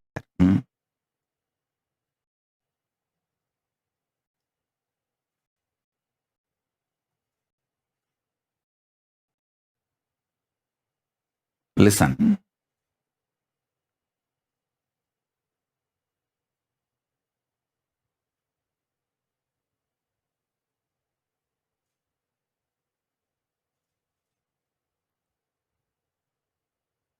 What you can easily accept, you manifested, list them. What you easily don't accept, you manifest them. You manifested it, list them. What you feel very difficult to accept, that you manifested. What you don't want to accept at all, you manifested. Just see. And how your delusion, destruction, all this is involved in every step.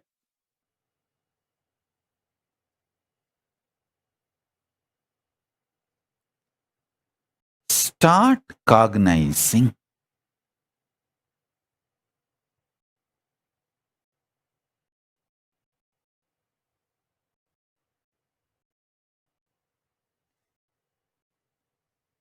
I think I am not yet done. I am going to continue. I know it's already 2 hours satsang, more than 2 hours, but I am going to continue. If it is late night, I think it is 12 o'clock now for you to share. Let me continue and do the initiation. So better you guys get one more cup of coffee, tea, hot chocolate, anything you want, and keep yourself awake and listen. get the initiation, because now the initiation is happening.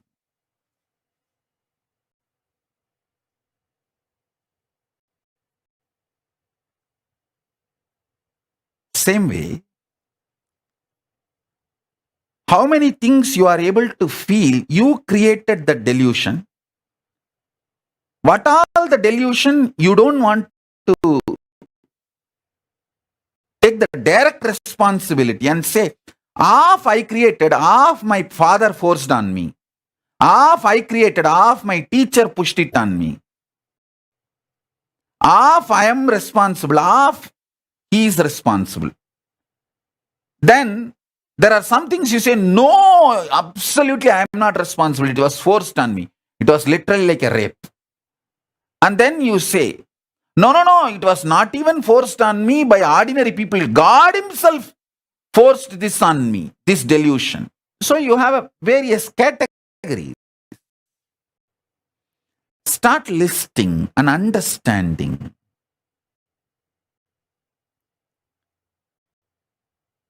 Start listing, understanding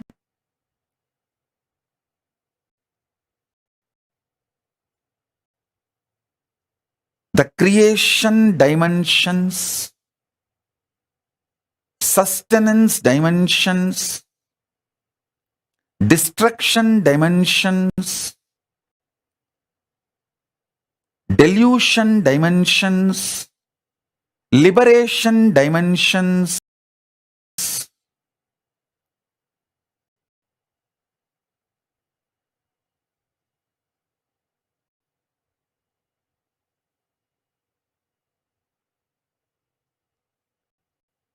each of this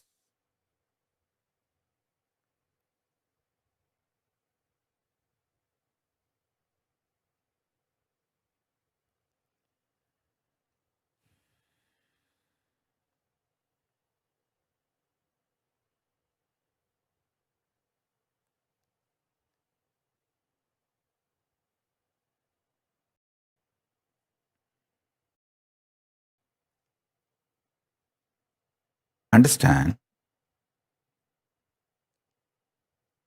every aspect of you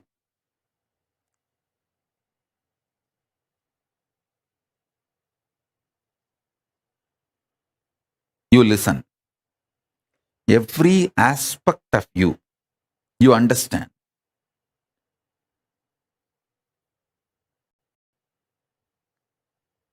Your capacity to manifest your conscious sovereignty in that field will start like hitting the roof. Peak performance will start happening. I'll give you the example of food. The field of food, if you understand how you generate food patterns, you sustain food patterns, you destroy food patterns, and you struggle with the food patterns out of delusion, and how you liberate yourself from the food patterns. If you understand, in that field you will become genius. Ma Maheshra, where is Bhagavan Reddy? Missing again? Get him. I'll wait till he comes. He's gone to sleep? No, pour coffee on him and get him. Not on his head, pour in his mouth. Give him coffee and get him. Ma Supraja, get Bhagavan Reddy. Bhagavan Reddy has come back. So let me start. Listen. Hey Supraja, give him coffee. I tell you,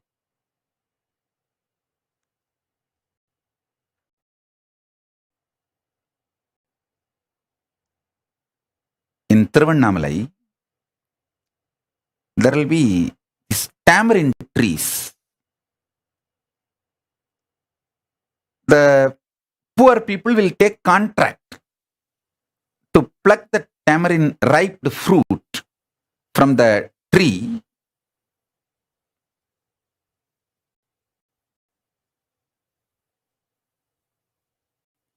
one day one person who took that contract came to my guru, Raghupati Yogi, and complained that he has to get so much of labor to shake the tree and make all that ripe tamarind fruits to fall. The labor cost is more than the selling cost of that tamarind. It was very funny. Solution my guru gave. My guru said, don't worry. Just make small bits of ginger. He said, take ginger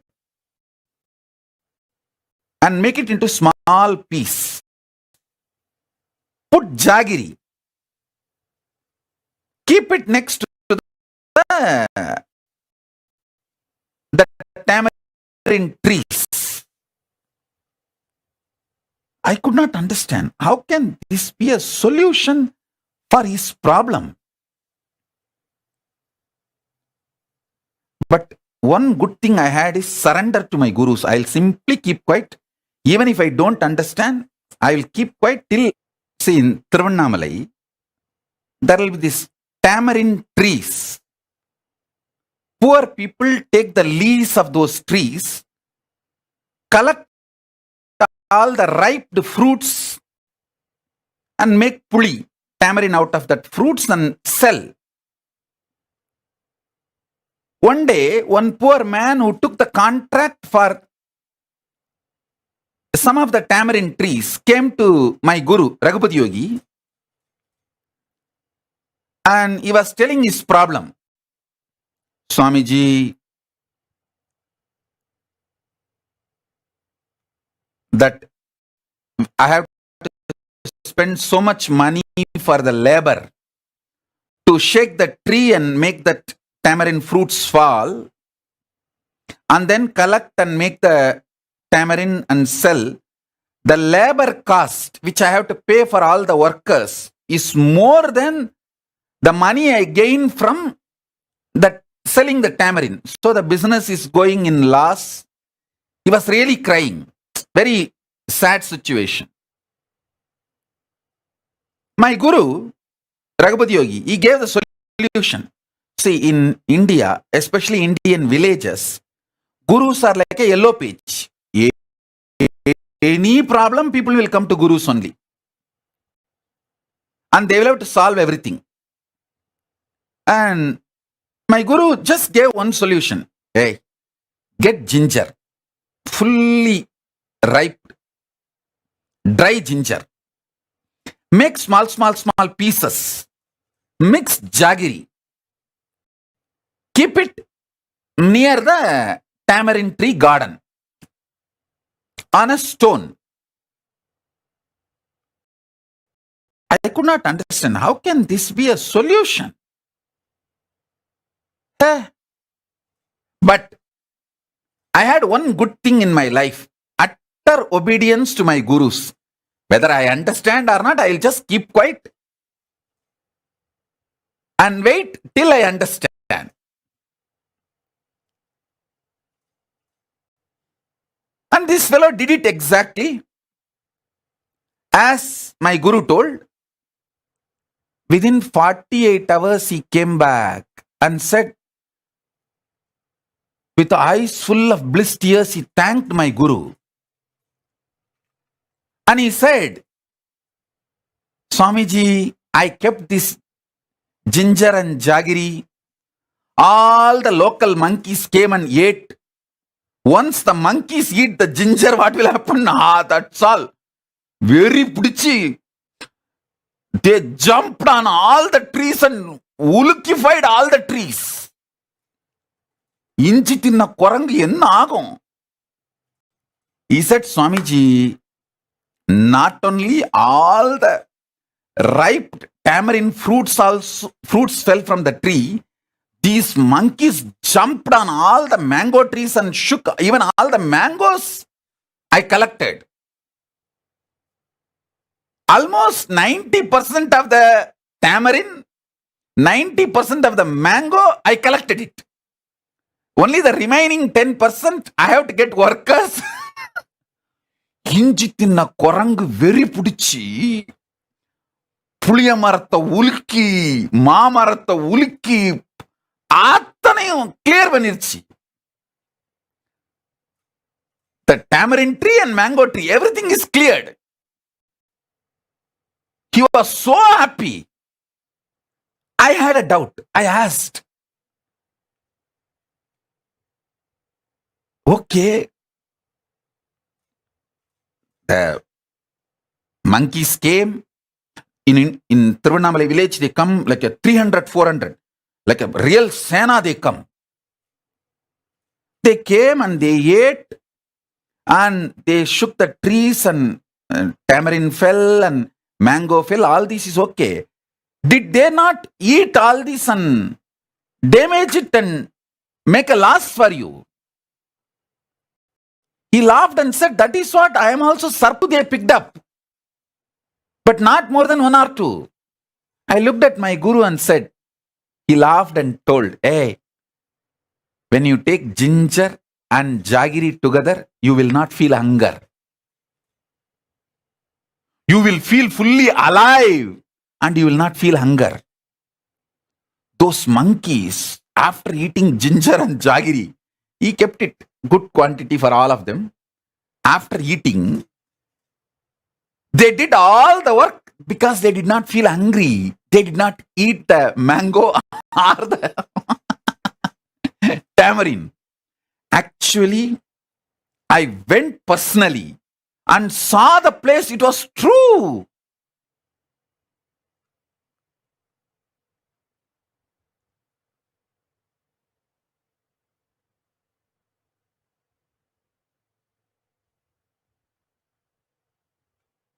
I gave this example to tell Supraja, feed Bhagavan Reddy with coffee or hot chocolate so that he will sit. Even ginger tea is good.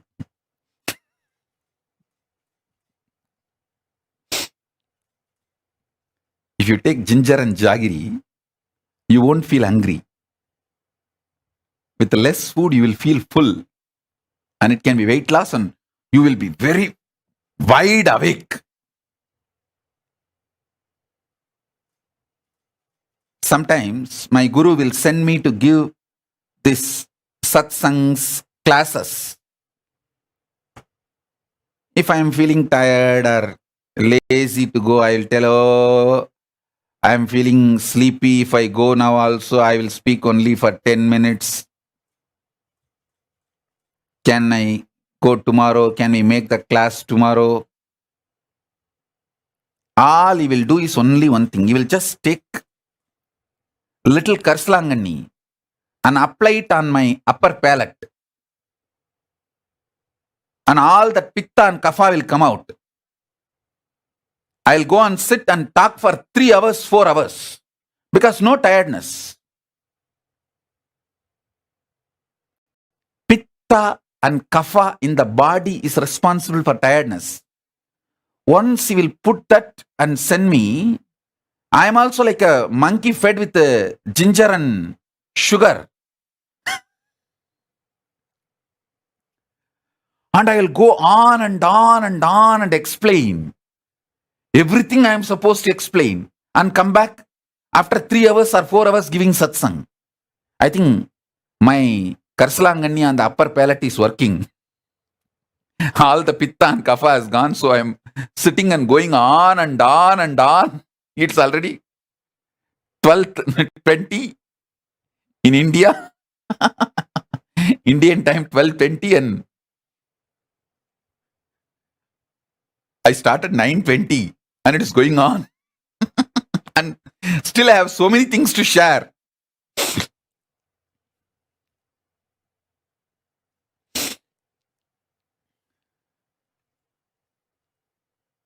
Come on.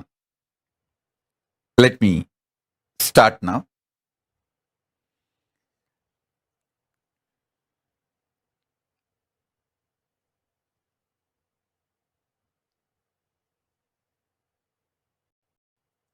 the happenings of your life which you are not able to convince that you are responsible directly or indirectly, that part is called delusion. And delusion is not always bad. Delusion is nothing but some part of you which you just want to keep it aside to be stress-free.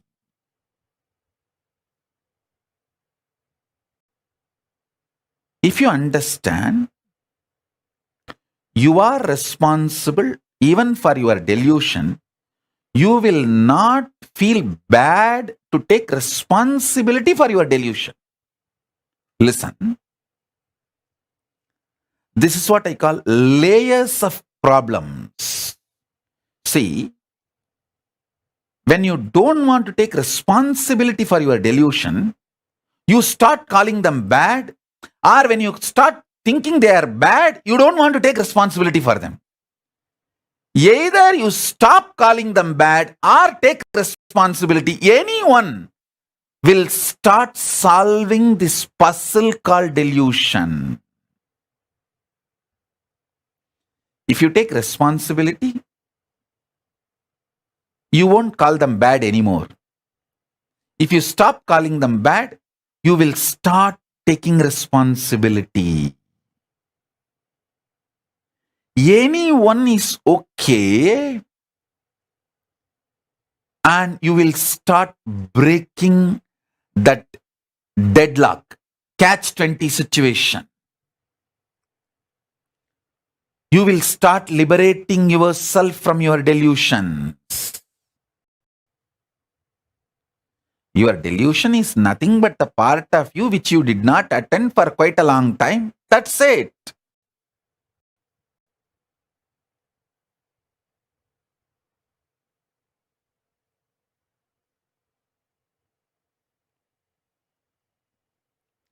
Sometimes it is also change of taste. See, all the time you can't be taking sweet. You may want little spicy, gongura chutney also. You may want little chili, that spicy things also. That's all is the life. And nothing wrong to go for spicy. The layers and layers. If you start peeling, you will simply realize and reclaim your conscious sovereignty. You will understand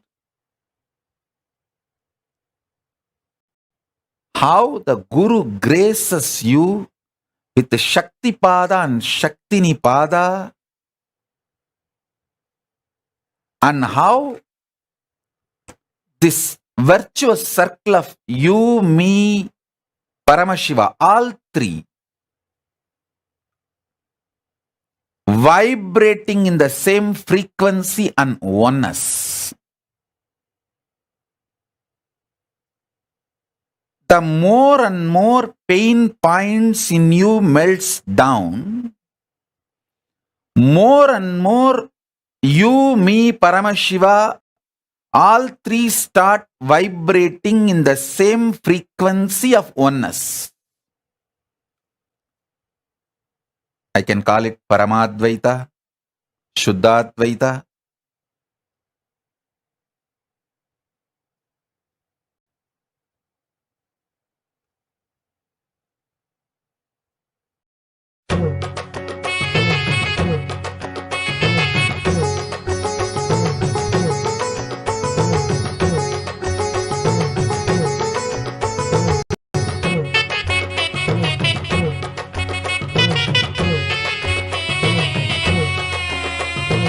Ah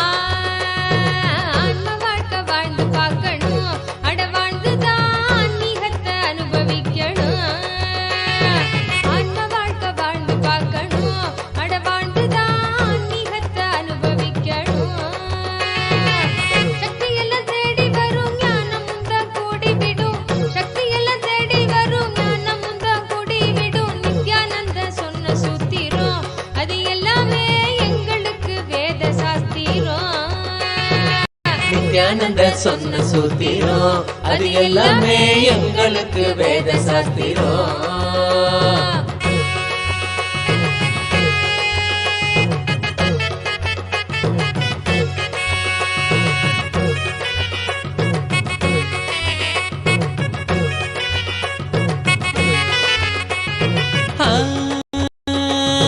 பக்தியுடன் பாடிடும் பிரார்த்தனையும் சோஸ்திரம் நித்யனவன் காலடியில் கொண்டு நம்ம சேர்த்திடும். பக்தியுடன் பாடிடும் பிரார்த்தனையும் சோஸ்திரம் நித்யனவன் காலடியில் கொண்டு நம்ம சேர்த்திடும்.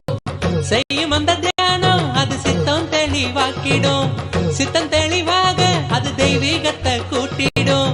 செய்யும் அந்த தியானம் அது சித்தம் தெளிவாக்கிடும்.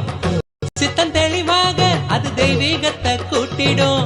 சக்தி எல்லாம் தேடி வரும் ஞானமும் தான் கூடிவிடும்.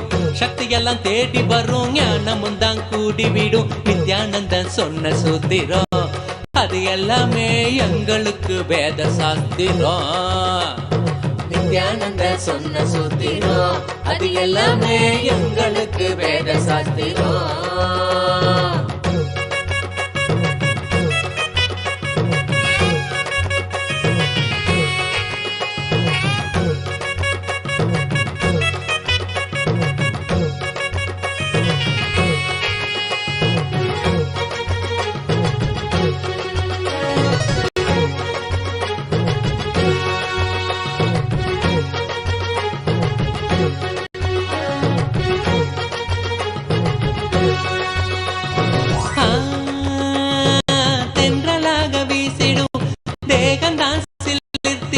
சொந்தமாக்க எண்ணி விட சேர்ந்திடாம ஓடிடும். தென்றலாக வீசிடும் தேகந்தா சிலிர்த்திடும். சொந்தமாக்க எண்ணி விட சேர்த்திடாம ஓடிடும்.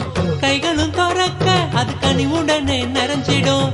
இதயத்துக்குள்ள இனிதாக வரும் ஆனந்தம். கைகளும் துறக்க அது கனிவுடனே நிறைஞ்சிடும்.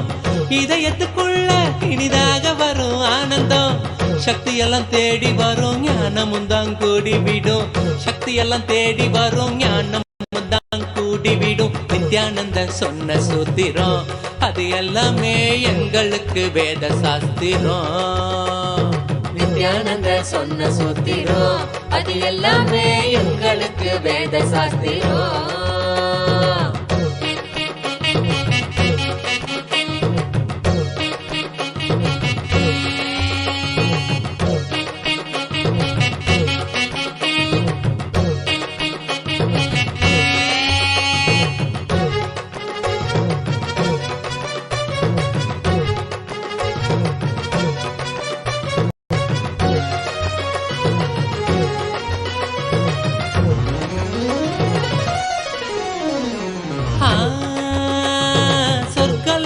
என்பதும் நரகலோகம் என்பதும் வெளியில் தானே உள்ளதுன்னு வீணாகத்தான் தேடினோம். சொர்க்கலோகம் என்பதும் நரகலோகம் என்பதும் வெளியில் தானே உள்ளதுன்னு வீணாகத்தான் தேடினோம்.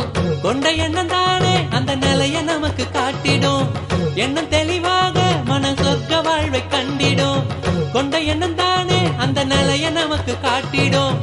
எண்ணம் தெளிவாக மன சொர்க்க வாழ்வை கண்டிடும். சக்தி எல்லாம் தேடி வரும் ஞானமும் தான் கூடிவிடும். சக்தி எல்லாம் தேடி வரும் ஞானமும் தான் கூடிவிடும். நித்யானந்தன் சொன்ன சூத்திரம் அது எல்லாமே எங்களுக்கு வேத சாஸ்திரம். நித்யானந்த சொன்ன சூத்திரம் அது எல்லாமே எங்களுக்கு வேத சாஸ்திரம்.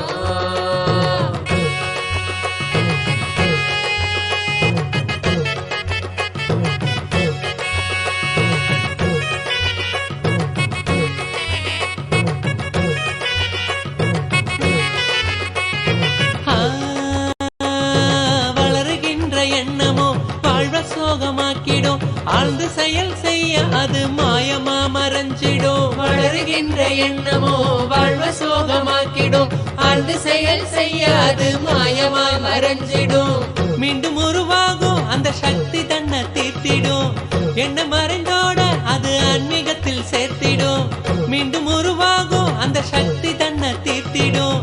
என்ன மறைந்தோட அது ஆன்மீகத்தில் சேர்த்திடும். சக்தி சக்தி எல்லாம் தேடி வரும் ஞானமும் தான் கூடிவிடும். சக்தி எல்லாம் தேடி வரும் ஞானமும் தான் கூடிவிடும். நித்யானந்தன் சொன்ன சூத்திரம் அது எல்லாமே எங்களுக்கு வேத சாஸ்திரம். நித்யானந்த சொன்ன சூத்திரம் அது எல்லாமே எங்களுக்கு வேத சாஸ்திரம்.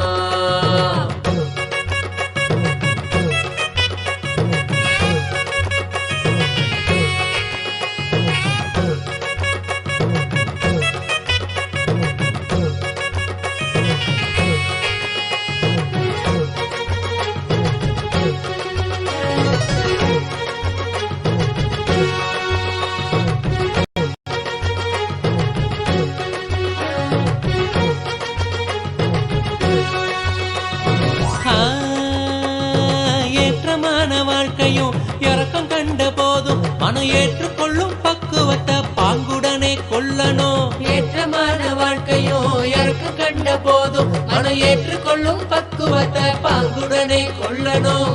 மாற்றங்களை தாங்க மனம் பெரும் தவிப்பு தவிச்சிடும். உள்ள மத ஏற்க அங்கு பரவசமும் நிறைஞ்சிடும். மாற்றங்களை தாங்க மனம் பெரும் தவிப்பு தவிச்சிடும்.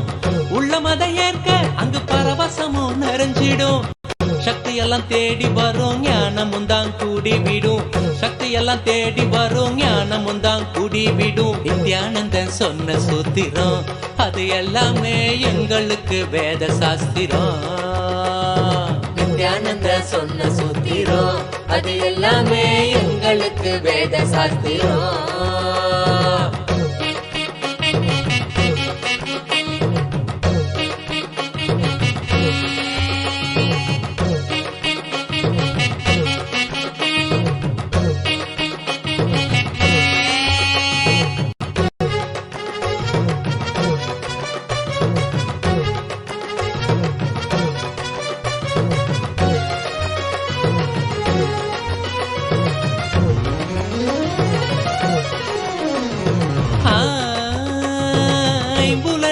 ஆளுமை துன்பத்தையே சேர்க்கும். குரு நித்யனி நம்பு அது ஆனந்தத்தை ஈர்க்கும். ஐம்புலனின் ஆளுமை துன்பத்தையே சேர்க்கும். குரு நித்யனி நம்பு அது ஆனந்தத்தை ஈர்க்கும். அன்பு வழி மலரும் அகங்காரம் அது நீங்கிடும். சத்குருவின் பாதம் சரணாகதியா சேர்ந்திடும். அன்பு வழி மலரும் அகங்காரம் அது நீங்கிடும். சத்குருவின் பாதம் சரணாகதியா சேர்ந்திடும். சக்தி எல்லாம் தேடி வரும் ஞானமும் தான் கூடிவிடும். சக்தி எல்லாம் தேடி வரும் ஞானமும் தான் கூடிவிடும். நித்யானந்தன் சொன்ன சூத்திரம் அது எல்லாமே எங்களுக்கு வேத சாஸ்திரம். நித்யானந்தன் சொன்ன சூத்திரம் அது எல்லாமே எங்களுக்கு வேத சாஸ்திரம்.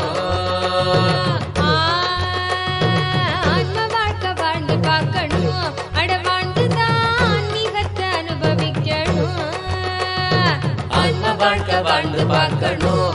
அட வாழ்ந்துதான் ஆன்மீகத்தை அனுபவிக்கணும். சக்தி எல்லாம் தேடி வரும் ஞானமும் தான் கூடிவிடும்.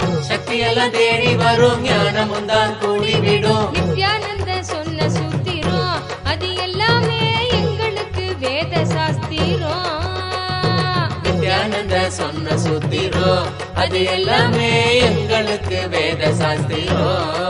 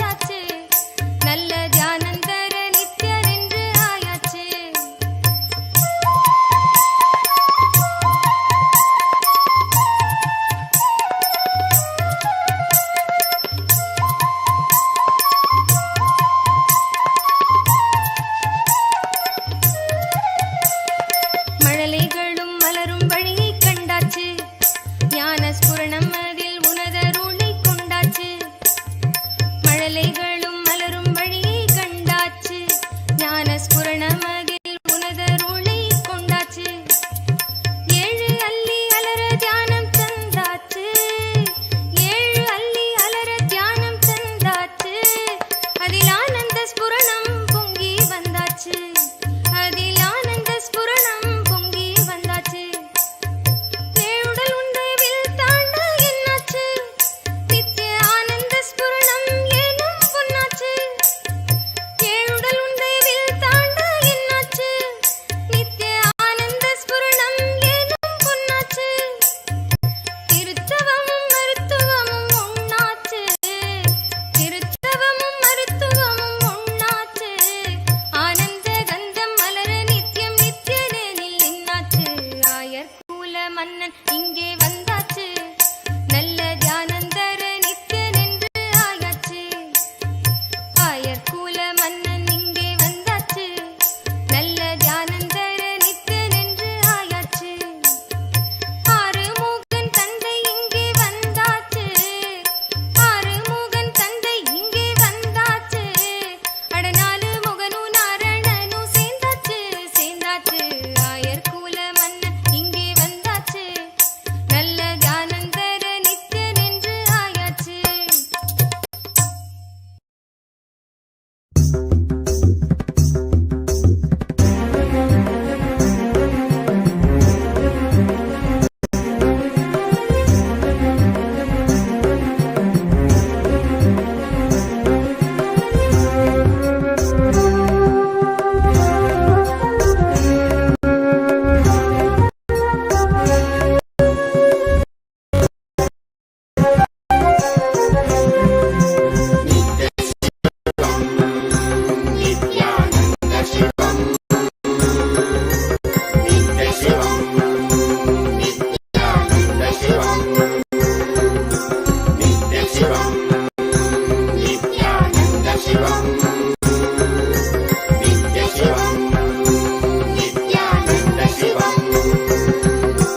ಪಾವನವಾಯಿತು ನನ್ನೀ ಜನುಮವು ನಿನ್ನಯ ದರ್ಶನದಿ ನಿತ್ಯಾನಂದ. ಪಾವನವಾಯಿತು ನನ್ನೀ ಜನುಮವು ನಿನ್ನಯ ದರ್ಶನದಿ ನಿತ್ಯಾನಂದ. ಶಿವನಾಗಿ ಗುರುವಾಗಿ ಸದ್ಗತಿಯನ್ನು ಜಗಕ್ಕೆಲ್ಲ ಕೊಡುತ್ತಿರುವೆ ನಿತ್ಯಾನಂದನೇ ನೀ. ಶಿವನಾಗಿ ಗುರುವಾಗಿ ಸದ್ಗತಿಯನ್ನು ಜಗಕ್ಕೆಲ್ಲ ಕೊಡುತ್ತಿರುವೆ ನಿತ್ಯಾನಂದನೇ ನೀ.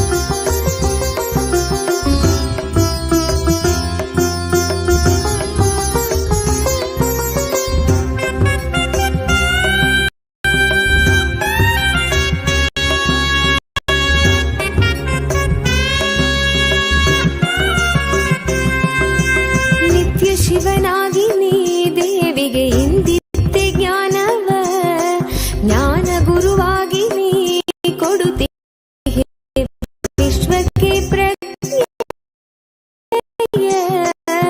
ಮನದಲ್ಲಿ ತನುವಲ್ಲಿ ಕಲ್ಮಶವ ತೆಗೆಯುವನಿ, ನೆನೆದವರ ಮನದಲ್ಲಿ ನೆಲೆಸಿರುವನಿ. ಮನದಲ್ಲಿ ತನುವಲ್ಲಿ ಕಲ್ಮಶವ ತೆಗೆಯುವನಿ, ನೆನೆದವರ ಮನದಲ್ಲಿ ನೆಲೆಸಿರುವನಿ. ಜೀವನ್ಮುಕ್ತನಾಗಿ ಬಾಳುವಂತ ಕಲೆಯನ್ನೇ ಕಲಿಸಿದಂತ ನಿತ್ಯಾನಂದನಿ. ಜೀವನ್ಮುಕ್ತನಾಗಿ ಬಾಳುವಂತ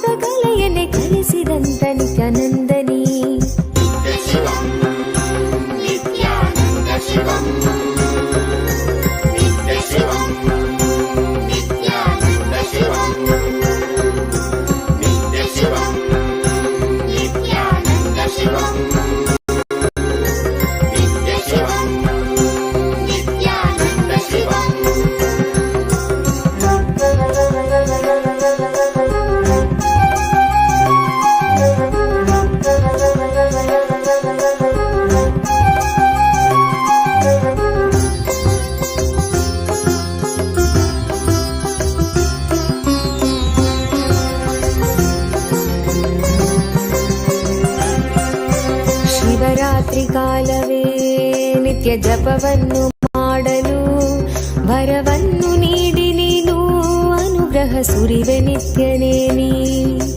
ಭವರೋಗವ ತಡೆದು ಭಾವದ ಚಿಂತೆಯೆಲ್ಲ ತೊಳೆದು ಕರ್ಮ ಸಂಸ್ಕಾರಗಳೆಲ್ಲ ಅಳಿಸಿ ಹೊಸ ಜೀವನ ಕೊಡುವೆ. ಪಾವನವೇ ನಾಡಿದು ನಿನ್ನ ಪಾದಗಳ ಸ್ಪರ್ಶದಿ, ಪಾವನವೇ ಬೀಡಿದು ನಿನ್ನ ಕಲ್ಪತರು ದರ್ಶನದಿ. ಶರಣಂಬನು ನಿತ್ಯೇಶನೇ ನಿನ್ನ ಶರಣಂಬನು ಆನಂದನೇ. ಶರಣಂಬನು ನಿತ್ಯೇಶನೇ ನಿನ್ನ ಶರಣಂಬನು ಆನಂದನೇ.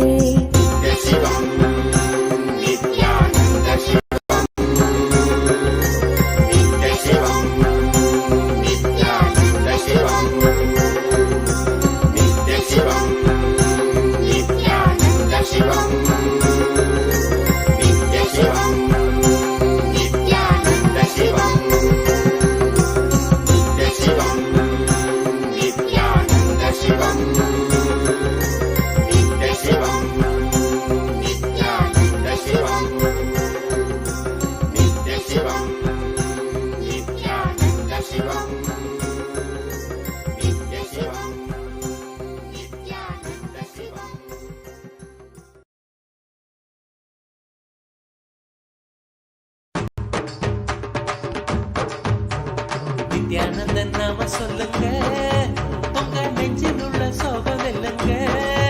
நித்திய நட்பு கொண்டு நம்மையே ஞான மாற்றம் தன்னிலே செல்ல சொல்லியே கரு தள்ளி தந்ததே. சக்திக்கெல்லாம் சக்தி தானுங்க, அத பாங்குடனே பாட்டில் கேளுங்க. சக்திக்கெல்லாம் சக்தி தானுங்க, அத பாங்குடனே பாட்டில் கேளுங்க. நித்யானந்தன் நாம சொல்லுங்க, உங்க நெஞ்சில் உள்ள சோகம் வெல்லுங்க.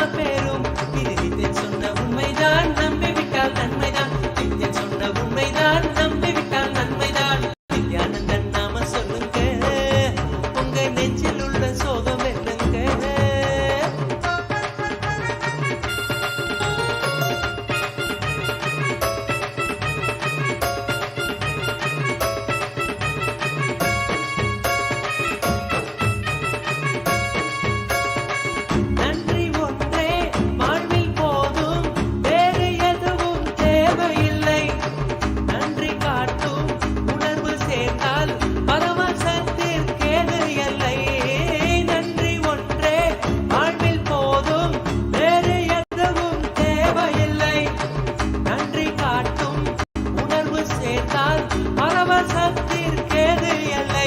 இது நித்தியன் சொன்ன உண்மைதான், நம்பிவிட்டால் நன்மைதான். நித்தியன் சொன்ன உண்மைதான், நம்பிவிட்டால் நன்மைதான். நித்யானந்தன் நாம சொல்லுங்க, உங்க நெஞ்சில் உள்ள சோக வெல்லுங்க.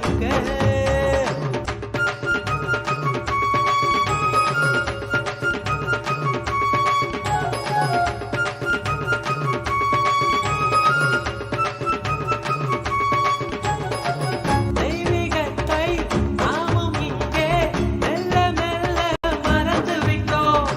தியானம் ஒன்றே அதனை மீட்டு மீண்டும் நம்முள் கொண்டு தரும். தெய்வீகத்தை நாமும் இங்கே மெல்ல மெல்ல மறந்து விட்டோம்.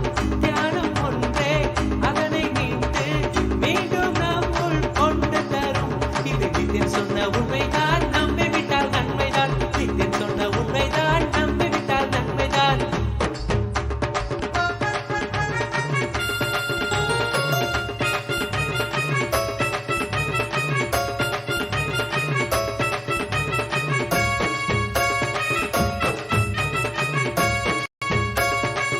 இயந்திர வாழ்க்கை எந்த வாழ்க்கை, எந்த பயனும் இல்லாதது.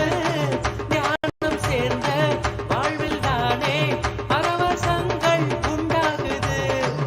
இயந்திர வாழ்க்கை எந்த வாழ்க்கை, எந்த பயனும் இல்லாதது.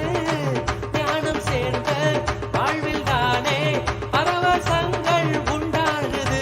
இது நித்தியன் சொன்ன உண்மைதான், நம்பிவிட்டால் நன்மைதான். நித்தியன் சொன்ன உண்மைதான், நம்பிவிட்டால் நன்மைதான். நித்யானந்தன் நாம சொல்லுங்க, உங்க நெஞ்சில் உள்ள சோகம் வெல்லுங்க. நித்திய அன்பு கொண்டு நம்மையே ஞானமாட்டம் தன்னிலே செல்ல சொல்லியே கருத்தள்ளி தந்ததே. சக்திக்கெல்லாம் சக்தி தானுங்க, அத பாங்குடனே பாட்டில் கேளுங்க. சக்திக்கெல்லாம் சக்தி தானுங்க, அத பாங்குடனே பாட்டில் கேளுங்க. நித்யானந்தன் நாம சொல்லுங்க, உங்க நெஞ்சில் உள்ள சோகம் வெல்லுங்க. நித்திய அன்பு கொண்டு நம்மையே ஞானமாட்டம் தன்னிலே செல்ல சொல்லியே கருத்தள்ளி தந்ததே. சக்திக்கெல்லாம் சக்தி தானுங்க, அத பாங்குடனே பாட்டில் கேளுங்க. சக்திக்கெல்லாம் சக்தி தானுங்க, அத பாங்குடனே பாட்டில் கேளுங்க.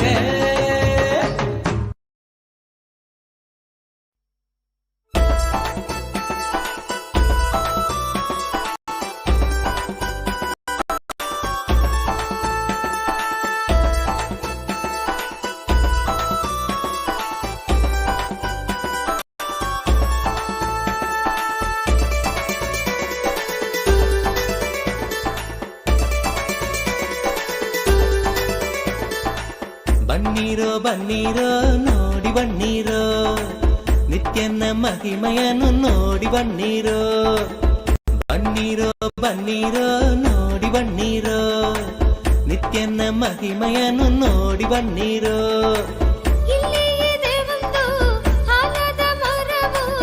ಬೆಡ್ದಿಯ ಬಳಿ ನಿತ್ಯ ಪುರಿಯು, ಬೆಡ್ದಿಯ ಬಳಿ ನಿತ್ಯ ಪುರಿಯು. ಬನ್ನೀರೋ ಬನ್ನೀರೋ ನೋಡಿ ಬನ್ನೀರೋ, ನಿತ್ಯನ ಮಹಿಮೆಯನ್ನು ನೋಡಿ ಬನ್ನೀರೋ.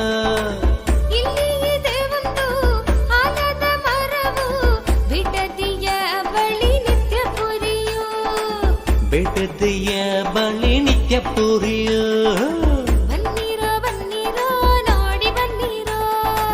ನಿತ್ಯನ ಮಹಿಮೆಯನ್ನು ನೋಡಿ ಬನ್ನೀರೋ.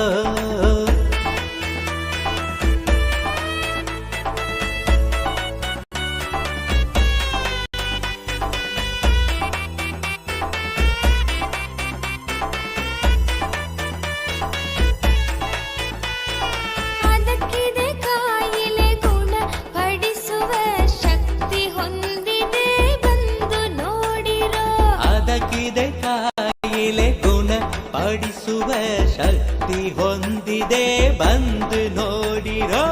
ಬನ್ನೀರೋ ಬನ್ನೀರೋ ನೋಡಿ ಬನ್ನೀರೋ, ನಿತ್ಯನ ಮಹಿಮೆಯನ್ನು ನೋಡಿ ಬನ್ನೀರೋ.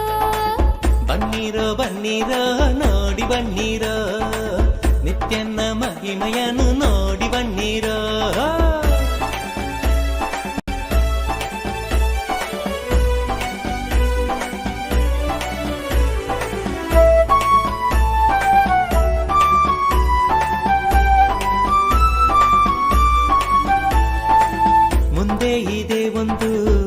ಆನಂದೇಶ್ವರನ ಮುಂದೆ ಇದೆ ಒಂದು ಆನಂದೇಶ್ವರನ ಆನಂದೇಶ್ವರಿಯ ದೇವಾಲಯವು ಆನಂದೇಶ್ವರಿಯ ದೇವಾಲಯವು ಬನ್ನಿರೋ ಬನ್ನಿರೋ ನೋಡಿ ಬನ್ನಿರೋ ನಿತ್ಯನ ಮಹಿಮೆಯನ್ನು ನೋಡಿ ಬನ್ನಿರೋ ಇಲ್ಲಿ ಇದೆ ಒಂದು ಆಲದ ಮರವು ಬಿಡದಿಯ ಬಳಿ ನಿತ್ಯ ಪುರಿಯು ಬಿಡದಿಯ ಬಳಿ ನಿತ್ಯ ಪುರಿಯು ಬನ್ನಿರೋ ಬನ್ನಿರೋ ನೋಡಿ ಬನ್ನಿರೋ ನಿತ್ಯನ ಮಹಿಮೆಯನ್ನು ನೋಡಿ ಬನ್ನಿರೋ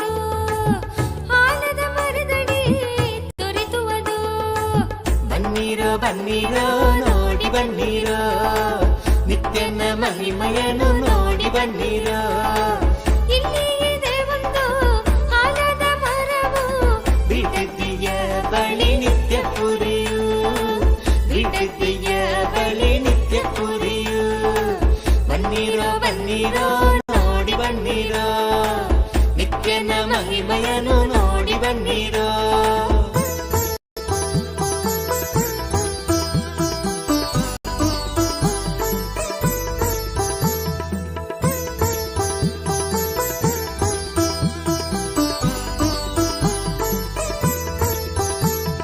ಹಿಂದೆ ವರವ ಪಡೆಯಿರಿ ಬಂದು ಭಾಗ್ಯವಂತರಾಗಿ ಬಾಳಿ ಜೀವನದಿ ಹಿಂದೆ ವರವ ಪಡೆಯಿರಿ ಬಂದು ಭಾಗ್ಯವಂತರಾಗಿ ಬಾಳಿ ಜೀವನದಿ ಬನ್ನಿರೋ ಬನ್ನಿರೋ ನೋಡಿ ಬನ್ನಿರೋ ನಿತ್ಯನ ಮಹಿಮೆಯನ್ನು ನೋಡಿ ಬನ್ನಿರೋ ಇಲ್ಲಿ ಇದೆ ಒಂದು ಆಲದ ಮರವು ಬಿಡದಿಯ ಬಳಿ ನಿತ್ಯ ಪುರಿಯು ಬಿಡದಿಯ ಬಳಿ ನಿತ್ಯ ಪುರಿಯು ಬನ್ನಿರೋ ಬನ್ನಿರೋ ನೋಡಿ ಬನ್ನಿರೋ ನಿತ್ಯನ ಮಹಿಮೆಯನ್ನು ನೋಡಿ ಬನ್ನಿರೋ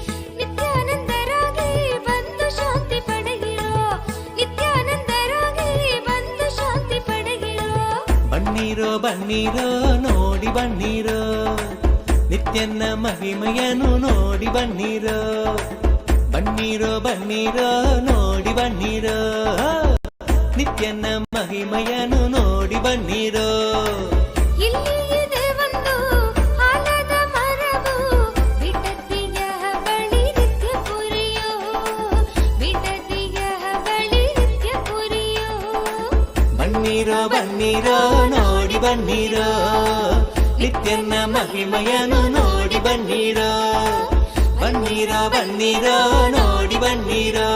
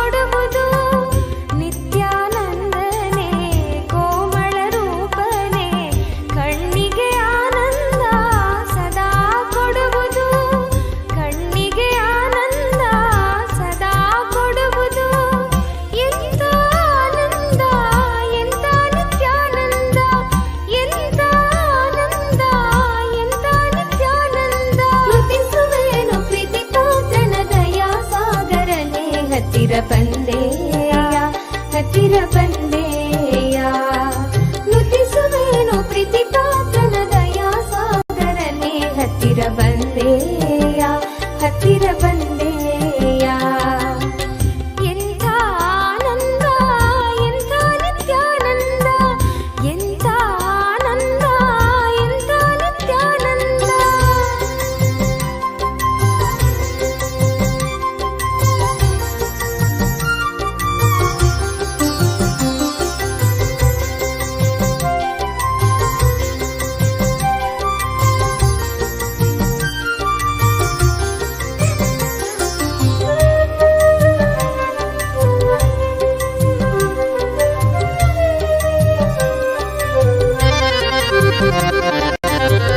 ಕುಣಿದು ನಲಿವ ನಿತ್ಯನ ನೋಡುವುದು ಕುಣಿದು ನಲಿವ ನಿತ್ಯನ ನೋಡುವುದು ಸ್ಮರಿಸಿ ಸ್ಮರಿಸಿ ಧ್ಯಾನವ ಮಾಡುವುದು ಸ್ಮರಿಸಿ ಸ್ಮರಿಸಿ ಧ್ಯಾನವ ಮಾಡುವುದು ಕುಣಿದು ನಲಿವ ನಿತ್ಯನ ನೋಡುವುದು ಸ್ಮರಿಸಿ ಸ್ಮರಿಸಿ ಧ್ಯಾನವ ಮಾಡುವುದು ಸ್ಮರಿಸಿ ಸ್ಮರಿಸಿ ಧ್ಯಾನವ ಮಾಡುವುದು ಎಂಥ ಆನಂದ ಎಂಥ ನಿತ್ಯಾನಂದ ಎಂಥ ಆನಂದ ಎಂಥ ನಿತ್ಯಾನಂದ ನುತಿಸುವೇನು ಪ್ರೀತಿ ಪಾತ್ರನ ದಯಾ ಸಾಗರನೆ ಹತ್ತಿರ ಬಂದೆಯ ಹತ್ತಿರ ಬಂದೆಯ ನುತಿಸುವೇನು ಪ್ರೀತಿ ಪಾತ್ರನ ದಯಾ ಸಾಗರನೆ ಹತ್ತಿರ ಬಂದೆಯ ಹತ್ತಿರ ಬಂದೆಯ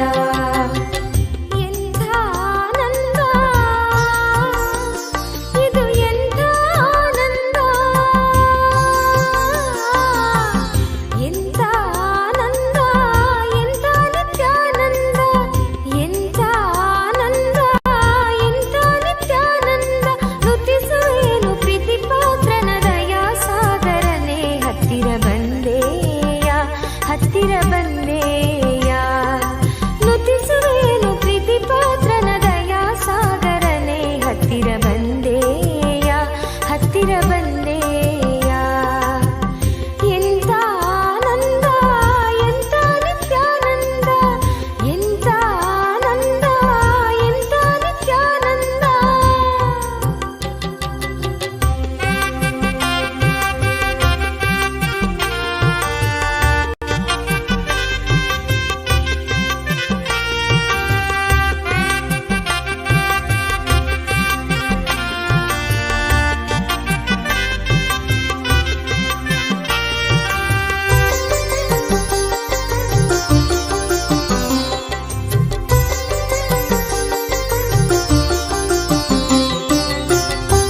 ಪರಿಪೂರ್ಣನೆ ಸಲಹಿದೆ ನಮಶೆ ಪರಿಪೂರ್ಣನೆ ಸಲಹಿದೆ ನಮಶೆ ಗುರುವಾಗಿ ನೀನು ಕರೆಯಲು ಬಂದೆ ಗುರುವಾಗಿ ನೀನು ಕರೆಯಲು ಬಂದೆ ಪರಿಪೂರ್ಣನೆ ಸಲಹಿದೆ ನಮಶೆ ಗುರುವಾಗಿ ನೀನು ಕರೆಯಲು ಬಂದೆ ಗುರುವಾಗಿ ನೀನು ಕರೆಯಲು ಬಂದೆ ಎಂಥ ಆನಂದ ಎಂಥ ಆನಂದ ಎಂಥ ಆನಂದ ಎಂಥ ಆನಂದ ನುತಿಸುವೇನು ಪ್ರೀತಿ ಪಾತ್ರನ ದಯಾ ಸಾಗರನೆ ಹತ್ತಿರ ಬಂದೆಯ ಹತ್ತಿರ ಬಂದೆಯ ನುತಿಸುವೇನು ಪ್ರೀತಿ ಪಾತ್ರನ ದಯಾ ಸಾಗರನೆ ಹತ್ತಿರ ಬಂದೆಯ ಹತ್ತಿರ ಬಂದೆಯ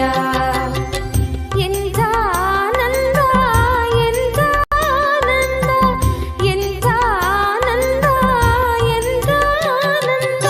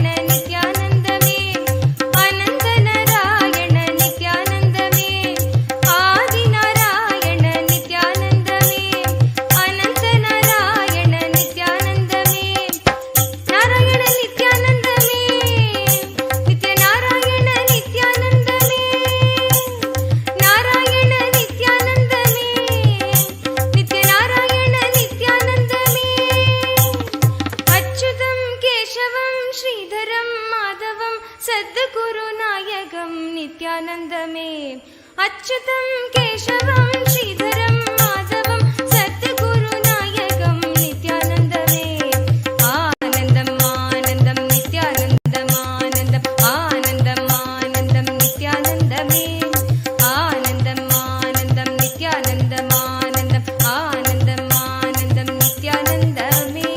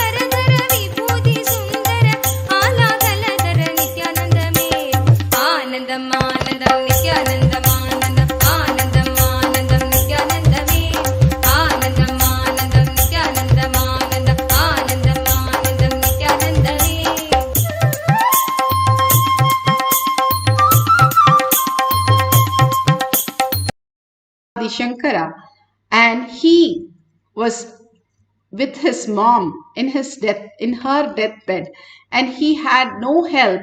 Nobody came near to put her into that and the last rites. But he wanted to do, what he did was just sprinkle little water and chanted, and simply the fire started on the banana leaf, the banana stem and the banana leaves that was kept on her simply started burning without hurting her, and she was liberated. Adi Shankara did this so beautiful, increasing the temperature of a banana stem, which no one can even think of burning. And it is beautifully given in the Digvijayam Shankara book in Canto 14 and page 154. The reference has beautifully told how it is very true. It is not some mythology, but it is the truth which has happened, because Adi Shankara lived in the Paramashiva space continuously without engaging himself into any of the outer world cognition. Even the one thing that he had about how he is particular about the Brahmanas, even that Shiva himself comes and asks him, where should I move? Move out of what? When he came as Chandala, and Shankara did not want to go near a Chandala with all the flesh of pig and Devi carrying the pig and the four Vedas as dogs carrying the pig flesh. All this was too much for him to handle. But when Shiva himself has come down, simply he caught the greater reality when he asked, who should move? If it is matter, matter cannot move. If it is consciousness, how can a consciousness move? Because everything is in oneness. The quantum entanglement, everything is connected, and you are quantum. How can you move that? So when he understood that higher reality that Shiva himself, who came as Chandala, gave him, simply he surrendered and fell at his feet and surrendered that very pattern also. When he left that pain point, he became oneness with Paramashiva. Beautifully, Bhagavan explains in each of these great truths how the manifestation happens. Now we are going to experience that oneness with the silicon.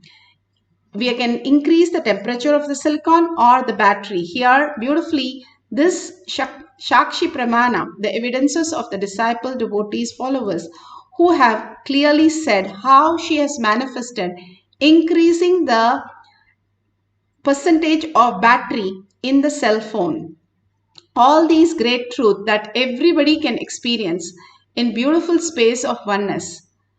Bhagavan here initiates and speaks about it in the courtyard, how he has designed and initiates us into the silicon power. Energy. Just 3-4 days before, I was just trying to play with my iPad, whether that is listening to me. I started just listening to me. I said, this app switch off, it gets off. Without typing the password, open, it opens.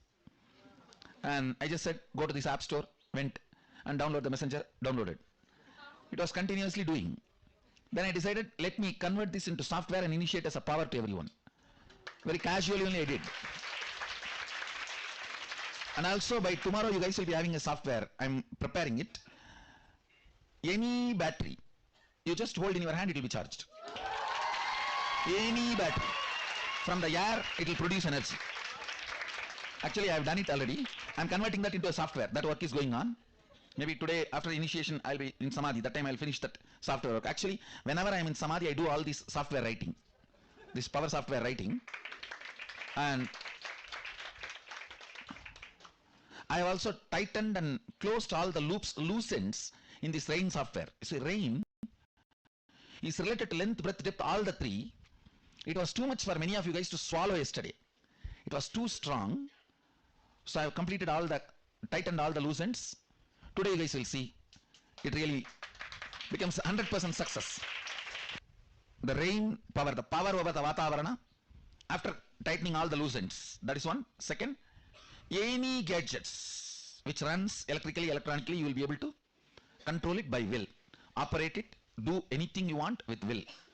Two things.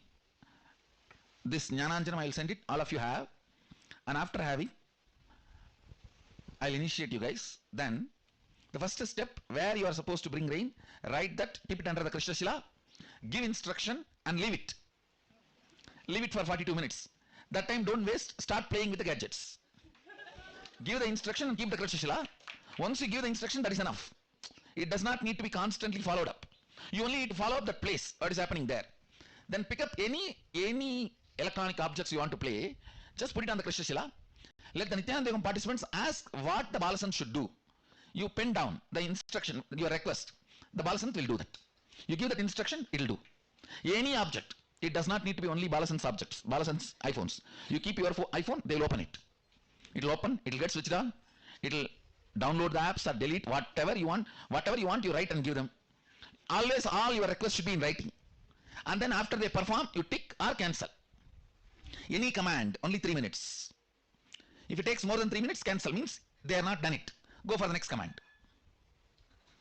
Any command only maximum 3 minutes. The rain only 42 minutes. If it is more than 42 minutes, crash, it has not happened, go for the next. Second, start the next place. Understand? So that is the way the fluttering will settle down. And it will become part of your biomemory. There were some of the loose ends, means I should say